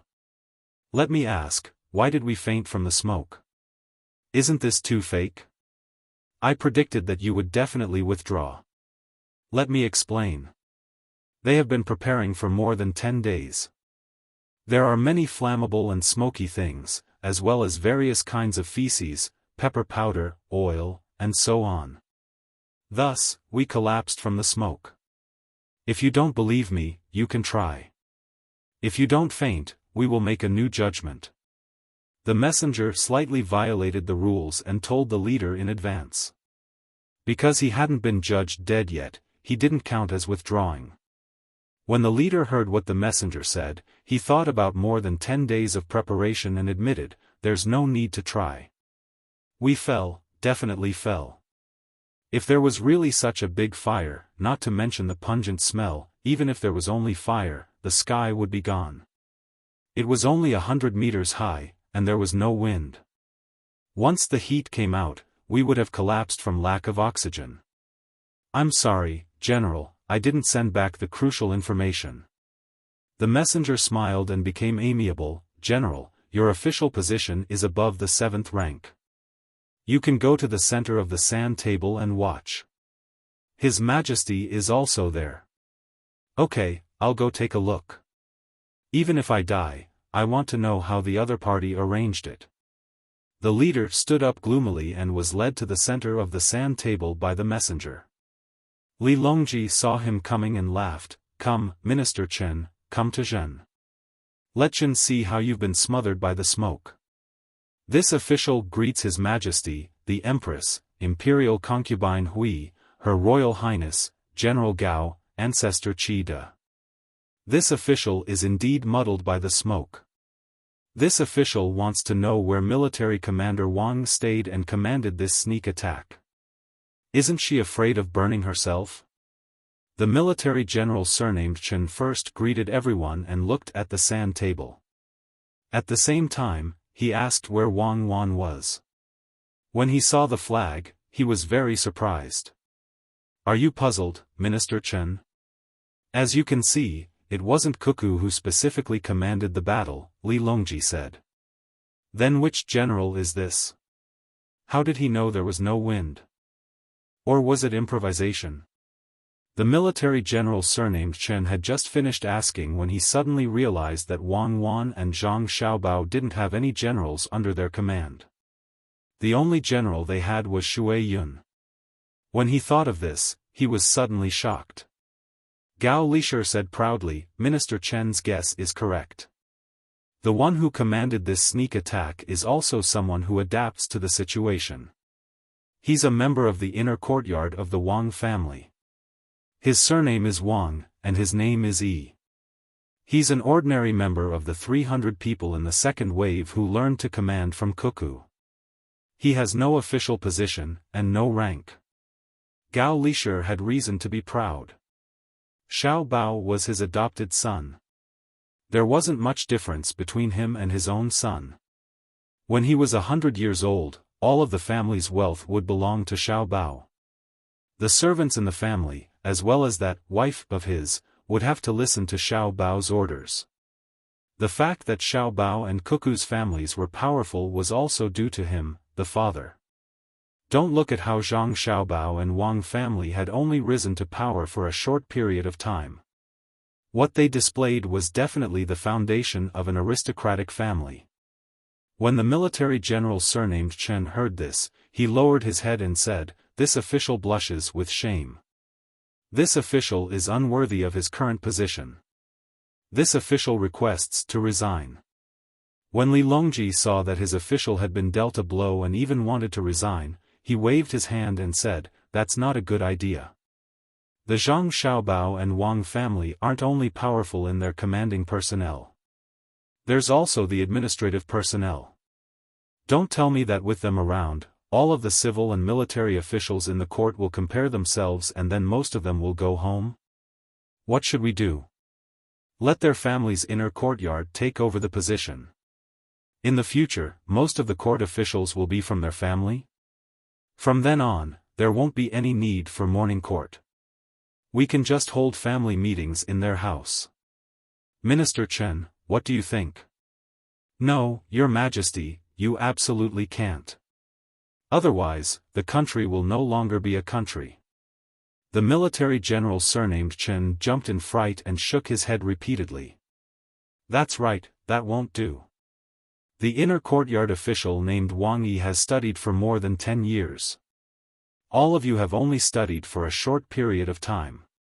In the future, you have to study hard. Cuckoo has given her all in teaching all of you. She didn't hold anything back, just like how Xiao Bao teaches economics to others. Cuckoo and Xiao Bao, as well as their family's inner courtyard, I won't use them unless it's a big battle. They are the edge of my scabbard. If I really need them to take action, I only need one result, and that is victory. If all of you do your jobs well, I won't need them. They just want to relax. It's because some people are incompetent that Xiao Bei and the others have to run around. Work hard." Li Longji suddenly thought of Xiao Bei and the others who weren't in the capital. For the past few days, he felt that it was cold and cheerless. It wasn't as lively as when Xiao Bei was chattering by his side.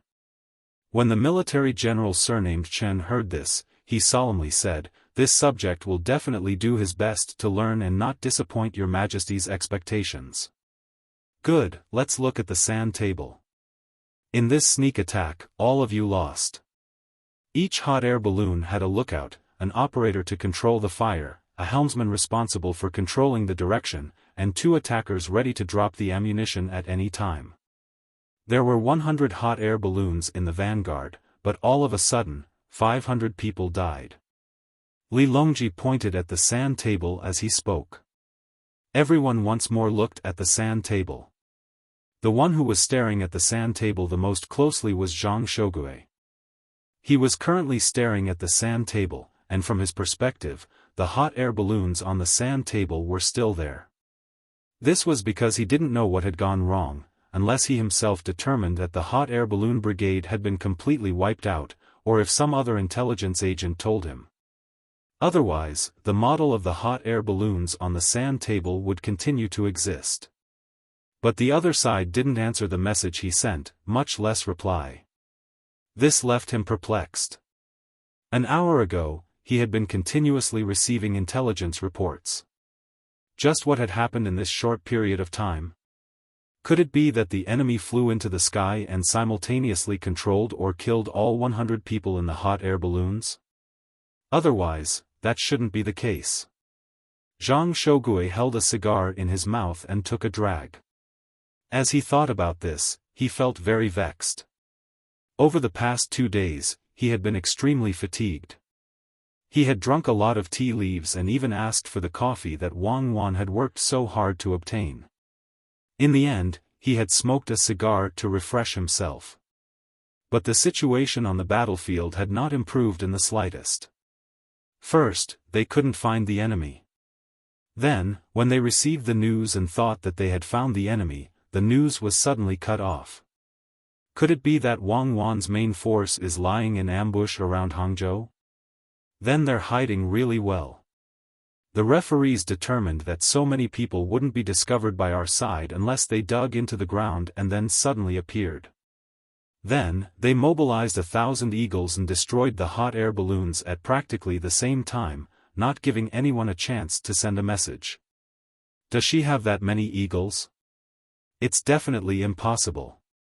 How could the people on our side betray us at the same time? That's also not right. The rules have already been set. The people on both sides would rather die than surrender. Zhang Shogui took a drag of his cigar as he muttered to himself. Lord Zhang, do you think that a cloud suddenly floated down from the sky, and with a crack, it destroyed all 100 of our hot air balloons? Wang Zhongxi reminded from the side. As an advisor, Zhang Xiaobao and Wang Wan knew that he was extremely formidable in history. But he was still young, and when he went to Jilin province, he had lost in the sand table simulation on the ship.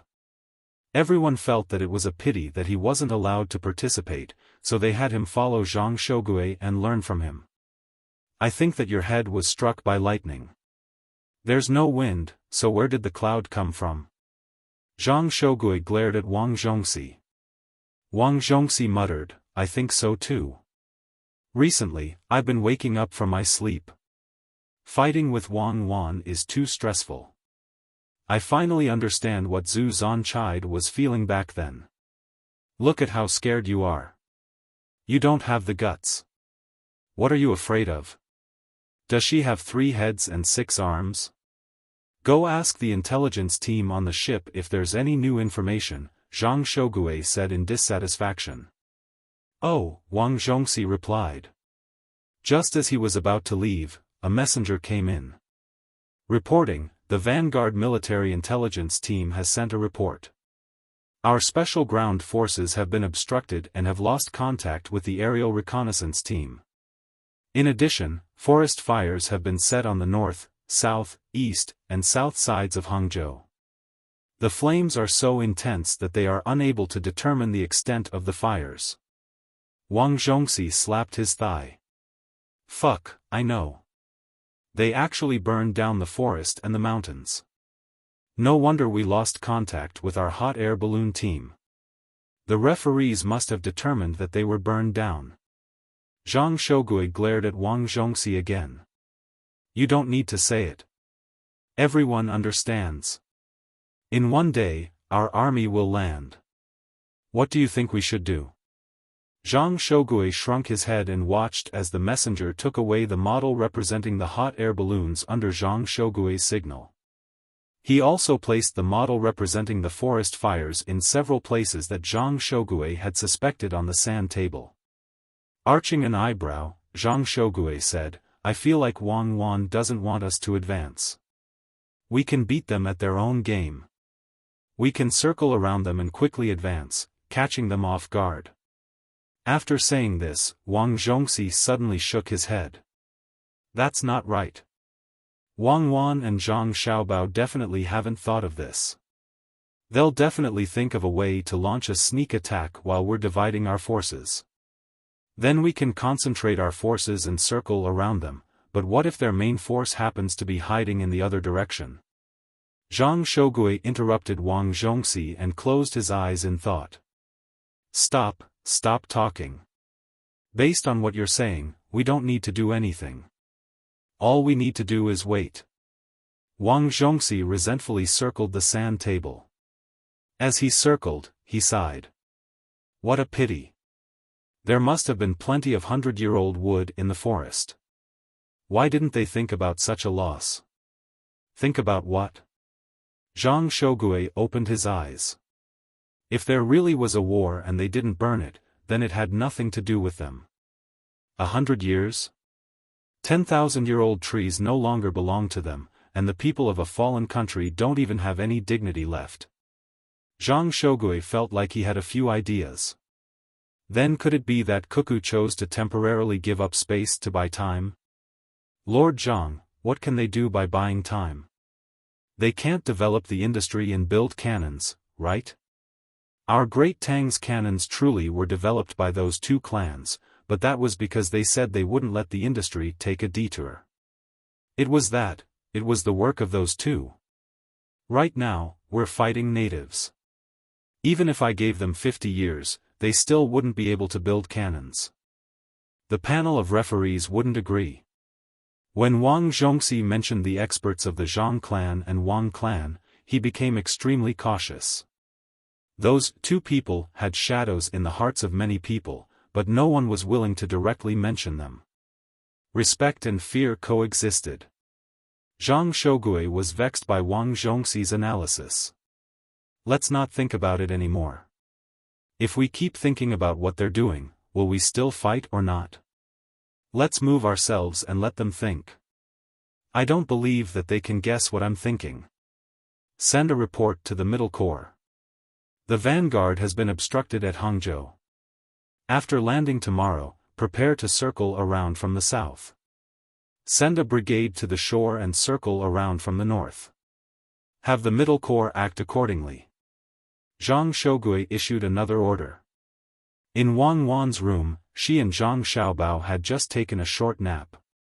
The two of them knew that with the arrival of the enemy vanguard, they would begin to get busy. They needed to conserve their energy in order to deal with an even more intense battle. Using a hot towel to wipe his face, Zhang Xiaobao brought over the booklets with the names of the important generals. As he read, he recalled, and he analyzed, his mouth never idle. Dear Madam, normally speaking, we should use a plan. We should send someone to write a letter to the great Tang to ask for peace, or offer up a lot of things so that the enemy vanguard can come to a designated location to pick them up. We can play a game of sowing discord. What do you think? Don't be so corny. There's an outsider here. Wang Wan rolled her eyes at Zhang Xiaobao. In the room, whether it was the soldiers of the Middle Corps or the messengers in charge of communicating with the central sand table, all of them earnestly busied themselves with their own tasks. The messenger closest to the two of them stubbornly stared at his shoes. They were a pair of tall cloth boots with 1,000 layers of soles. They were dark blue and had dark patterns on the surface, elegant and comfortable. They were from Lu and Xin Air's ready-made clothing store. They could be considered a benefit given to those related to the military examination, so he was looking at them very carefully. Look, no one heard me. Zhang Xiaobao blinked at Wang Wan, then he said to the messenger looking at the shoes, go and ask them if they're allowed to use the strategy of sowing discord I mentioned just now. Understood.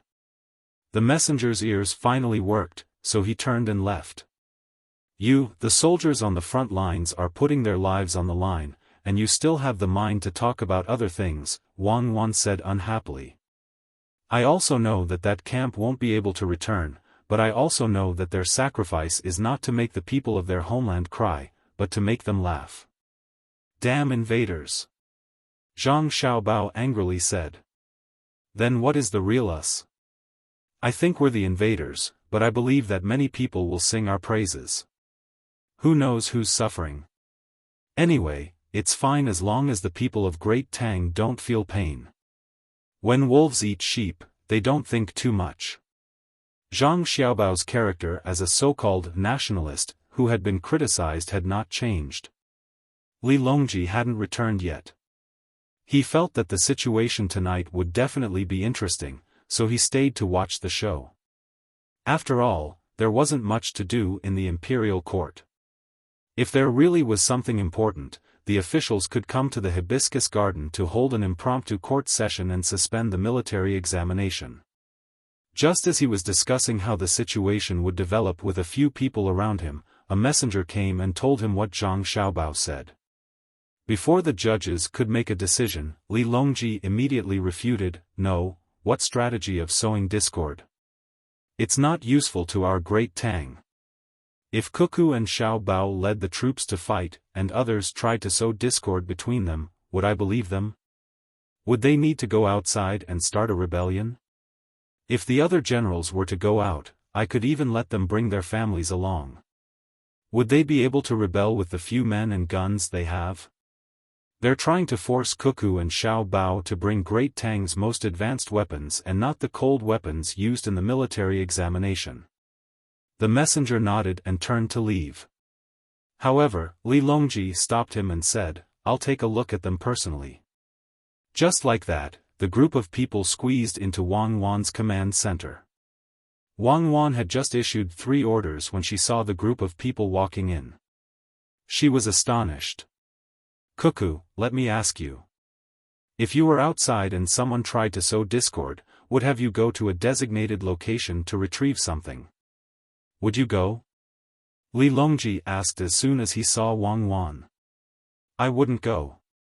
Do you think I'm a fool? When a general is outside, he won't obey the orders of the emperor," Wang Wan replied without hesitation.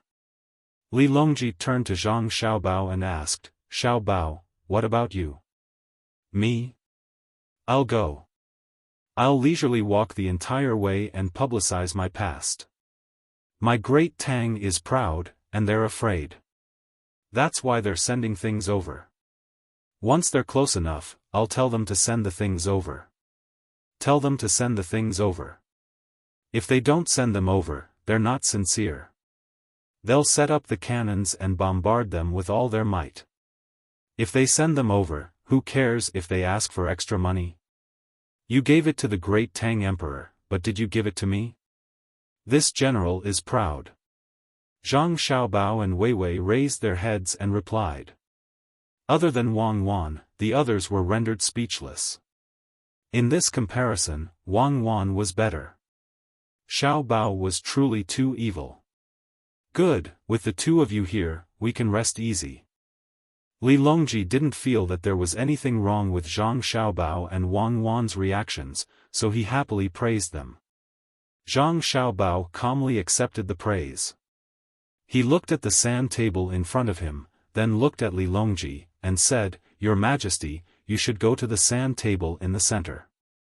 You'll be able to see the overall situation there." "There's no need. We came to chat with you all. We're idle anyway." "Xiao Bao, has Xiao Bei and the others sent any news over the past 2 days? Where are they? They ran out and played so much that they forgot about us." Li Longji waved his hand indifferently and began to ask about Xiao Bei and the others. Zhang Xiaobao felt depressed. "I'm in the middle of a war. You're asking about my younger siblings? You're idle, but I'm busy." Just as he was about to reject and send Li Longji away, he suddenly thought of an idea. He smiled and said to Wang Wan, "Madam, let's talk to His Majesty about Xiao Bei and the others." Wang Wan was very surprised. She was still in the middle of commanding. Chat. That didn't seem right, right? When she saw Zhang Xiaobao's calm smile, she immediately understood. Xiao Bao definitely had a plan.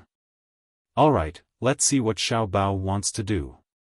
She played along and said, that's fine. I'm also tired. Today's already past. When night comes, even generals need to rest.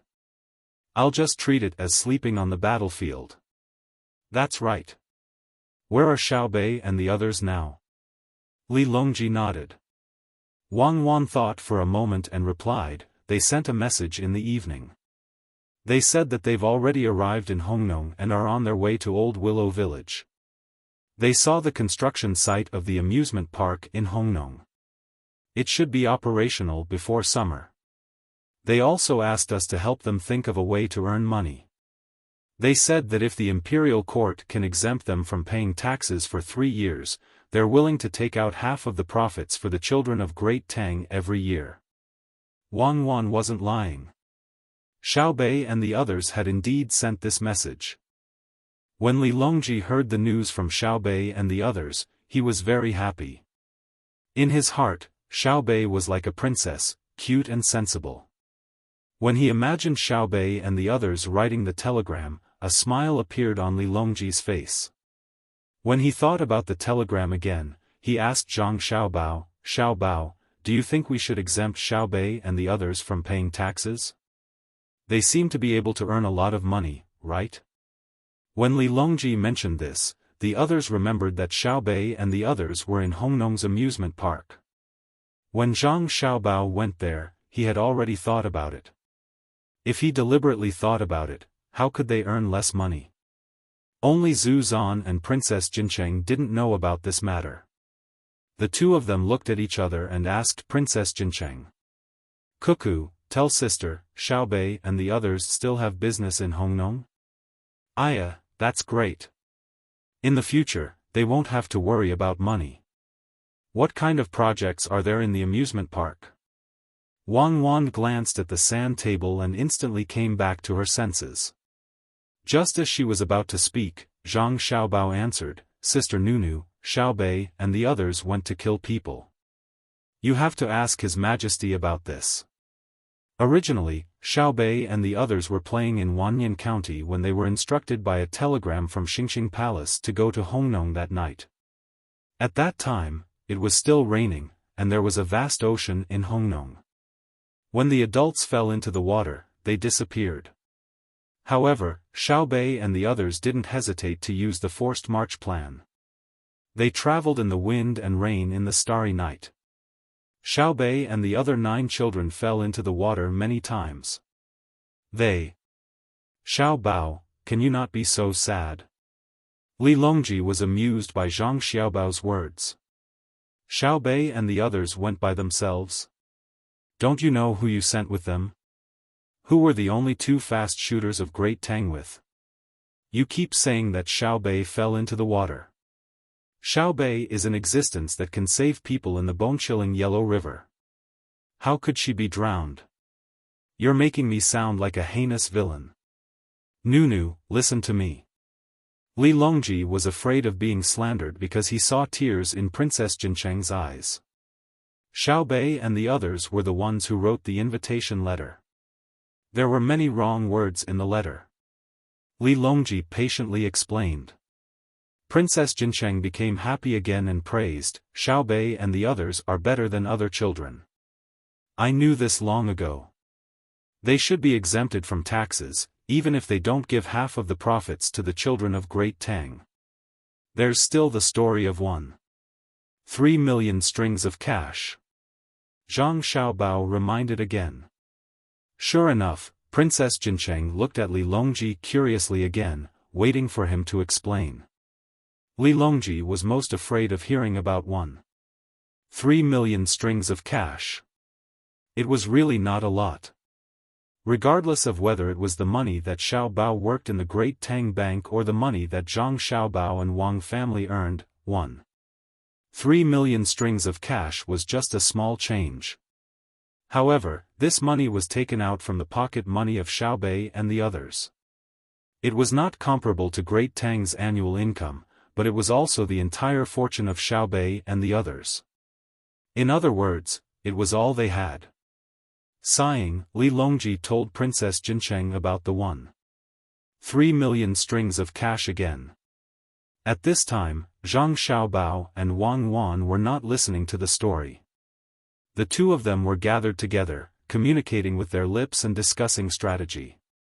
The happiest people were none other than the generals. Li Longji couldn't hide his whereabouts, and since it didn't involve the military selection, they all received the news. It was said that His Majesty went to chat with Cuckoo and Xiaobao. It was a good thing that they had been delayed. It would be best if they could chat for an entire night. Thus, Zhang Shogui, who loved to look for opportunities, excitedly issued an order. All troops, speed up and assemble in Hangzhou. Quickly, increase the power of the steam engines. He also sent a message to the Middle Army, telling them to use this opportunity to immediately send their troops to land and not let them float in the sea. When Yang Xixuan, who was in the Middle Army, heard the news, he felt that something was wrong. Intuition, it was purely intuition. This was because he had never thought that he would be able to defeat Wang Wan in the military selection, even if she used cold weapons. He was thinking that the losses on his side would be smaller and that they would not be captured alive by Wang Wan. As for defeating Wang Wan, what kind of joke was this? The hot weapons tactics that he and the others could use were all leftover from Wang Wan's experiments.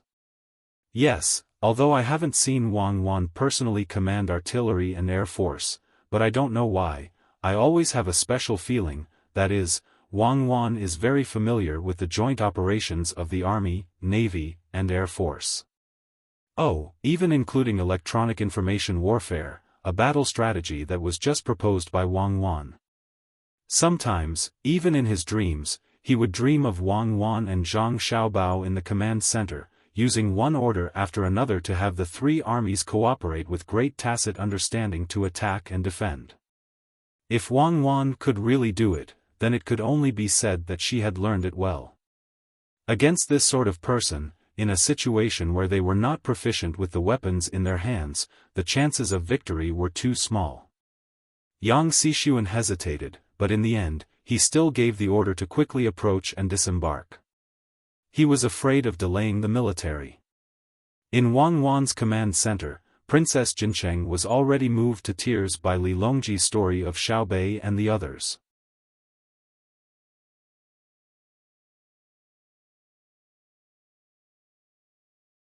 Chapter 996.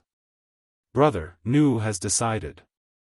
We will wait for Xiaobei and the others to come back and discuss with them about opening the candy house in Lhasa City. We will find the best location in the city for them, and we will not charge them any taxes or housing fees.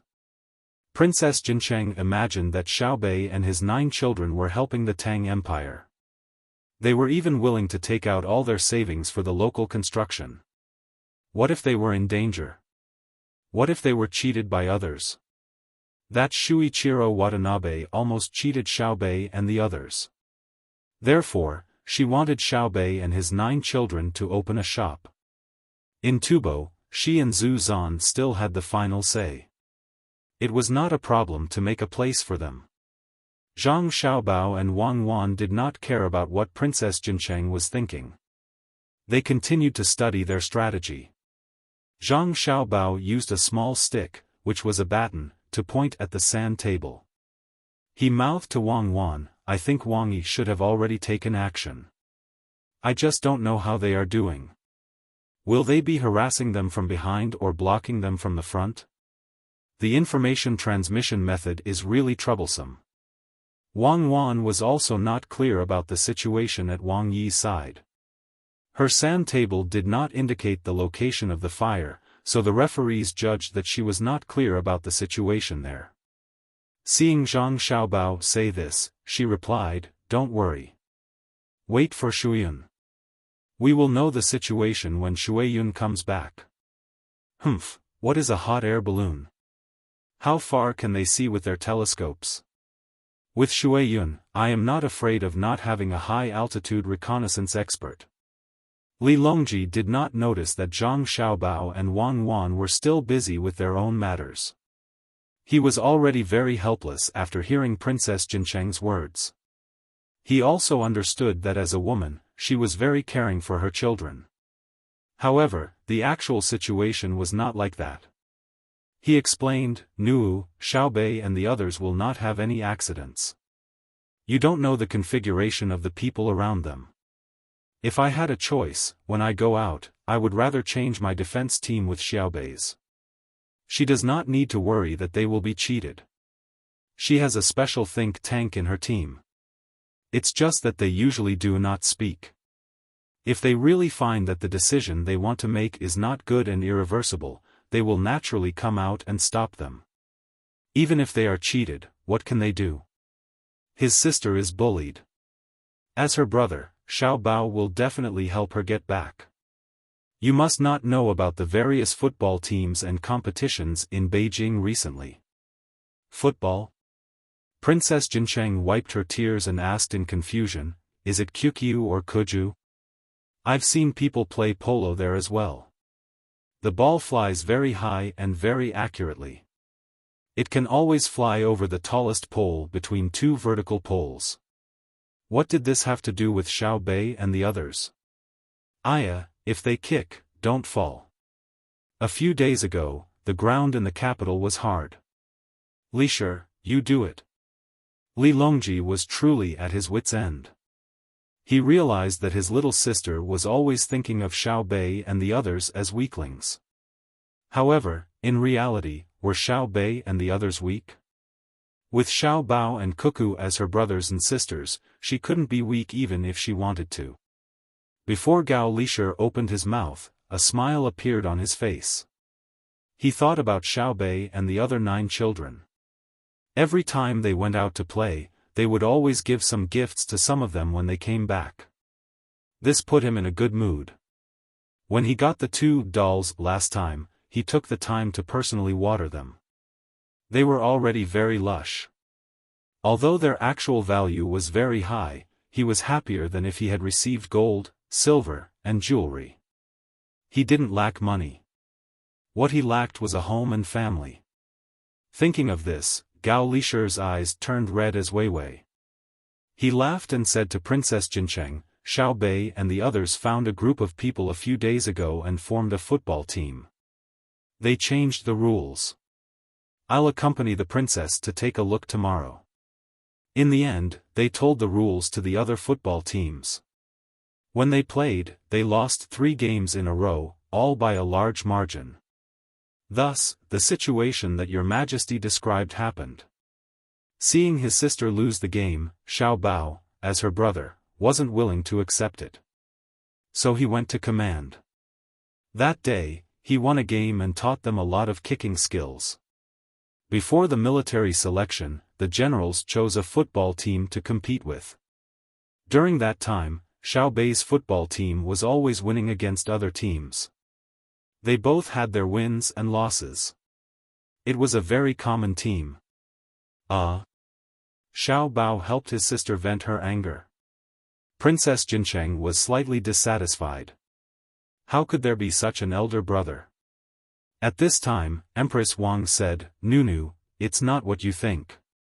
The team that usually competes is a substitute team. They don't receive any training at all. When they play against the 10,000 generals team, the main team will be sent out. You definitely won't be able to guess the result." 29-0, the 10,000 generals team didn't score a single goal. Until today, the 10,000 generals team has won 5 games in a row and hasn't lost a single goal. They have scored more than 20 goals in every game. So, you don't have to worry about Xiao Bei and the others being bullied. Their brother is there. Princess Jincheng was happy. At the same time, she was curious. New rules? Xiao Bao is so good. He still has time to play football? I must go and take a look tomorrow. Zhu Zan was also curious, but he was thinking more about how Xiao Bao and Cuckoo learned. When the 2 of them were together, they were practically all-rounders. That's right.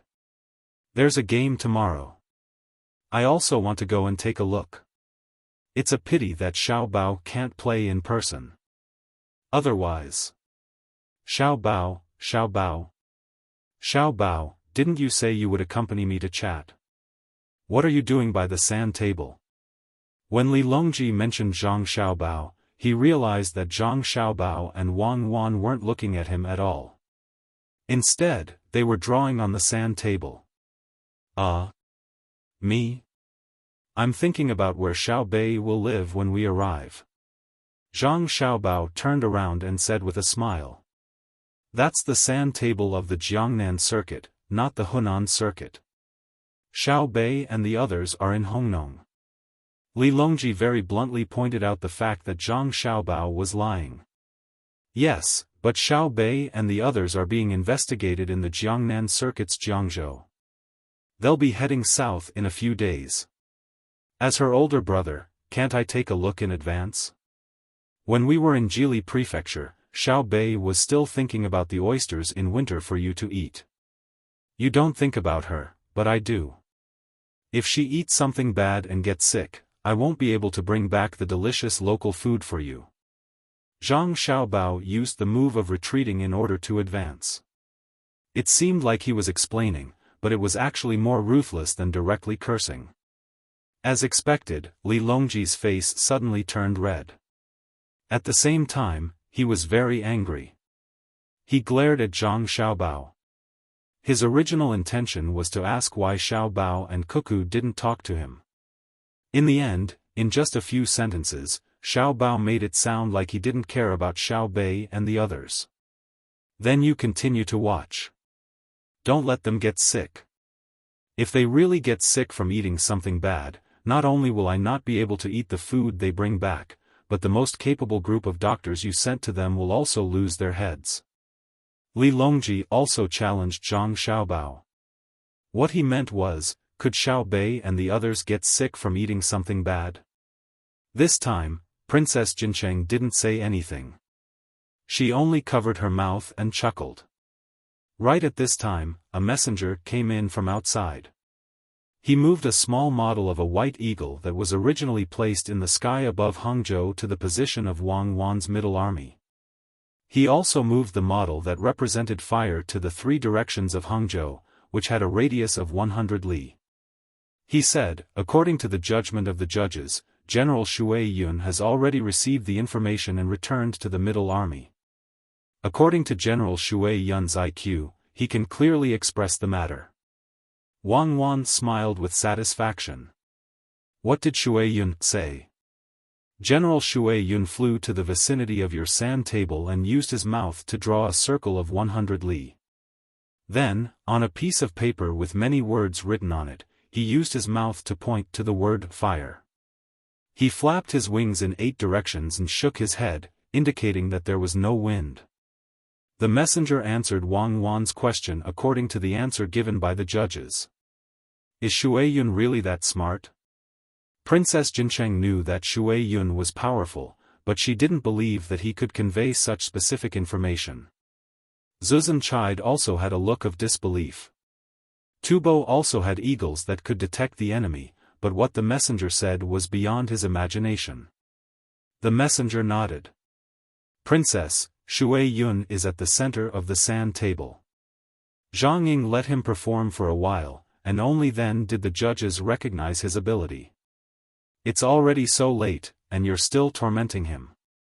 His child is about to learn to fly. Well, call him over. Do you want me to go there? Zhang Xiaobao was very unhappy that the judges deliberately called Shui Yun here for the sake of judgment. Shui Yun was indeed an eagle, but more often than not, he and the others treated Shui Yun as a human.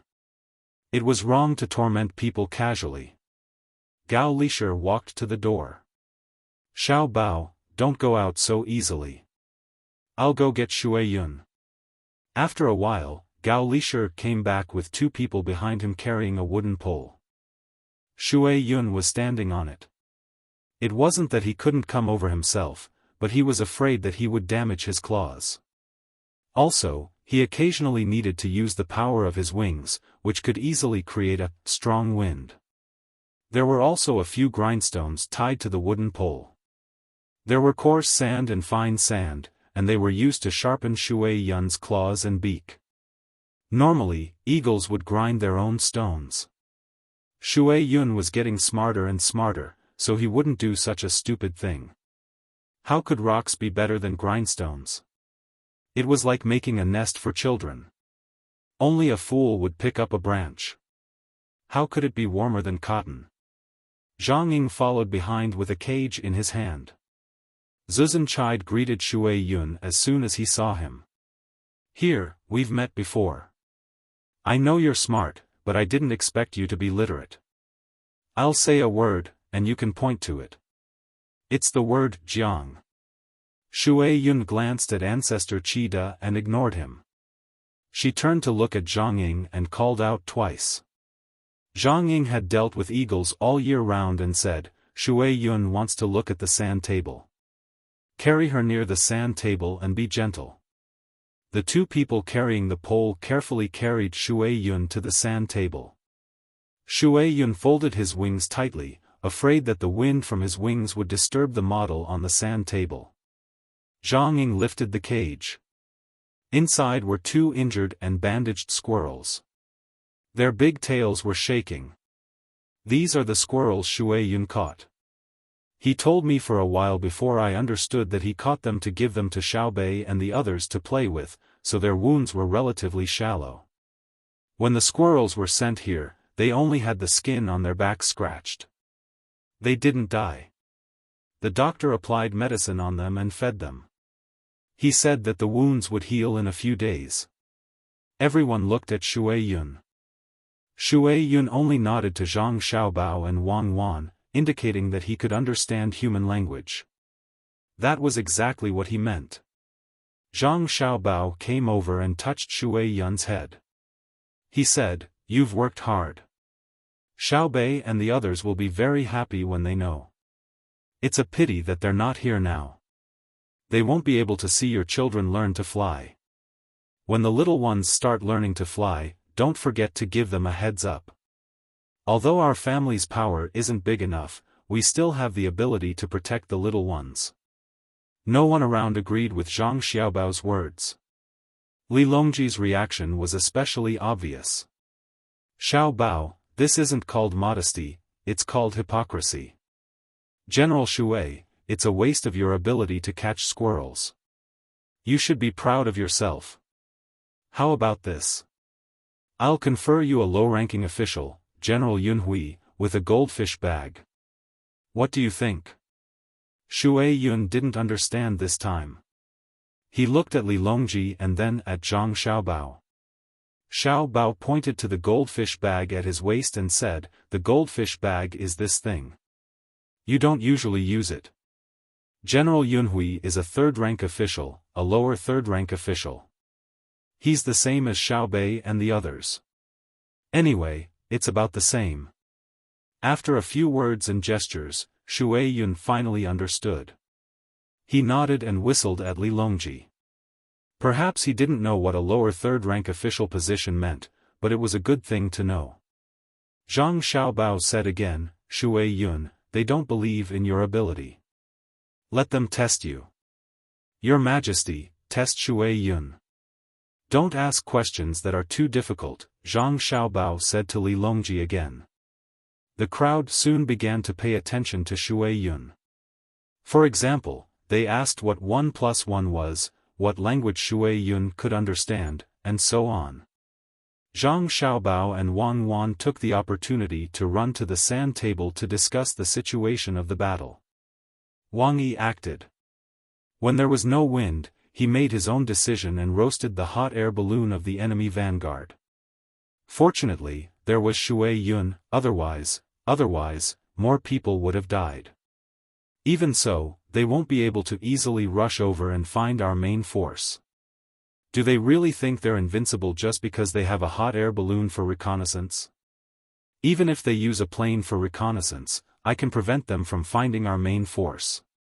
Wang Yi did a good job. I hope they can stall for more time. War is like this. You know that the troops left behind will die, but you have to make a decision. Wang Wan's words made one feel helpless, but her expression remained resolute. A marshal could not be weak, or else the soldiers would have sacrificed themselves in vain. Even if she had to grit her teeth, she had to cut her own flesh. Zhang Xiaobao used his baton to point at the burning area. A mountain fire can't be extinguished just because you say so, especially in an autumn environment. The vanguard can only make two choices. The first is to stay put and wait for the army behind them to arrive. Wang Wan continued, the second is to take a risk and charge forward, demonstrating the value of the vanguard. We already know that the vanguard of the enemy is Zhang Shogui. Who told him to run over to the sand table and make a ruckus? He saved us the trouble of analyzing the path and method of the vanguard. After Wang Wan finished speaking, she turned to Zhang Xiaobao. Zhang Xiaobao pondered for a few moments, then said, Zhang Shogui's personality is rather easy to grasp. In my judgment, he won't split his army into two groups and advance side by side to circle around the burning mountain region. He'll concentrate his army on one path and then snake forward, bringing in aerial reconnaissance units from the central army. Yes, I estimate that his hot air balloon unit will be completely wiped out. I don't believe that they'll temporarily adjust the ratio of the various groups in the army structure you've been teaching them. One reason is that they're used to fighting according to the army structure you've taught them, and the other reason is that they were tormented so badly that night that they couldn't gather together to discuss the changes and come to a consensus. When Zhang Xiaobao said this, he did not use lip language, speaking directly. Li Longji and the others were conversing with Shui Yun, but when they heard Zhang Xiaobao's words, they immediately fell silent and listened to Zhang Xiaobao's analysis. Wang Wan didn't care. Right now, she and Xiaobao were discussing war. She was confident that even if Li Longji wasn't satisfied and wanted the two of them to chat with him, she could directly refuse. Thus, she said, based on the intelligence we've gathered over the past few days, Zhang Shogui is an opportunist. He has enough offense, but not enough defense. My guess is that he'll send a small group to advance from another path and then use the telegraph to quickly transmit information. Does he really think that he's invincible just because he has a radio station? With every advantage, there's always a disadvantage. Let Shuiyun rest. Otherwise, if they lose, they'll think that they lost because of Shuiyun and won't accept it. This time, I'll let them know that rapid transmission of information can also be used by the enemy. Li Longji and the others were watching. When they suddenly saw Wang Wan point her baton at the location of Mount Huangshan and heard Wang Wan's words, they suddenly felt that the generals were about to face an extremely difficult test. Zhang Xiaobao didn't pay attention to the others. Looking at the location Wang Wan pointed at, he nodded. Okay. If we eat up the enemy's main vanguard at Mount Huangshan, we'll probably have to sacrifice at least 10,000 people. You're planning to use the sparrow tactic to set up a path, using the enemy's advanced intelligence network to confuse and mobilize the enemy's main force. Then the soldiers we'll send down will have to fight on their own. The enemy's artillery fire is still very fierce, and my logistics won't be able to keep up. When Wang Wan heard Zhang Xiaobao's analysis, she chuckled. How could that be? Why would their artillery fire be so fierce? Do they think that artillery shells are sesame seeds? If they put them in their pockets, they'll have a whole bunch. I want to see how Zhang Shogui will judge if I give them a field of fire. At this point, Wang Wan turned to the messenger and said, "Orders." The scouts of the Central Army are to act as messengers and use the fastest speed to pass down the new orders. The commanders of the scout teams are to gather the Central Army for a meeting. Soon, all the commanders of the Central Army scout teams were present. They ignored Li Longji and the others, treating them as if they didn't exist. All of them were looking at Wang Wan. Orders. Send the orders to the other units. Each unit is to divide into 100-man teams. Pay attention to concealment and scatter to lure the enemy. With Hangzhou as the central line from east to west, carry out a serpentine movement. If you discover a small group of enemy troops north of the central line, work with the nearby friendly units to surround and annihilate them. If you discover a small group of enemy troops south of the central line, there's no need to engage them. Quickly retreat and force your way out of the enemy's line of sight. You're not allowed to merge with other units. If the enemy pursues you, continue to scatter and fight on your own. If you hide in the forest, set fire to the forest. The goal is to lure the enemy's main force to the foot of Mount Huangshan. Logistics commanders, listen up. After Wang Wan finished arranging the messengers, she continued to talk about logistics. Zhang Xiaobao gave a clean military salute and said, Chief Logistics Commander Zhang Xiaobao has arrived. Zhang Xiaobao, I order your troops to supply our main forces with bows and arrows without delay. Wang Wan was not Zhang Xiaobao's wife at this moment, but a real commander. Zhang Xiaobao also didn't treat Wang Wan as his wife. He said seriously, Zhang Xiaobao accepts the order. Messengers, pass on my order. Dispatch messengers from the logistics camp. Dispatch messengers to each division as soon as possible. Contents: in the logistics camp, except for the 1st and 2nd Independent Brigades, the ambush troops will not move. The logistics and supply team of the 1st Logistics Division, 1st Logistics Division, 1st and 4th Brigades, 2nd Division, 1st and 2nd Brigade, 1st and 2nd Regiment, 3rd Division, 1st and 3rd Regiment, 1st and 3rd Regiment, 4th Division, 2nd Brigade, 1st and 2nd Regiment, 1st and 3rd Regiment, 4th Division, 2nd Brigade, 1st and 3rd Regiment, 3rd Division, 2nd Brigade, 1st and 2nd Regiment, 4th Division, 3rd and 4th Independent Battalions, 4th Division, 3rd and 4th Independent Battalions, all will move at the same time. Gather all 20,000 troops, bring food and long-range weapon supplies, and quickly deliver them to Mount Huangshan. The other two ND Division's 3rd Brigade, the 2nd Brigade of the 4th Brigade, the 3rd Regiment of the 2nd Brigade of the 3rd Division, the 2nd Regiment of the 1st Brigade of the 4th Division, the 5th Regiment of the 1st Independent Regiment of the 1st Brigade of the 1st Division and the 5th Regiment of the 1st Independent Regiment of the 1st Brigade of the 1st Division.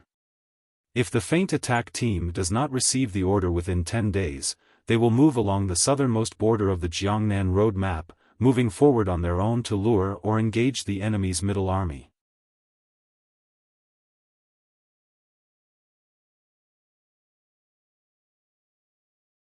Chapter 997. Upon hearing Zhang Xiaobao's order, Li Longji and the others finally realized that while it was true that Zhang Xiaobao did not participate in military matters, this did not mean that he did not understand military strategy. That's right. Back then, Xiaobao was the one in command of the logistics camp in Izhou. He made it so that the vanguard didn't have to worry about the terrain or the weather, allowing them to move unimpeded. Who said that logistics couldn't provide support? Who said that the rear guard had to be on the other side of the field? Goalkeepers also have times when they can assist. When Li Longji heard Zhang Xiaobao's order to attack, he finally understood. When the Great Tang attacked Tibet, the first to display its ability was the logistics camp in Izhou. Just because they did not display their abilities did not mean that they did not know how to fight. The vanguard of the generals, Zhang Shogui, still did not know that Zhang Xiaobao had pushed the logistics camp forward and feigned an attack to confuse him. He was still staring at the sand table, enduring the immense pressure.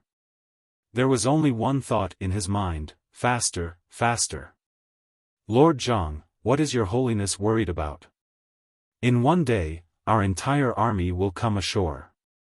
At that time, our guns and cannons will fire. I don't believe that they will be able to resist. Wang Zhongxi had also heard that the emperor had come to Zhang Xiaobao and Wang Wan's room to chat. He believed that his chance had come, but when he saw Zhang Shogui's brow furrowed, he tried to persuade him. You don't know. Things aren't as simple as you think. Since Wang Wan arranged for people to light the fire, she definitely has a rough idea of what we might do. I have to take advantage of the fact that they aren't well informed to move faster so that they won't be able to react in time. Zhang Shougui pointed his baton at the location of the fire on the sand table as he spoke. Wang Zhongxi also found a baton and pointed it at a model of the river next to Hangzhou. Then wouldn't it be better if we didn't get off the ship and just went against the current to Zhejiang? That way, our gunboats would be able to use them. You're dreaming. You can think of using a ship, so how could Wang Wan and the others not? If we stop in the middle of the sea, we'll have a chance to escape when the fleet is suddenly attacked and run to Zhejiang. How wide is that river? When the time comes, they will put down a lot of sharp logs upstream, or use fire ships to attack from upstream. Where will we hide? We still have a lot of supplies on board, but they'll all be gone by then. Zhang Shougui used his baton to draw a line across the Zhejiang River, effectively rejecting this suggestion. Wang Zhongxi opened his mouth, wanting to say something, but in the end, he held himself back. He walked to the side and sat on a chair. He leaned his head back, intending to rest. These past few days had been tiring for him, and he hadn't had a good night's sleep. Now that the battle was about to begin, he could finally relax. They were not afraid that they could not win, but they could not find them previously. Although their own team had been tricked and lost all of their vanguards and hot air balloon troops, they had finally met someone. They could do whatever they wanted in the future and would not have to worry about finding them anymore. While this was what Wang Zhongxi was thinking, Zhang Shougui was thinking from a different angle. He circled the sand table twice and softly muttered, "Is this Wang Wan's vanguard, or is this a scout?" If it was a scout, they would have either run away or been burned to death. After muttering to himself, he opened up the map. This map was much more detailed, unlike the sand table in front of him. Due to the small number of maps that had been made, a batch had been made at the last minute, so the quality could not compare to the earlier ones. Upon looking at the map, Zhang Shougui once more narrowed his eyes and muttered, "If it's a vanguard, where would Wang Wan's main force be? They don't have good information, and they don't have telescopes for reconnaissance, so, not good." As Zhang Shougui spoke, he suddenly shouted, waking Wang Zhongxi from his sleep. Wang Zhongxi placed a hand on his chest and looked over in confusion. "Lord Zhang, what happened? Do you know that our army is in danger?" Wang Zhongxi could only get down from his chair and return to the sand table. He looked at Zhang Shougui and waited for his explanation. Zhang Shougui gravely nodded. "That's right. We ran into a very troublesome situation. Only then did I remember that they have hawks. Other hawks might be bad at delivering information, but the water cloud will definitely be acknowledged by the referees. If that water cloud flies 10,000 meters into the air, it can see our layout from very high up in the sky. Won't it tell Zhang Xiaobao and Wang Wan when it gets back? You agree with this theory, right?" As he spoke, sweat began to drip down Zhang Shougui's forehead. He had no idea how much Wang Wan had learned about the situation on his side through the water cloud. Wang Zhongxi and the other officers in the vanguard also sensed the threat from the sky. Some of them even raised their heads to look up. There was a canopy above, so there was naturally no water cloud, and the water cloud did not need to actually fly. Then what do we do? Our every move is probably under the control of Wang Wan and Zhang Xiaobao. There's no way we can fight this battle. That hawk flies so high that we can't shoot it down with our guns. It can see us, but we know nothing about it. In other words, Wang Wan can make arrangements according to our arrangements at any time." When Wang Zhongxi thought about the water cloud, he felt very helpless. If he had known that this would happen, he would have never allowed Wang Wan and Zhang Xiaobao to carry the water cloud. Just as everyone in the room was feeling troubled by Shui Yun's existence, a messenger came in from outside and said to Wang Zhongxi and the others, "His Majesty said that from now on, General Shui Yun will become a normal eagle and won't be as smart as the real him." "Really? Did Zhang Xiaobao and Wang Wan agree? Wang Zhongxi excitedly asked, and he heard that the water cloud would not be used. It was Zhang Xiaobao and Wang Wan who proposed not to use the water cloud. They said that using the water cloud would be bullying you, the messenger replied. After saying this, he left, leaving the officers in the room looking at each other in dismay. They're looking down on us. Wang Zhongxi was clearly very dissatisfied that he had been looked down on. Zhang Shogui was neither happy nor angry. With a calm expression, he said, "It seems that Wang Wan wants to move against us, or else she wouldn't have specifically mentioned the water cloud." When the other generals heard this, they all nodded in agreement. If Wang Wan continued to hide, the water cloud wouldn't be too important to others. It was impossible for 100,000 people to hide without leaving a single trace. But now, Wang Wan had emphasized the water cloud, which meant that she had already made arrangements. The battle was about to begin, and they were worried that with the water cloud's existence, they would not be able to display their abilities. Although this was a military examination for Wang Wan, wasn't it also a sort of test for the officers? With this thought in mind, the officers calmed down and became more serious. They reckoned that after this competition, someone would judge them. If they performed poorly in this military examination, their positions might be changed. If the emperor really promoted him from a 4th-grade official to a 6th-grade official, it would not only be a difference of 2 grades, but also the salary and the land at home. Of course, the gifts given by the Zhang family and the Wang family would also be gone. They would only give gifts to the officials who could attend the imperial court. Wang Zhongxi thought of this and decided not to rest. He stood next to the sand table and pondered, muttering to himself as he pondered. This matter is troublesome. If I don't perform well in this military examination, will I be kicked out of the academy? Then my benefits will be gone.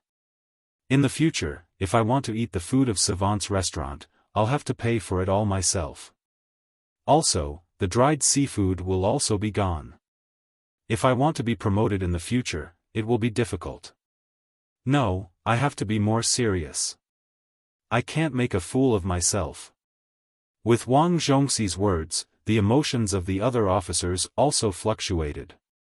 Just now, they had only had this thought. Now that they heard someone directly describe the problem, it would be a lie to say that they didn't feel pressured. Very soon, this news spread to the various rooms, allowing everyone to understand that the water cloud had become stupid.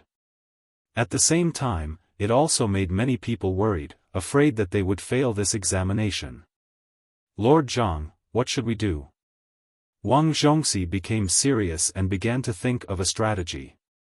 Zhang Shogui watched as the model of the ship that represented their team was slowly moved by messengers on the sea. He was very anxious. He wished that he could just take the model and place it at the port of Hangzhou. That way, he could immediately give the next order. But now, he had to wait. He had to wait at least 6 hours for the model of the ship to reach the location he needed. This was the most painful matter. Who knew what kind of arrangements Wang Wan had made? Hearing someone ask, Zhang Shogui lowered his head and carefully looked at the sand table. Suddenly, he pointed at the sand table and said, "This is Mount Huangshan, and this is Mount Linli. There are 2 mountains. If I were Wang Wan, I would arrange for the soldiers to hide here. Mount Huangshan is high and steep." After saying this, without waiting for others to express their opinion, Zhang Shogui shook his head again. No, if that was the case, the enemy wouldn't even need to attack Mount Huangshan. They could just send the hot air balloon troops and drop bombs. The other troops could then surround them. Wouldn't that be forcing them to their deaths? Wang Wan is definitely not that stupid. Otherwise, she would have been caught in Tubo.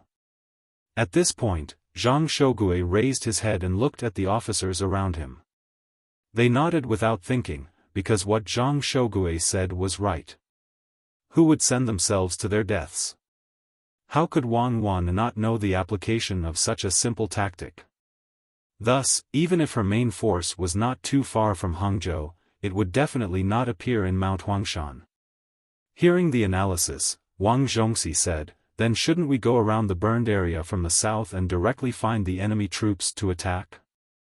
After all, in the mountains, our cannons won't be easy to transport and will move very slowly." "No, we won't go from the south, we'll go from the north. I know that the cannons won't be easy to transport, but we still have to go from the north. We'll have the 1st Brigade go from the south and increase our momentum to confuse the enemy. The main force of our vanguard is 15,000 people. When we move forward, we have to snake our way forward, not directly. It's best if we can capture all of their scouts so that they can't transmit any information. After that, we'll go all the way to Mount Huangshan and wait for the Middle Army to send us the follow-up supplies." Zhang Shougue really did as Zhang Xiaobao had analyzed. He had chosen to snake forward without the slightest error. But while others might not understand, Wang Zhongxi was very confused. He asked, "General Zhang, why must we go to Mount Huangshan and snake forward?" Zhang Shougue gave a self-satisfied smile and said, "Snake forward can make it difficult for the enemy to determine if we are the main force or not. Even if the enemy scouts are hiding, they will worry that we have surrounded them. The scouts won't be able to see how we snake forward, but that our troops are moving back and forth from the north to the south. This way, they will think that we haven't discovered their main force and are currently searching for them. Since it's a search, it naturally won't be the main force. And our path forward is also toward Mount Huangshan. Do you think that Wang Wan will think of a way to eat up this portion of our troops?" When she lectured us, she said that besides achieving the true strategic objective, what is even more important is constantly wiping out the enemy's strength. She said that we can't just give up on a tactical arrangement because the enemy has too few people. We have to persevere and find a way to obtain small victories. When these small victories are gathered together, they will become a great victory. When the generals heard this, they felt that it was very reasonable and nodded once more.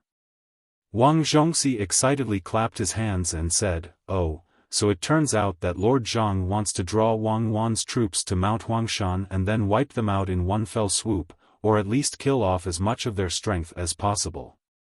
I think this plan is feasible, because Wang Wan uses cold weapons. If she wants to directly clash with us, let alone 100,000, even 1 million wouldn't be enough to kill us. So she can only think of a way to scatter our troops and then concentrate her superior forces, slowly using numbers to win. I'll go and arrange it now. Not only do we need to snake forward, we also need to tell the soldiers that when we advance, we need to loudly announce that we are going to Mount Huangshan to rest and reorganize, and that the mission of searching for the enemy must be completed." After saying this, Wang Zhongxi really did go to find a messenger to give the order. The rest of the generals also continued to look at the sand table, especially the area around Mount Huangshan. They imagined that Wang Wan's troops would be fooled and then completely wiped out at the foot of Mount Huangshan. Cui Shi was one of them. When he looked at the sand table, the more he looked, the more he felt that victory was in sight. This time, even if they couldn't completely wipe out Wang Wan's 100,000 troops, they would be able to wipe out the troops she sent, which had a great advantage in terms of numbers. Looking at the model representing Mount Huangshan, Cui Shi echoed and said, "I know why Lord Zhang wants to come to Mount Huangshan. Although the road is not easy to walk on, once we reach Mount Huangshan, we can set up the cannons and attack from above. At the same time, even if we don't have the hot air balloon brigade, we don't need to wait for the Central Army to send them over. We still have the glider wing brigade. Jumping down from the mountain is much easier than jumping down from the mast. I don't believe that the referees will be able to say that Mount Huangshan is windless." Correct, precisely so. Perhaps many people think that sending an army to Mount Huangshan isn't a good idea, but it's precisely because other people think this way that Wang Wan and Zhang Xiaobao also think the same way. They know that it won't be easy for my main force to go to Mount Huangshan, so they must have sent a small force. So this is our chance. As long as we win this battle, we won't need to be on edge, and we can also let the Central Army, the Rear Army, and the logistics officers relax. As Zhang Shogui spoke, he let out a long sigh of relief. He had truly been tormenting these last few days, and now he needed a victory to raise morale. To be more precise, it was to allow his generals to relax so that they could perform better. Zhang Shogui had only spoken of this plan in the vanguard's room. He didn't have a concrete plan, so he couldn't tell the Central Army for the time being. Just as he had expected, Yang Xishuan in the Central Army had been receiving non-stop reports from the vanguard for the last few days. Other than not being able to find the vanguard, they just couldn't find the vanguard. Just as they were about to make contact with the vanguard's hot air balloon brigade was shot down. They hadn't even seen the vanguard, but the vanguard had already been lost. The entire army was under immense pressure. Yang Xishuan had also received news that the vanguard would be able to reach Hangzhou tomorrow. At the same time, he ordered the Central Army to hurry over as quickly as possible. One reason was to continue using the 5,000 soldiers as bait, and the other was to work with the vanguard as quickly as possible to open up the situation. When he thought of the current situation, Yang Xishuan didn't even have the mood to eat. He looked at the egg-fried rice and soup that the kitchen had brought over, as well as a few plates of pickled vegetables. Several times, he wanted to pick up his chopsticks to eat, but he stopped every time. He said to the person in charge of taking care of them, "Take them away first. I can't eat them. Do you have cucumbers? Wash one for me. I'm grinding my teeth." The person quickly went to wash the cucumbers and brought them back. After taking a bite of the cucumbers, Yang Xishuan endured the pain of waiting for the vanguard to reach the shore. He said to the other generals, "If the vanguard fights with Wang Wan, we have to be very careful, because Wang Wan is definitely someone who likes to command battles on multiple fronts. If we are careless and think that she can't find the time to send people to scheme against us, then we are gravely mistaken. I think she even wants us to think this way." There were also many generals in the room where Yang Xishuan was. They all listened carefully, and at the same time, they continuously passed down orders to command their own part of the fleet. Yang Xishuan continued, "What I want to know the most right now is where Wang Wan's troops are hiding? And what methods do they have to use cold weapons against hot weapons? Since we haven't docked yet, you should all think about it. If it were you, and you were asked to use cold weapons to face the cannons and guns, what would you do to minimize your losses while ensuring the effectiveness of your attacks?" "Sir Yang, I thought of something." Someone stood out from the crowd in the room. It seemed that he had considered this question before. He said, "It's actually very simple.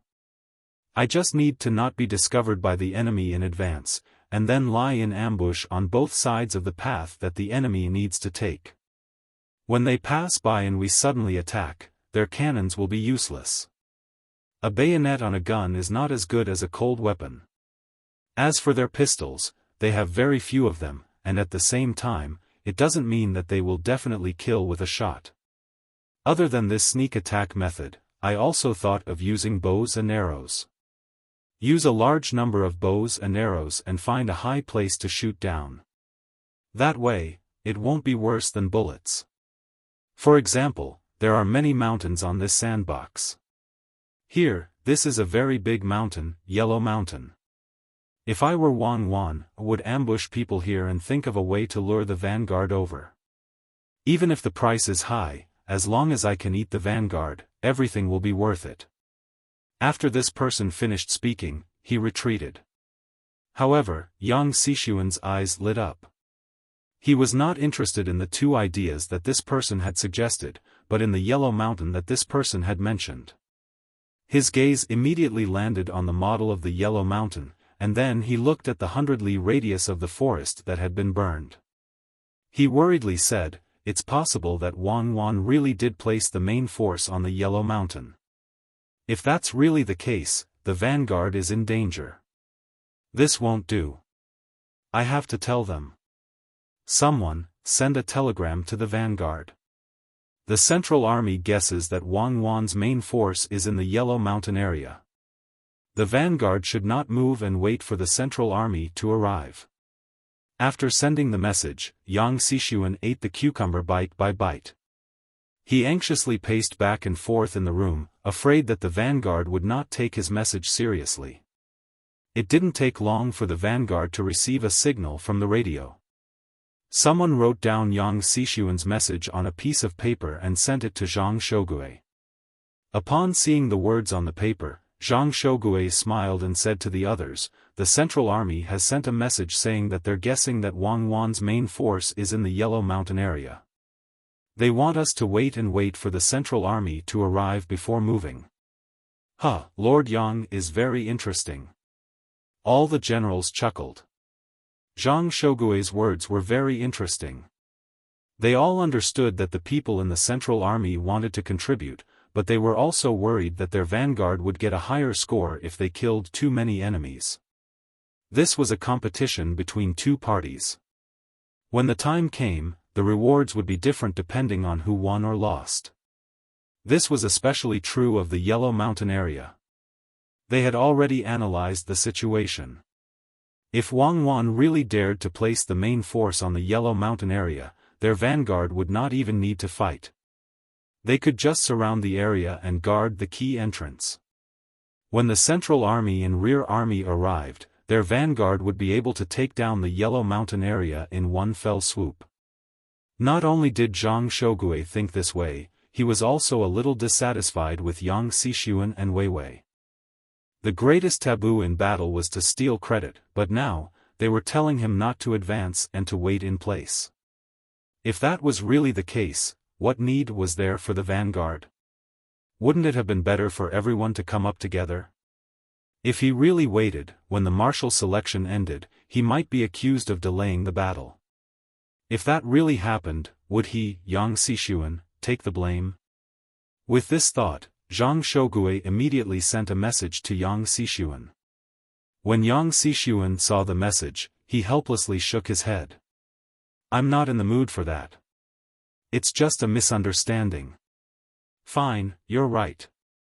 If Wang Wan really is on the Yellow Mountain, then the vanguard just needs to guard the key entrances and exits and not let the main force come out. Once we reach the place, we can attack together. Naturally, we can eliminate Wang Wan. Going by that logic, it's not wrong. Wang Wan probably also understands this principle, so she won't run to the Yellow Mountain." After analyzing the situation, Yang Xixuan regretted sending this message to the vanguard. He shouldn't have made them suspect that he was trying to steal credit from them. Why bother? But he also knew that his explanation was useless. The other party wouldn't believe him. Handing the report to a general beside him, Yang Xixuan said, "Pass it around. Then think about where Wang Wan is most likely to be." When everyone saw the message, it was the person who had suggested the idea. At this time, he spoke again. "I feel that Wang Wan had people light up the mountain because she wants to delay our attack. They need to set up a huge trap to trap us when the time comes. For example, if they empty a mountain or block a river, when we see that the river is shallow and halfway across, they will release the water. The people who cross will panic and lose a lot of their fighting strength. Those who don't cross will be naked on the other side of the river. In reality, this has a huge impact on the morale of the army. The judges will definitely make this judgment. Thus, Wang Wan needs to buy as much time as possible. I think she's no longer on the Jiangnan East Road, but on the Jiangnan West Road. We need to speed up and catch up." Yang Xixuan nodded and felt that it made sense. It was normal for Wang Wan to do something illogical. When they were fighting Tubo, didn't they do the same thing in the village? That's right. Digging a tunnel can help us avoid detection from above. Furthermore, if we dig a tunnel ahead of time and make the longest tunnel out of the night watchman's field of vision, they can wait for our people to arrive at that place and launch a sneak attack at night. It seemed that they didn't know when they would set up camp and where they would choose, but those who knew that the place to set up camp was similar. If Wang Wan and the others used a portion of their troops to delay or attract their troops, then it would affect the speed of their troops. When they needed to rest, their troops would be able to reach the place where Wang Wan and the others had dug a tunnel in advance. Then, it would be easy for them to be ambushed at night. Yes, yes. This is very important. We can use a tunnel. I have to tell the vanguard in case they fall for it. Yang Xishuan rubbed his hands excitedly and was about to send a message to the vanguard when he suddenly remembered that he had sent a message just now. In the end, it made both sides unhappy. This time, it seemed that he shouldn't be so meddlesome. Yang Xishuan stopped calling for a messenger to send the message and said to the generals around him, "After we get ashore, no matter where we go, we have to investigate under our feet clearly. Especially under the stove in the house. See if there are any tunnels, wells, withered trees, etc." Everyone nodded. They felt that every bush and tree was an enemy. They hadn't even met Wang Wan's troops and they were already scared by themselves. Yang Xishuan also realized this problem. He didn't have a plan in mind. Who could he blame? If there was anyone to blame, it was Wang Wan who was always lecturing them. When she was teaching, she was really unscrupulous. So when he faced her today, he would definitely think of the situation during her lecture and use that to analyze what kind of methods she would use. At this time, another person also spoke up. "I think that Wang Wan has another choice, and that is to use their commoners to disguise themselves as soldiers to confuse us, while their main forces will circle around the vanguard and catch us off guard. They might even go around the vanguard to attack the rear camp and go around the rear camp to attack the supply team. What we need to do is to increase our surveillance. We can't let them pass by us and cause trouble for our allies." Yang Xishuan nodded lightly and didn't make any comments. He realized that if they responded according to everyone's thoughts, not to mention 100,000 people, even 1,000,000 people wouldn't be able to do it. Thus, he decided not to think about it blindly. It was better to send them ashore as soon as possible. At this time, compared to the confusion of the generals who felt that anything was possible, Zhang Xiaobao and Wang Wan were much more relaxed. Their strategy was very clear. As for how the enemy would choose their route and method, the two of them weren't very worried.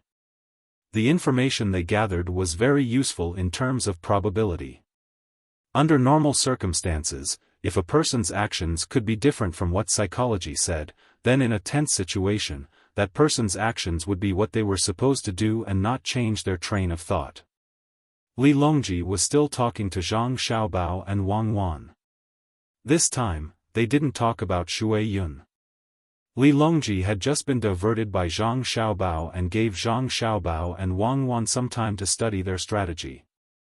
When he found out, he didn't say anything. Now that the two of them weren't very busy, he asked Zhang Xiaobao, Xiaobei and the others said that they want to give them tax exemption. This way, they're willing to spend half of the money on the Tang children. We believe that they will definitely keep their word and won't spend less money after tax exemption. But what we don't understand is that the tax actually doesn't even cover half of their profits, right? Why would they rather spend more money but still ask for tax exemption? Li Longji recalled the matter mentioned in the news that Xiaobei and the others sent back. He didn't understand this point, so he asked Zhang Xiaobao about it. It wasn't just him. Other than Wang Wan, no one else understood. Princess Jinsheng helped Xiaobei and the others think. I think it should be like this. Xiaobei and the others want to take out more money for the children, but they want to make more profits. At the same time, they feel that the tax they pay might not be used on the children. So, they thought of this method to use tax to exchange for more money to help the Tang children. They're so smart, they'll be more successful when they grow up. Li Longji was stunned by Princess Jinsheng's words. He shook his head helplessly and said, "It's not like that at all. They must have used some method to let them not only not pay tax, but also take out half of the money to spend on the Tang children. The benefits they get, or rather the money they earn, are more than paying tax directly. Isn't that right, Xiaobao? Zhang Xiaobao's eyes showed a confused expression. He shook his head. I don't know. I've been busy with the military selections. I don't have time to analyze this. It's probably a welfare measure that they came up with. Li Longji didn't believe Zhang Xiaobao's words at all. He looked at Wang Wan. Wang Wan's eyes were much clearer than Zhang Xiaobao's. She smiled and said, "That's what I think. Xiao Bei and the others are thinking that if they are exempted from taxes, they can use this amusement park as their headquarters in the future, which is their flagship store. Then, as for the subsidiary companies, they can merge the tax accounts with the headquarters. But the money for half of the profits would only be paid by the main company, not the subsidiary companies. In this way, Xiao Bei and the others would actually get a lot of benefits." Li Longji felt that it made sense. Just as he was about to agree, he thought of something and shook his head. "That's impossible. When your family does business, they never use such methods. This is called cheating. You don't cheat your own country. Since that's the case, it's impossible for Xiao Bei and the others. If they really need money, they can find Xiao Bao and ask him for ideas." Moreover, Xiao Bao didn't stop them, which means that Xiao Bao already knew what they were going to do. "And you, Cuckoo, you almost fooled me. I don't believe that you don't know either. The two of you must have realized that Xiao Bei and the others' plan would benefit you greatly. You were afraid that I would scheme against you, so you played dumb with me." "I deny it." Zhang Xiaobao and Wang Wan spoke at the same time, then laughed together. Li Longji was very depressed. Seeing Zhang Xiaobao and Wang Wan put on an expression that said, "I won't say anything even if you beat me to death." He waved his hand helplessly and let the two of them continue to study the strategy.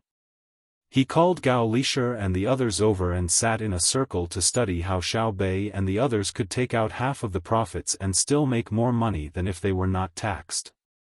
Empress Wang sat there and didn't make a sound. For her, this was a very difficult thing to do. She preferred to watch Wang Wan and Zhang Xiaobao play with the sand table instead of studying economic matters. Wu Huifei's eyes turned back and forth. She was also thinking about how to benefit from this matter. Since the situation that Wang Wan said would not happen with the tax exemption, then no matter how she calculated, she couldn't figure out how Xiao Bei and the others would benefit from it. It's so strange. Could it be that Xiao Bao helped to come up with this idea? Xiao Bei and the others seemed to.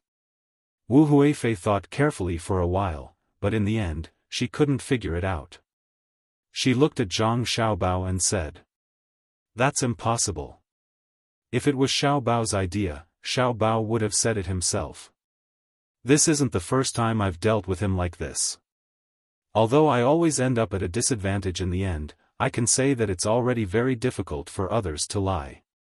Li Longji denied Wu Huifei's statement and praised himself. He was a little proud.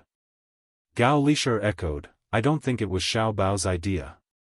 Xiao Bei and the others have already thought of many good ideas. They always stay with Xiao Bao and Cuckoo, so their way of thinking is almost the same. As for the idea of not paying taxes and taking out half of the profits, I can't figure it out for the time being. Unless it's like this, the tax they have to pay is more than half of the profits they take out. Otherwise, it's not worth it. But if it's not worth it, they won't deliberately say it." Gao Lishir said a lot, but in the end, it was useless. Princess Jincheng blinked and listened. She was very much looking forward to Xiao Bei and the others getting more benefits from the tax exemption. Such a good group of children should be rewarded more. Even though Zuzan Chide was once the king of Tubo and controlled the whole of Tubo, he wasn't proficient in economic matters. He was far from being proficient in military matters. The only thing he knew about economic matters was that he used to trade with Tang Dynasty. He used horses, cows, sheep, and other products to exchange for tea leaves, salt, and iron from Tang Dynasty. Of course, there was also the simplest method, and that was to find a way to marry a princess of Tang Dynasty. Regardless of whether the princess was a real princess or a princess who was promoted to a princess at the last minute, as long as he married her, he would get a lot of things and craftsmen. In the past, it wasn't only Tubo who did this. The Tujue and some tribes in the north of Hebei province also did this. Everyone had their eyes on the additional benefits of marriage. But later on, as Xiao Bao and Cuckoo gradually grew up, Tang Dynasty stopped sending women out. Even when they sent people to pay tribute, the return gift was so light that the value of the tribute wasn't even enough. Now, although he didn't have to worry about Tubo not having enough food because Tang Dynasty would send them, he still didn't understand economic matters. This was really too difficult. Zuzan thought and said, "Why don't we ask Xiaobei and the others? They should know their own ideas." "We can't ask." Li Longji quickly said, "If we ask them, won't it make me look stupid? If the 9 of them can think of a method, I don't believe that I can't think of one myself."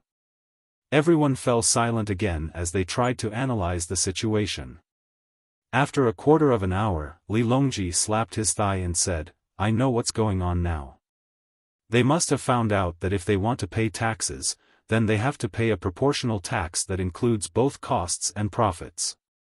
In other words, their cost is higher and their profit is smaller. If they pay tax according to the method I said, they will earn less. It's better to take out half of the profit. For example, they sell a piece of candy for 100 copper coins, but the profit is only 30 copper coins. If the tax is 20%, they have to pay 20 copper coins. But after the tax is exempted, even if they take out half of the profit and use it for other purposes, it will only be 15 copper coins. In this way, they will pay 5 copper coins less. How about it? Am I right? Xiao Bao, did you hear that? Tell me, am I right?" Li Longji analyzed and felt that his analysis was completely correct. He was proud of himself again. Zhang Xiaobao smiled and replied, "I don't know either. Maybe it's right. I'm looking at the terrain here. It's autumn now. If it's winter, I don't know if it will snow heavily. If it does, it won't be easy to hide. It'll be difficult." Wang Wan didn't need Li Longji to ask and said, "So you can think like that? Amazing. After this busy period, I'll get someone to report it and ask Xiaobei. At least I have to understand what they are doing. The profit ratio is so small."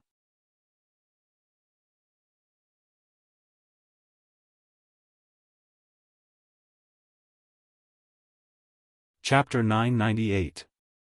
When Li Longji heard Zhang Xiaobao and Wang Wan's answers, he immediately understood that he was wrong. Xiaobei's amusement park project definitely earned a lot of profits, and the ratio was very high. Otherwise, the 2 of them would have admitted it just now.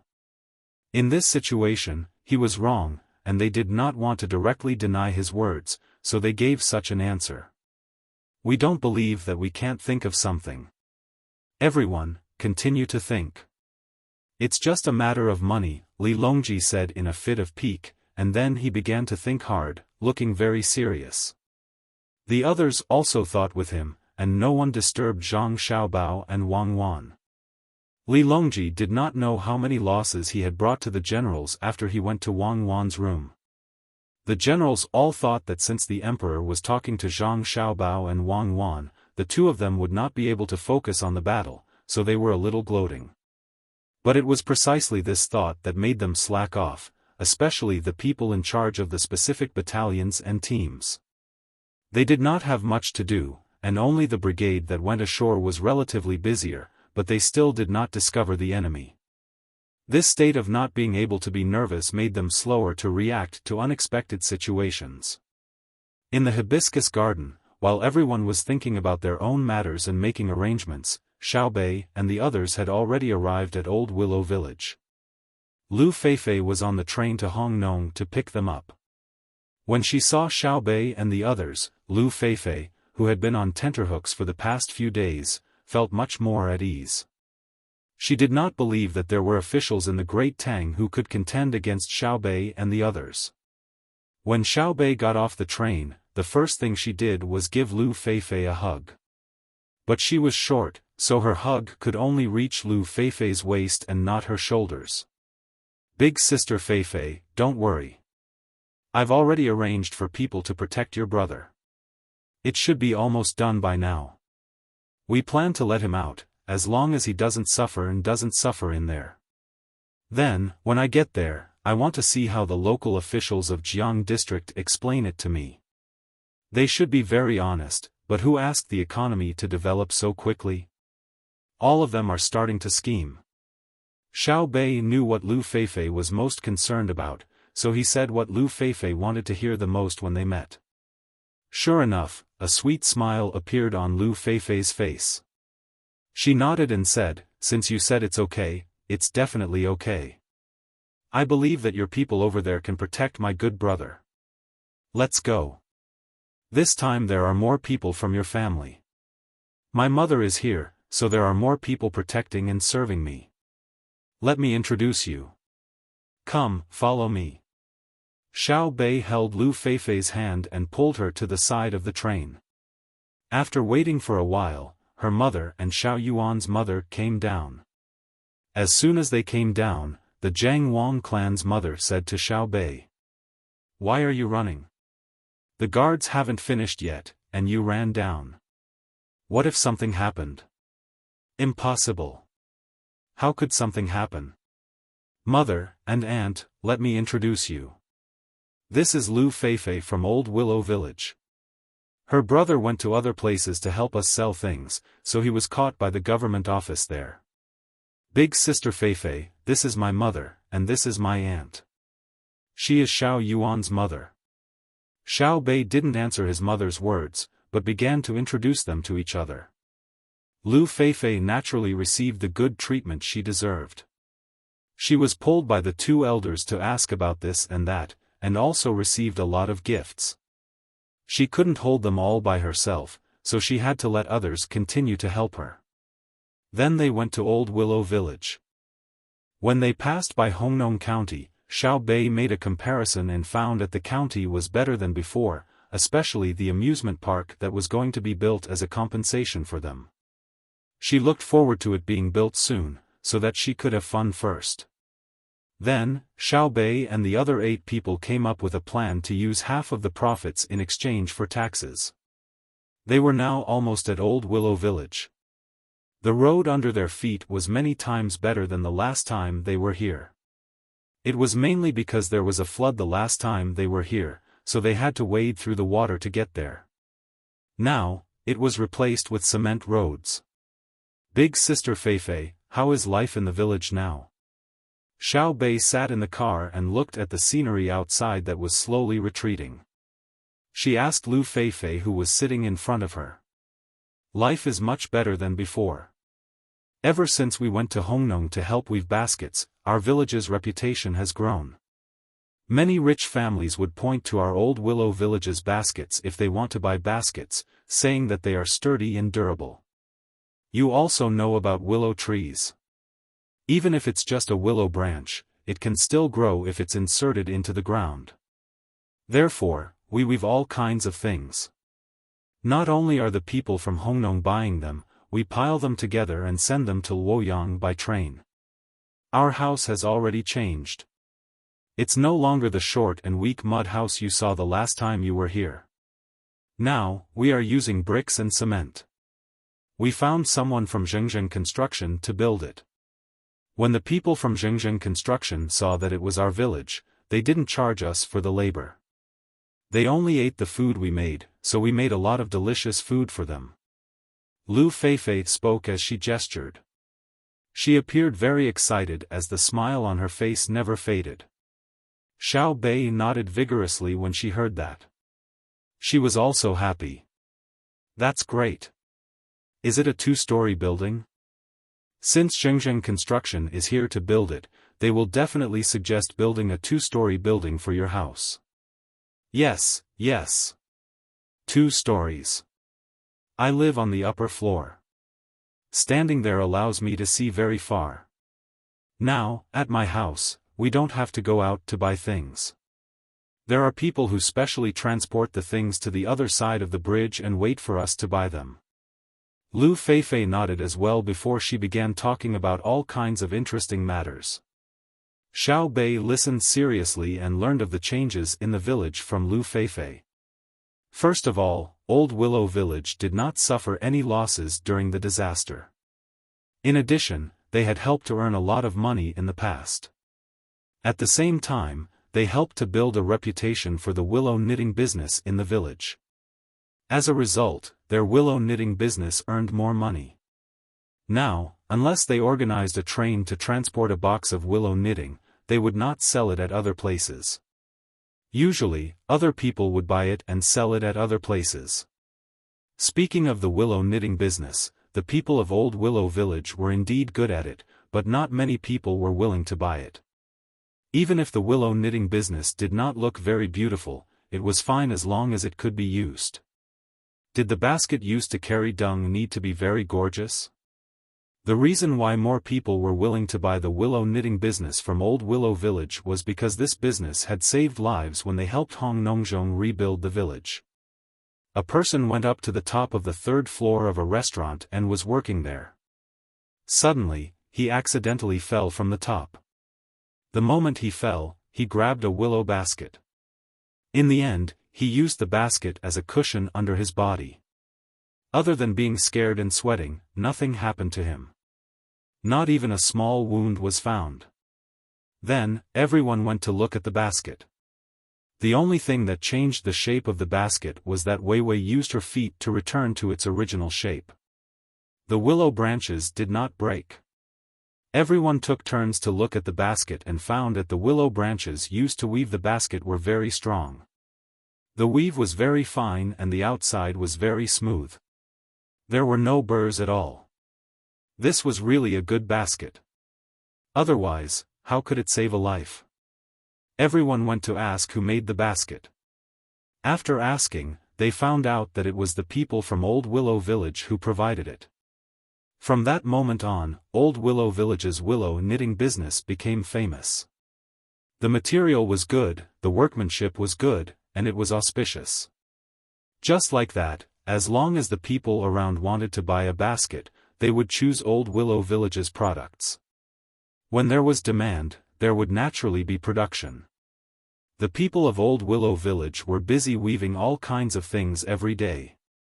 Merchants came over and waited at the bridge for the people of Old Willow Village to bring the things they wanted to sell over.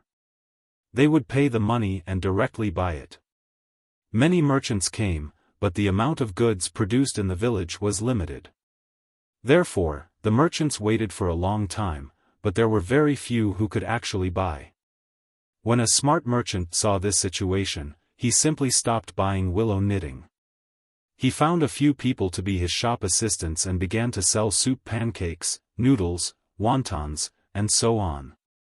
The noodles were directly bought in Old Willow Village.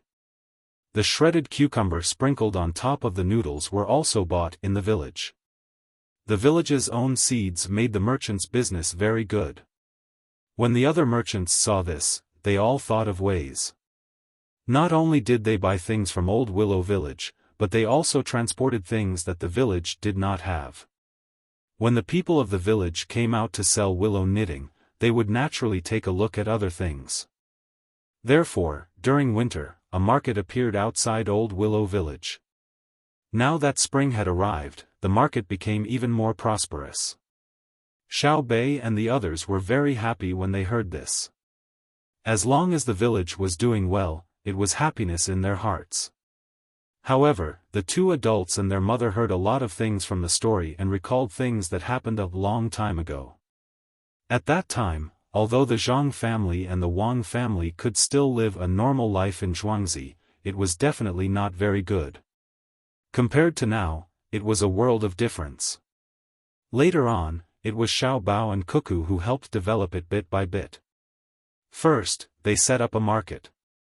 Then, they kept making things outside. All kinds of good things were made. Now, Sanshui County was no different from their own family. If you randomly picked a family in Zhuangzi and placed them in a normal place, they would be a local wealthy family. Whether the life of a place is good or not, you just need to see if there is a market and what is sold in the market to know. Xiao Bei, you should let the officials of each place look at the market in the place they are in charge of. Only by looking at the market can you know what the local people lack, their living habits, and so on. You don't need to check the various accounts and tax records. Because many of the markets are organized by themselves, they don't collect taxes. Xiao Bei's mother, Zhang Wangshi, thought about what had happened in the past and the current situation. She analyzed the situation and said to Xiao Bei. Xiao Bei nodded repeatedly, "That's right. Don't just sit in the yamen all day. It's better to go out and walk around. A real local official should be a qualified farmer when he sees the land. When he sees the business, he should be a qualified merchant. When he sees the tools, he should be able to make them even without being asked. At the very least, he should know the principles of how to make and use tools. This way, he can truly be a good local official for the people and not just stay in the yamen all day. I have decided. When I return, I will discuss with Uncle Emperor and let him tell us about the investigation by the Ministry of Appointments. Don't just focus on how much taxes the local officials paid this year. Sometimes, it is best to exempt the taxes and give the people a chance to develop and save. Exempt them from paying taxes for 2 years. Maybe the amount of money in the local government's treasury is too little for the people to see. But after 2 years, the people will use the tax-free money to buy good tools or do business and develop. Then, the local government will naturally have money. When Zhang family heard her daughter's thorough analysis, the smile on her face became brighter. Which other family's child would know so much at such a young age? Other than Xiao Bao and Cuckoo, it seemed that she had never seen anyone like that before. Xiao Yuan, you say something too. When Xiao Yuan's mother saw that Xiao Bei spoke well, she immediately asked her son to show off. Xiao Yuan was very helpless. What's there to say? It's just that some officials always want to be promoted. For example, Sanshui County's revenue doubled this year. Then, when the Ministry of Appointments evaluated him, they gave him a high grade and he was promoted. Hence, the second official who came to Sanshui County saw that it was actually so easy to be promoted. Alright, he started to sell the things in the county. For example, there was a piece of land. He sold it at a low price. The land was originally worth 10,000 strings of coins, but he sold it for 5,000 strings of coins. Then, he waited. When it was about to be evaluated, he casually made an account and turned the 2,000 strings of coins into the local government's revenue. However, he did not write that piece of land. Instead, he made a special evaluation and turned a good piece of land into a waste field. The account said that he sold it for 1,000 strings of coins. In this way, the Ministry of Appointments evaluated that Sanshui County's revenue increased this year, and the new county magistrate was also promoted. In this way, groups of county magistrates thought of ways to sell the things in the county, just to create the illusion of an increase in revenue. In fact, every promotion of an official will cause a lot of harm to the people of Sanshui County. When the people can't bear it anymore, Sanshui County will no longer be a high-grade county, but a low-grade county. Yes. That's right. Mother feels that it makes sense. Then you can tell Her Majesty that in the future, it's not about how much revenue a place has, but also the degree of consumption of local resources. Whichever official consumes the least amount of local resources and earns the most income, that official will be evaluated as high grade. Xiao Yuan's mother patted Xiao Yuan's head and praised him. Then, she also analyzed. Lu Feifei kept nodding and said, "That's right. Because of this year's flood, Hongnon County was exempted from taxes for 2 years. My father said that in these 2 years, we can save a lot of money and use it to fill up the depression in front of us. This way, we will have more land to plant willow trees. When the willow trees grow, the forest will be worth a lot of money. My father is also preparing to set up a school in the village, the willow weaving school. It will teach people who are willing to learn willow weaving. At the same time, the people in the village can continue to think about how to weave willow branches into more beautiful things. Willow weaving is not only a tool to be used, but also to become an art, right? In that case, your willow weaving in Old Willow Village can become a pillar industry in Hongnong County. Xiao Bei took over the conversation. Yes. Lu Feifei looked at the willow trees by the roadside and smiled happily. She said, "That's it. But if we don't get rid of the tax for the next 2 years, we have to borrow money. We need all the people in the village to pool their money to buy that large piece of low-lying land." It's like what you said just now.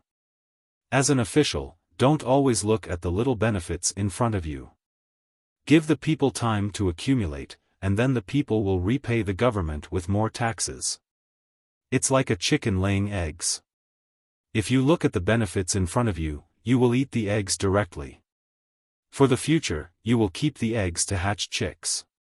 When there are more chickens, there will naturally be more eggs. Ah, Sister Feifei is so right. I want to tell Uncle Emperor to give you a reward. Let's endure it first, eat less eggs, and raise more chickens. Uncle Emperor has so much money, why do you keep it in the bank? It's better to raise chickens, so that we can eat more eggs in the future. Xiao Bei's eyes were shining. He couldn't wait to fly back to the capital and tell Uncle Emperor about what he saw and heard today. Lu Feifei was embarrassed by Xiao Bei's praise. She lowered her head and said in a low voice, "I'm just chatting with you. There's no reward." Yes, chatting is different from chatting. When we chat, we can know a lot of important things in the Tang Empire directly. Because I can find Uncle Emperor, as long as I say something, Uncle Emperor will accept it. I'll think about it and ask Uncle Emperor to give you an official title. First, you will be a small official. When you learn more, I will give you an official with real power. Otherwise, if you do something wrong at the beginning, it will cause losses. Yes, just do it. Anyway, Uncle Emperor has a lot of officials. When Xiao Bei was talking, he decided to give Lu Feifei an official title. As for what it was and what grade it was, Xiao Bei didn't know now. He had to see Uncle Emperor to ask clearly. Lu Feifei was shocked. At the same time, she couldn't believe that she was going to be an official. She was still a child, so she became nervous at once. I don't know how to be an official. I don't know anything. Xiao Bei, I'm scared. Don't let me be an official, okay? If you don't know how to be an official, you can be an official. I guess some officials are worse than you. They only know how to take the imperial examinations. When it comes to practical work, they are confused and leave it to others. Anyone can be an official like this. Listen to me. If you don't know how to do it, I'll teach you. If you don't know how to do it, you can ask my brother and sister. Xiao Bei continued to persuade her. Lu Feifei didn't refuse this time. Instead, she opened her eyes wide and looked at the things outside moving in the opposite direction as the carriage moved. She was imagining what she would do when she became an official in the future. Lu Feifei didn't wake up from her fantasy until she heard all kinds of noises coming from the market in front of Old Willow Village. She smiled and said, "If I become an official, I will fix the market first. At least, I will fix the drainage ditch. I can't pour water on the ground casually. Yes, I will do such a small thing first. I don't know how to do big things."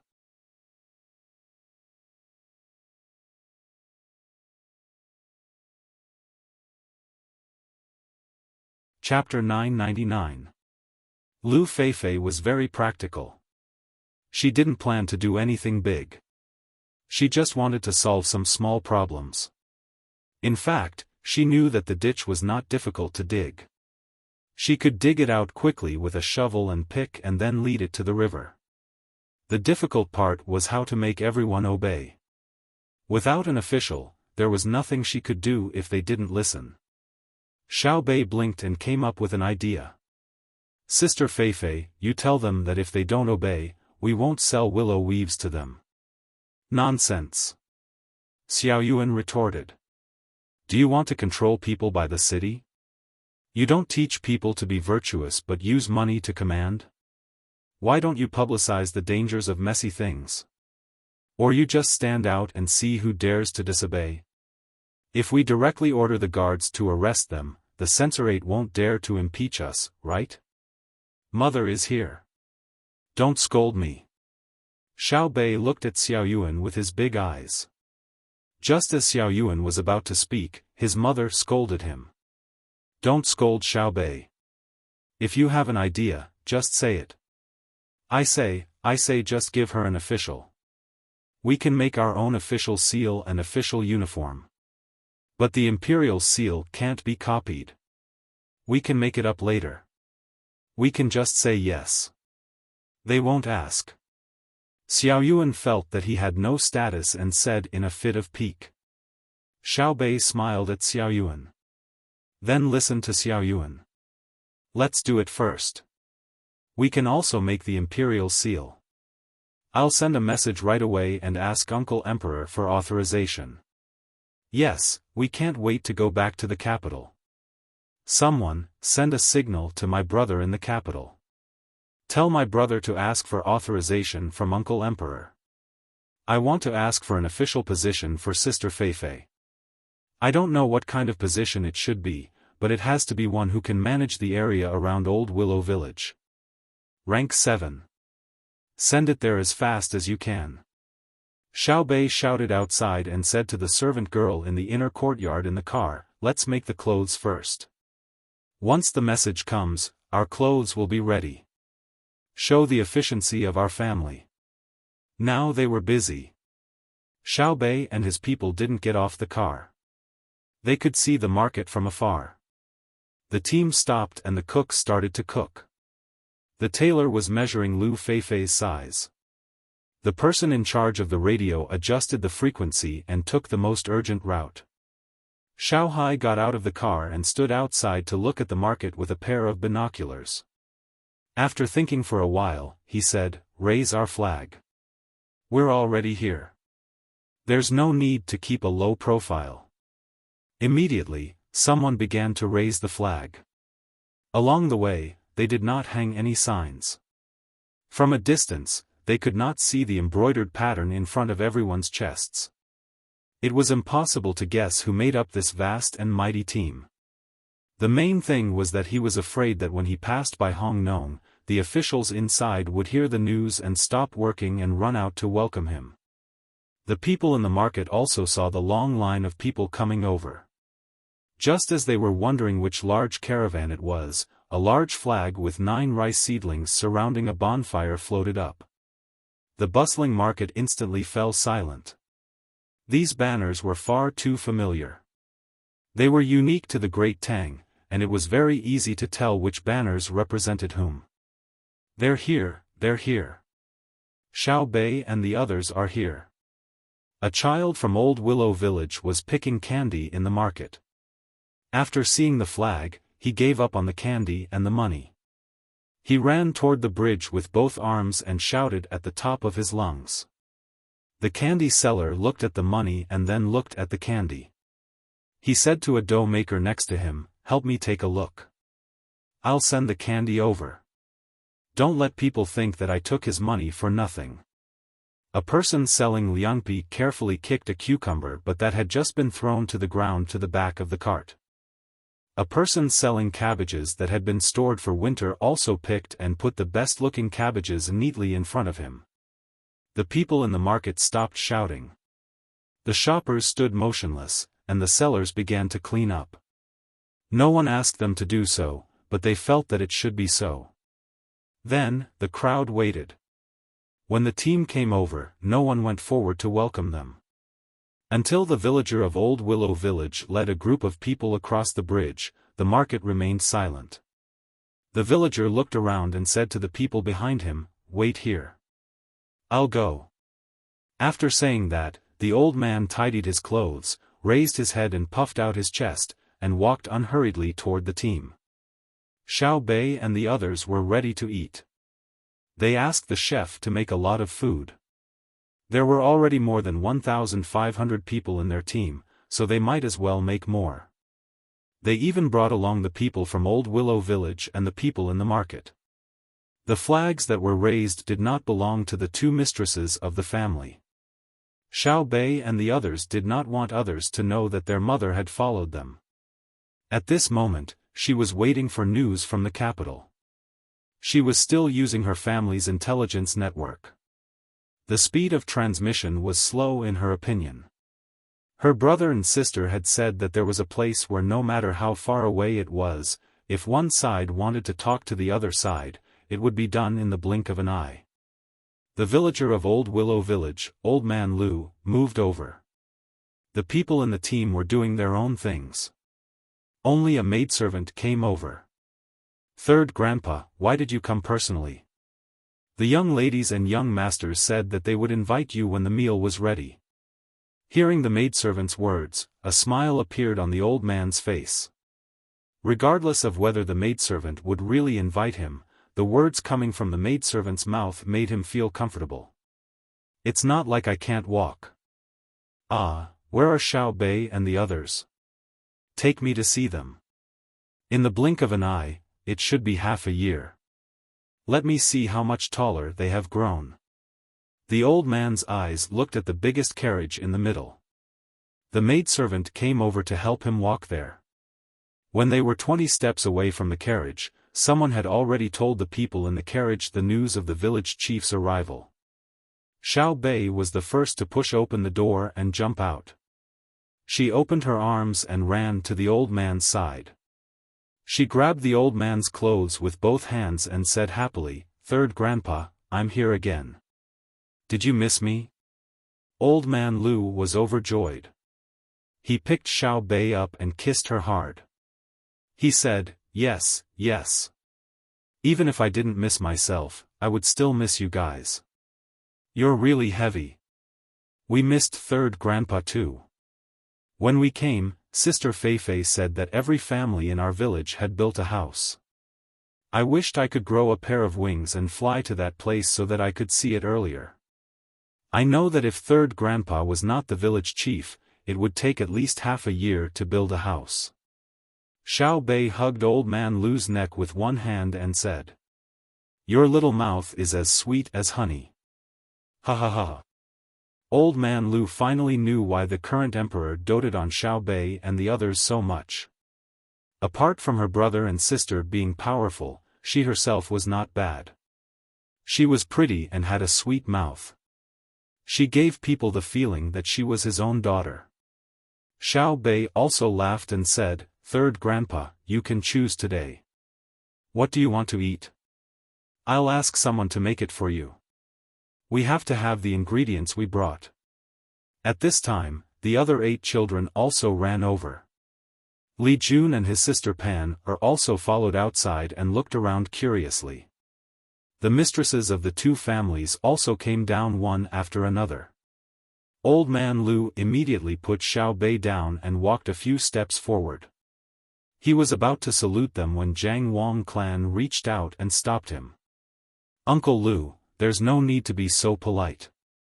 We just came to take a look." When Old Man Lu saw that the two of them were wearing ordinary clothes and heard what they said, he didn't pretend to be polite. He nodded and said, "Okay, I'll ask someone to take out the good things stored in the village and ask the chef to make them. Let's all have a taste." Xiao Bei said, "Okay, okay. I like to eat the willow mushrooms in our village the most." "That's good. Quick, measure my Third Grandpa and make 2 sets of clothes. Your Majesty, don't you want to rest? A day has passed and it's already noon. Don't even think about tax exemption." Zhang Xiaobao, who had just woken up after sleeping for 4 hours, saw that Li Longji was still staring blankly in a certain direction. He knew that Li Longji was definitely not concerned about the war. According to this schedule, if they wanted to fight, they would have to wait for another 2 days. However, they couldn't shorten the 1 versus 4 time limit. Otherwise, when the people below started to fight, they wouldn't be able to command them. Therefore, they could only wait. It wasn't much different from a real battle. The only difference was that they didn't have to rush to the battlefield. Li Longji rubbed his eyes and said, "I slept for a while last night and didn't think about tax exemption. Xiao Bei and the others don't need to mention tax exemption for 3 years. Even if they want a piece of land, I'll give it to them. You and Cuckoo helped me build up my empire. My empire is so big, why would I lack the tax of a piece of land? I was just thinking, if my great Tang was as powerful as that country, would we be able to wipe out all those people? Also, those who like to fight will definitely die. I see that you and Cuckoo aren't worried about this at all." "Why?" Zhang Xiaobao understood.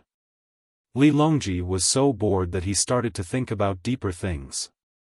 He picked up a cup of cold tea and rinsed his mouth before he replied, "Your Majesty, the first question is it really possible?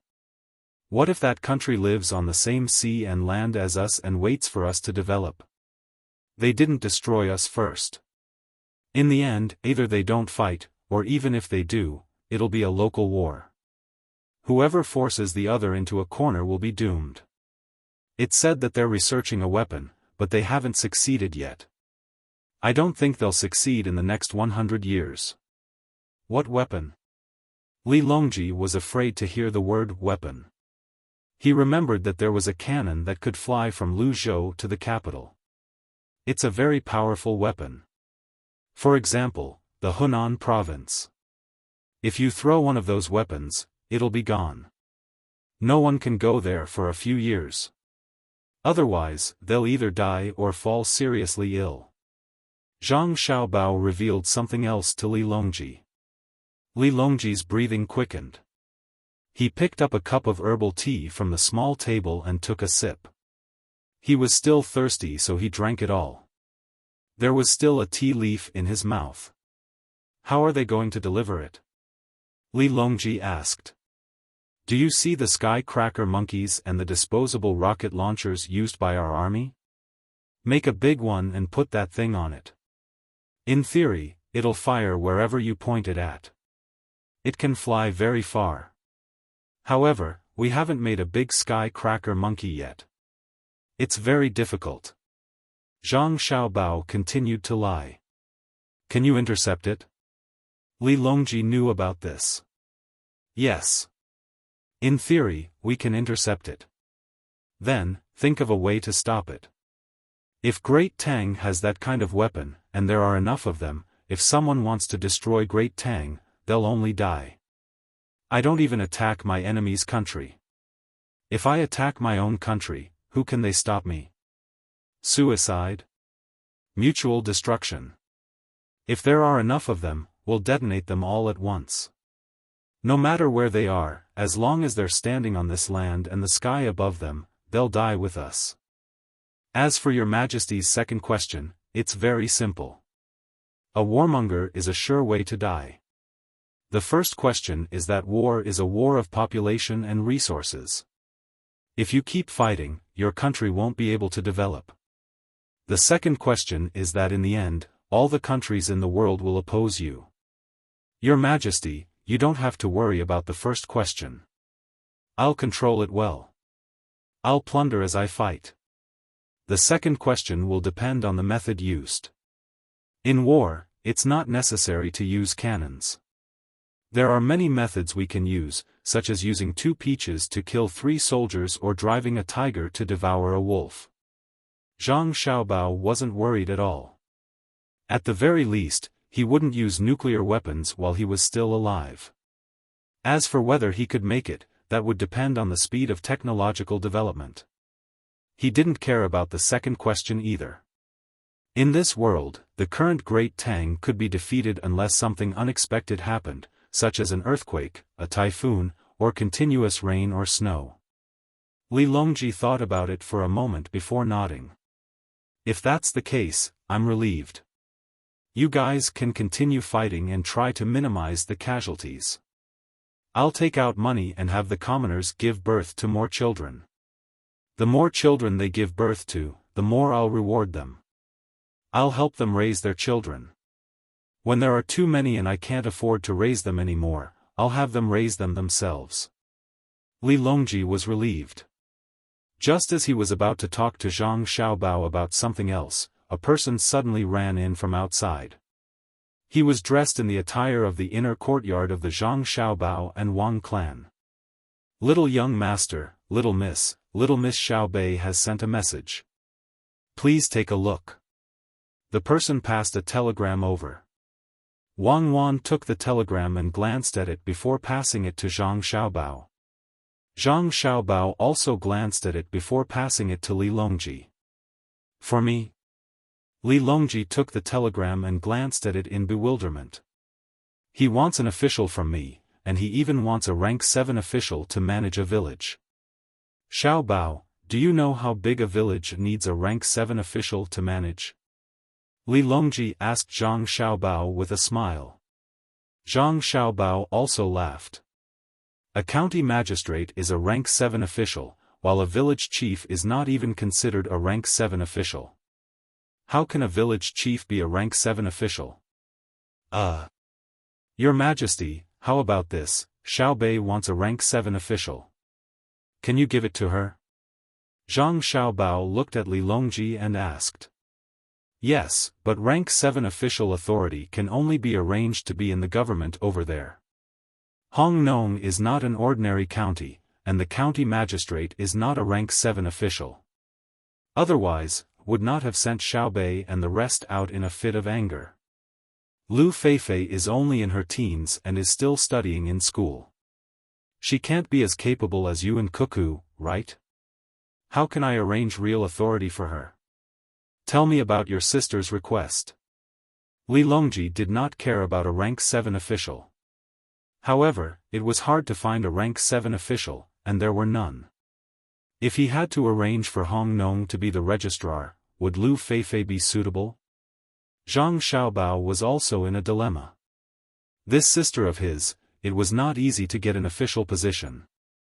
At this time, Wang Wan said, Xiaobao, why don't we put her in charge of the agriculture temple?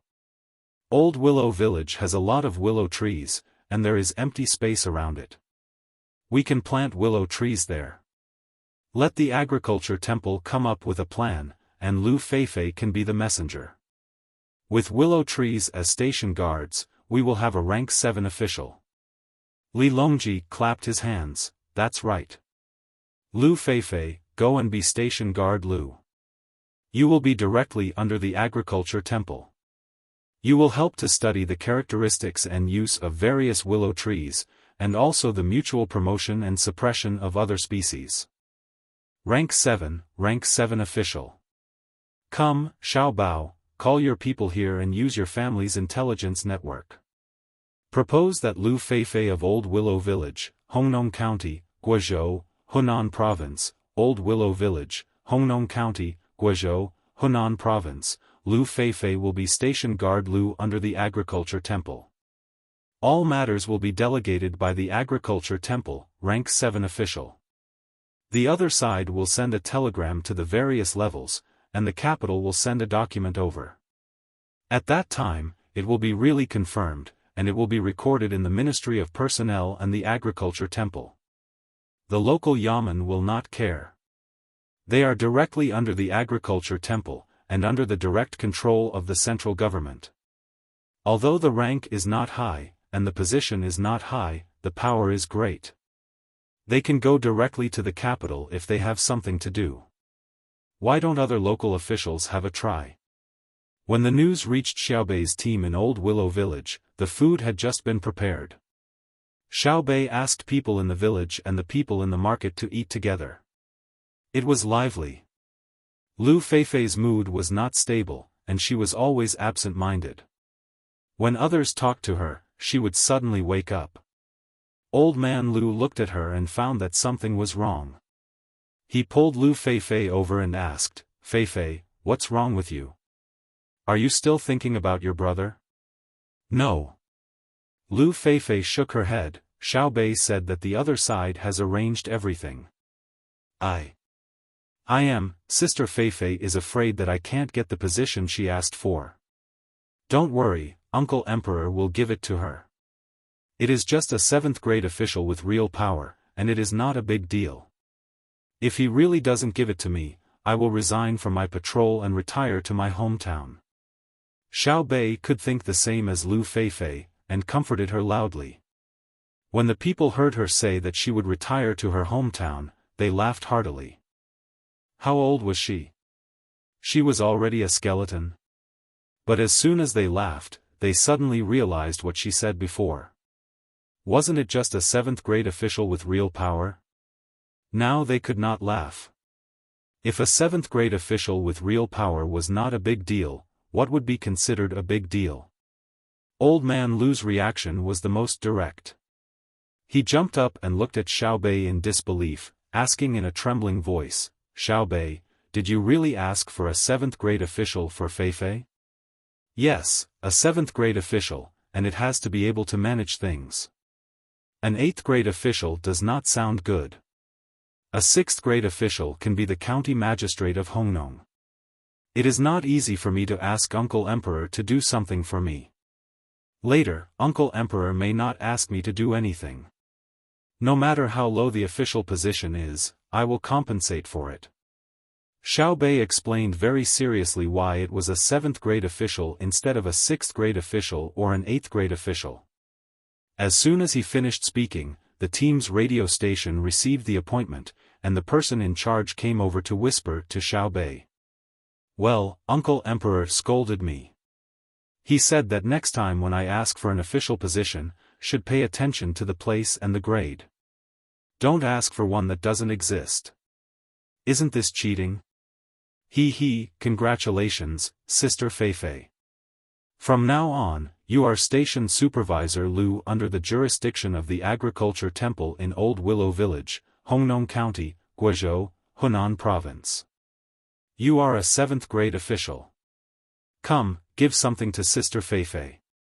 Xiao Bei shook his head and clapped his hands to congratulate her. The family took Lu Feifei to the carriage. When Lu Feifei came out again, her clothes were changed.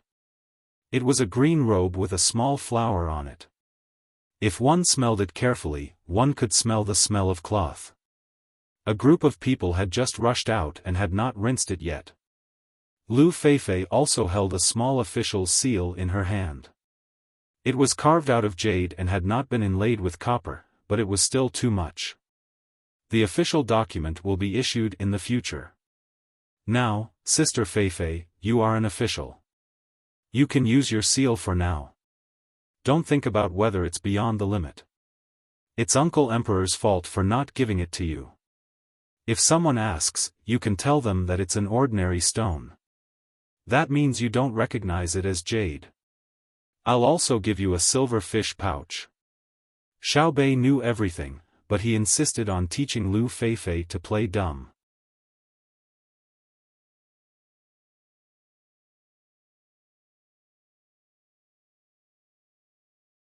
Chapter 1000.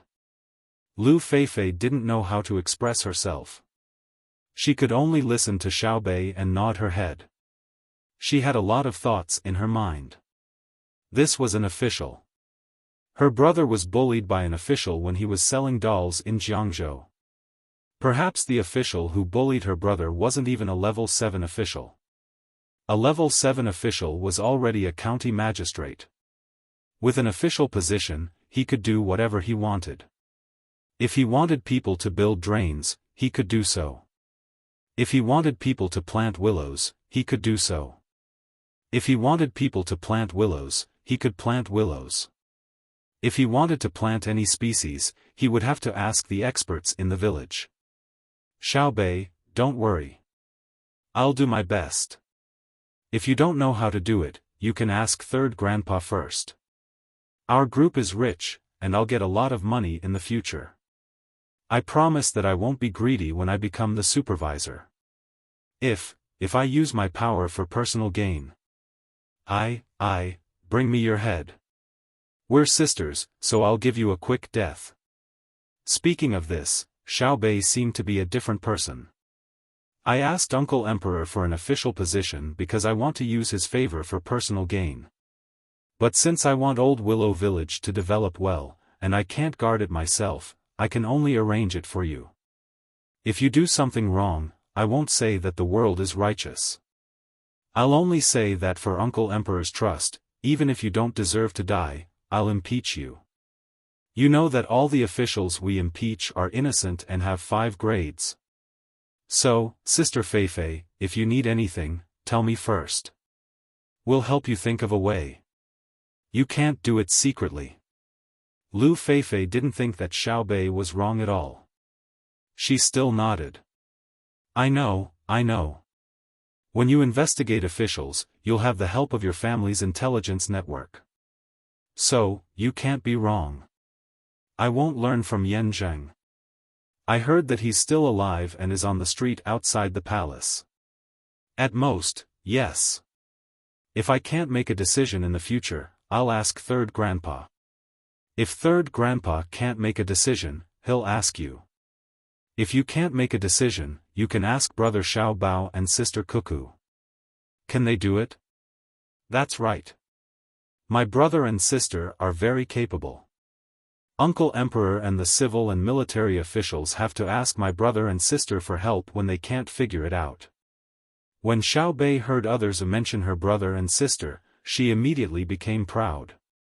When the two of them talked, they did not avoid the people around them.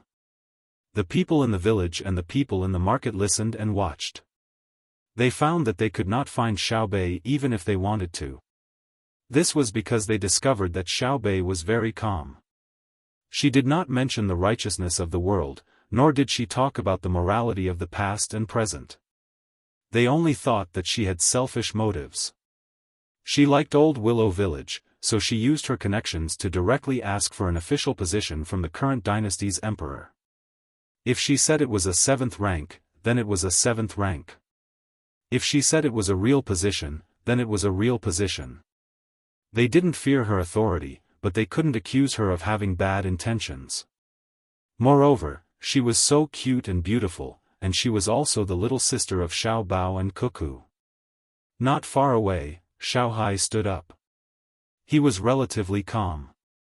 He held his sister's shoulder and said to the surrounding people, "There are rules in every trade, and every country has its laws. Even if you are a thief, you are not allowed to rob if you can't steal. Those who sell things, don't play dirty tricks, such as pouring water into the meat. You should earn the money you earn, but when you shouldn't, don't let me see it."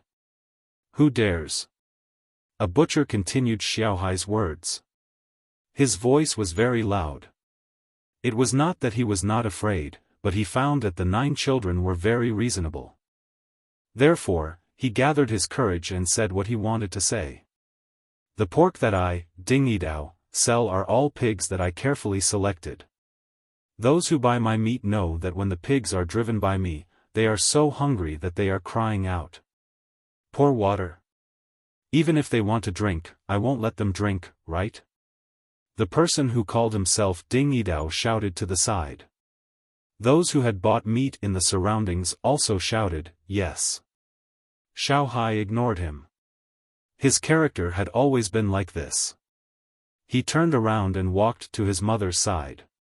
Xiao Yuan was more easygoing and always took the blame. He stood up and agreed with the other party. Yidao, I think it's a knife in and a knife out. His skills are good. Ding Yidao didn't care about Xiaohai's attitude. He didn't mention Xiaohai's identity and only said that he was a businessman. He had encountered many buyers who were difficult to talk to, so he was already used to it. However, when Xiao Yuan praised him, he was happy. Although he was a butcher, his mind was still alive. He knew that when Xiao Yuan praised him and he worked hard, Ding Yidao's title would be set. There was no need for the emperor to praise him. As long as one of the 9 people praised him, he would be able to stand in the Tang Empire. After all, Xiaobei casually asked for a 7th-rank official. Thinking of this, Ding Yidao turned around and ran.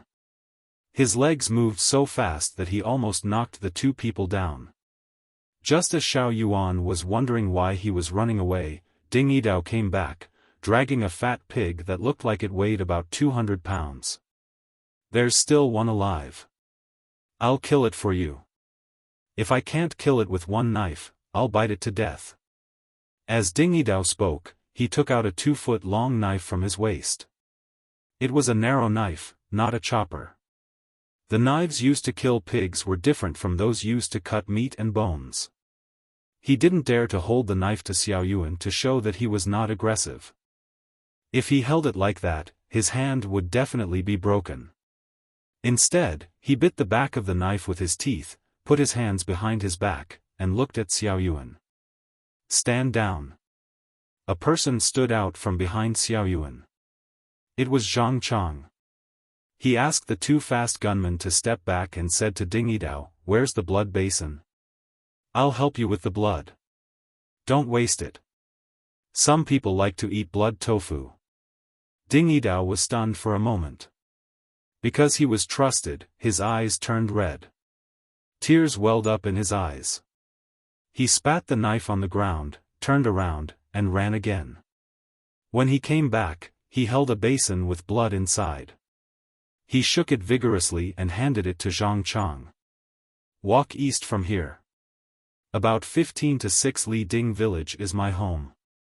My name is Ding De Sha. The people standing here know me. I have a father and a mother.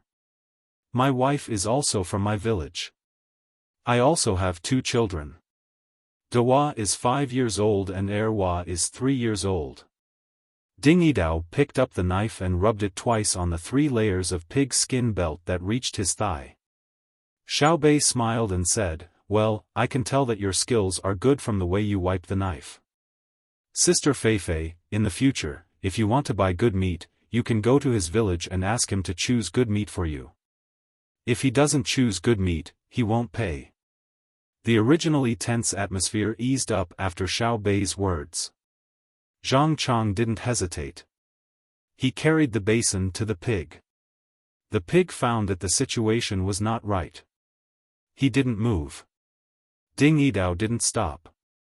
He held the handle of the knife and pulled the pig's ear. When the pig raised its head and struggled, his right hand suddenly stabbed the pig's lower left neck. "Ow!" The pig cried out miserably. Ding Yidao flipped his wrist half a circle and threw the knife to the side. He rode on top of the tied-up pig, whose 4 hooves were lying on the ground.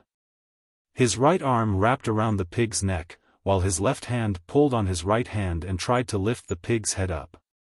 The pig's blood splashed into the basin that Zhang Chang was holding. Zhang Chang said that he wanted to get the pig's blood, but he couldn't free his hands. It was Xiao Yuan, who hated blood the most, who grabbed the chopsticks and mixed it with the water mixed with wine. The blood foam had piled up to an inch high in the basin, and the blood below could hardly be seen. The strangled pig reflexively struggled a few more times, but in the end, it stopped moving. Zhang Chang had a hard time holding on to half a basin full of blood. He sat on the ground and gritted his teeth. "Okay, remove the pig's hair." Ding Yidao loosened his hand and shouted to the people next to him. A person who looked like his disciple took the pig and pulled it to the side. "It's so fishy." Xiaobei came over and sniffed. She looked scared. "It's too cruel. I'm afraid of seeing blood. The pig is so pitiful." Xiao Yuan, who was splashed with blood, threw away the chopsticks. "Okay, don't pretend. Are you afraid of pig's blood? Haven't you seen human blood? Ding Yidao is really a knife." The pig only struggled twice. Unfortunately, its heart was broken. How can it be the same?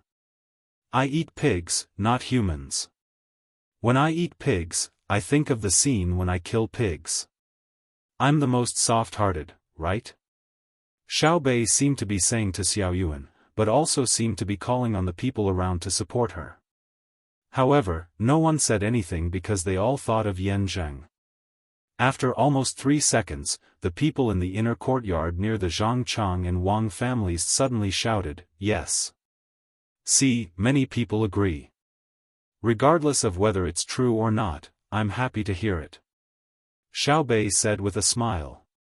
She didn't have high expectations. Of course, the happiest person was Ding Yidao.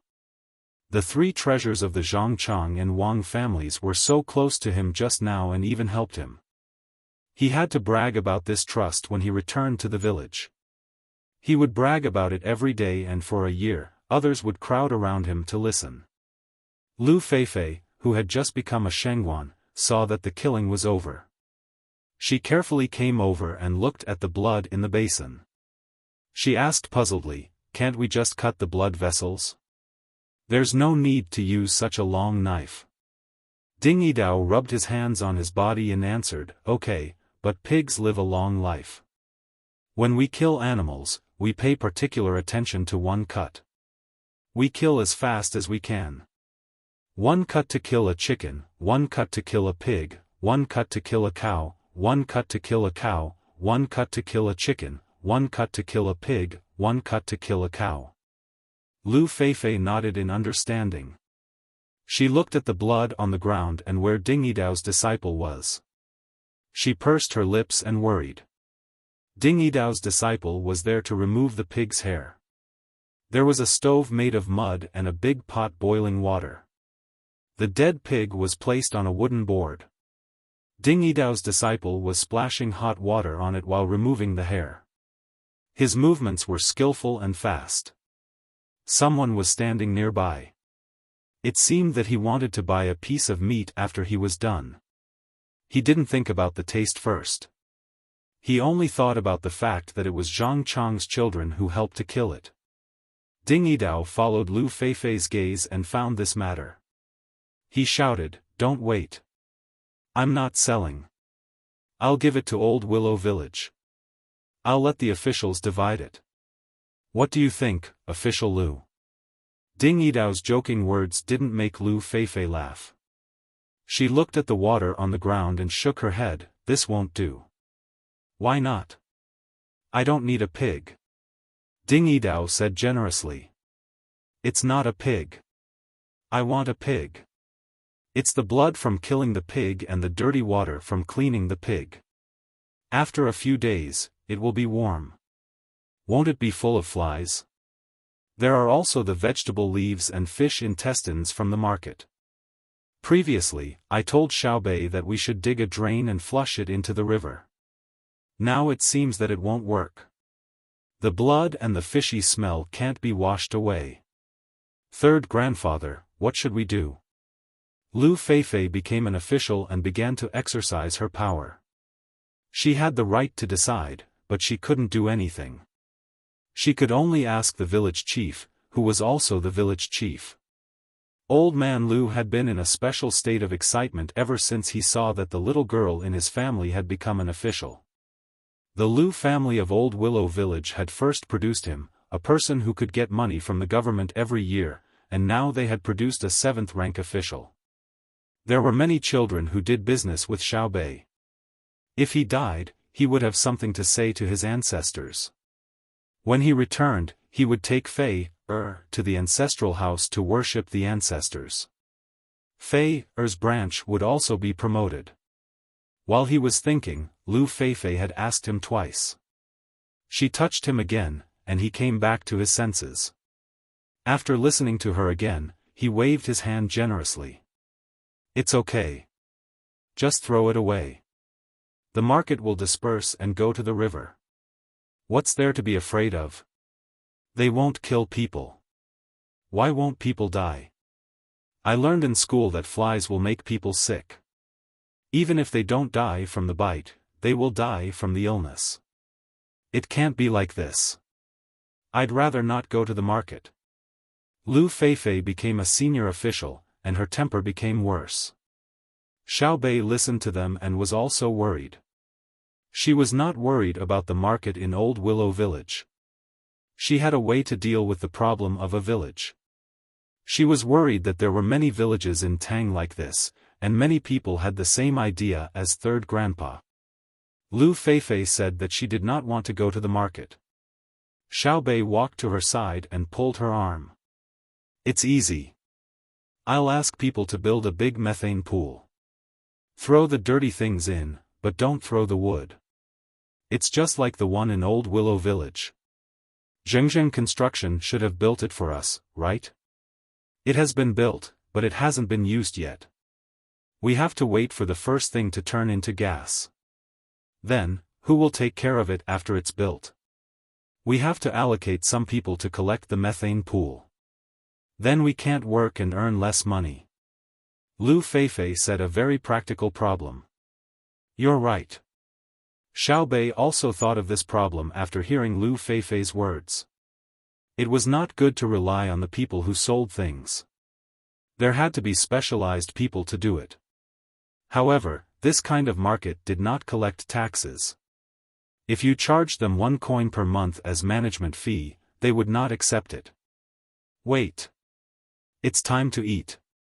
Let's eat first. I'll discuss it with them. Xiaobei first asked people to distribute the food one by one.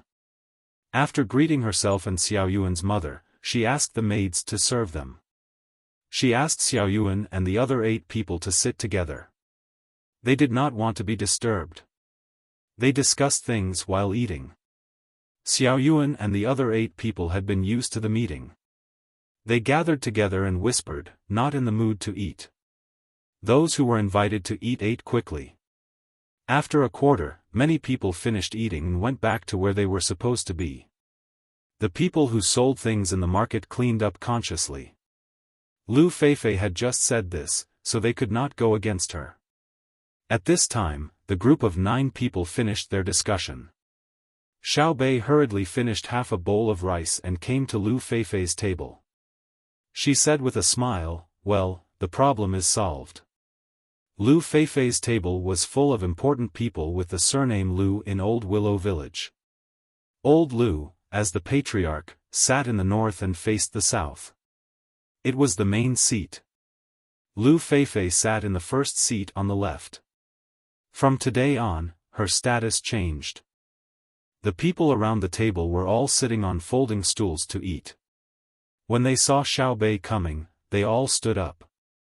Lu Feifei went to the front, held Xiaobei's hand and asked happily, "What should we do?" "Find a person in charge of our village and pay him a salary every month. As for the money, let the Sanongxi temple pay for it, or let the people who sell things do it. What do you think? Awesome, right?" Xiaobei showed a look of, "I am awesome." Lu Feifei smacked her lips and shook her head gently.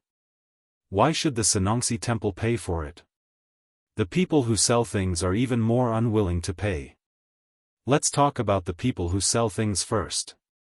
There are people who sell soup pancakes in the market, right? There are people who sell tea, pancakes, fruits and other things. Even if they want to kill a pig, they have to shed its hair. They bring firewood to burn. It takes time to pick up the firewood.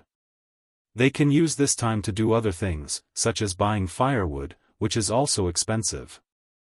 Let's do it like this outside our village. In the market next to the Hongnong amusement park, there can be a night market at night. Whoever lights it with methane will pay. Xiaobei stretched out a finger and said while shaking it. Not only Lu Feifei, but also the people who heard it nodded to show their agreement. Secondly, why should the Sanongxi temple pay? Because they need to try planting all kinds of seeds in various places. They can't ask people to bring fertilizer from the capital. If they use the fertilizer in our methane pool, we will charge them.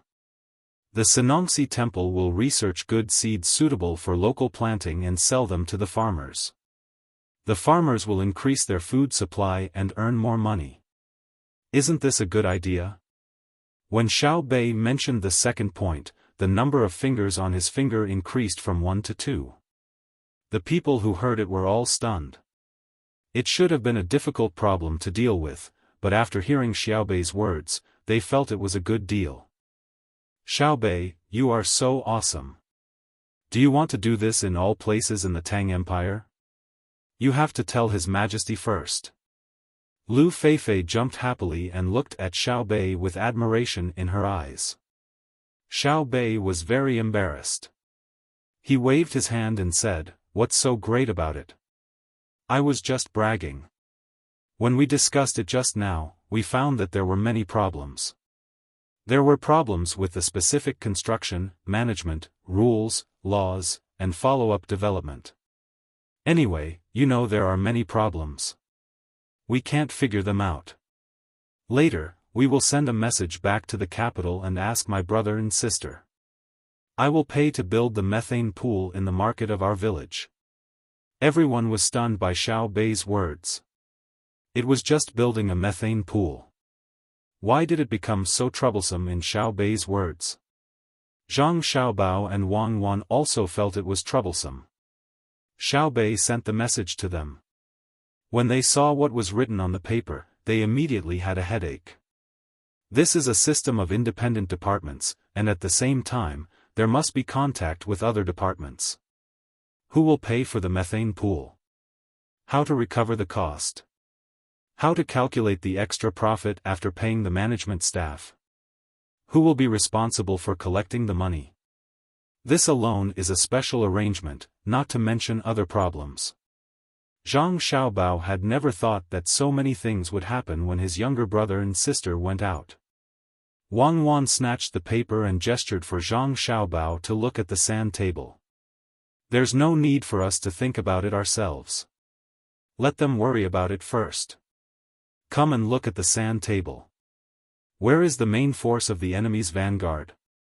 Zhang Xiaobao looked at the model left behind by the last message from his side. He really wanted to get a sand table of the enemy and compare the two. That would make things easier. If it's not in the south, then it's in the north. In any case, it can't be in the middle. The fire is still burning. Zhang Xiaobao said. Around the same time, Zhang Shogui said the same thing as Zhang Xiaobao. However, there was someone called Wang Yi who said something different. My camp is still lying in ambush within the forest fire region. I request for the referee group to show me the detailed data of the forest fire within our field of vision in theory. My camp still has people there. You're tuning into the Xiaofan's Wuxia Tales YouTube channel. Don't forget to subscribe and join us on this journey to catch the most captivating stories.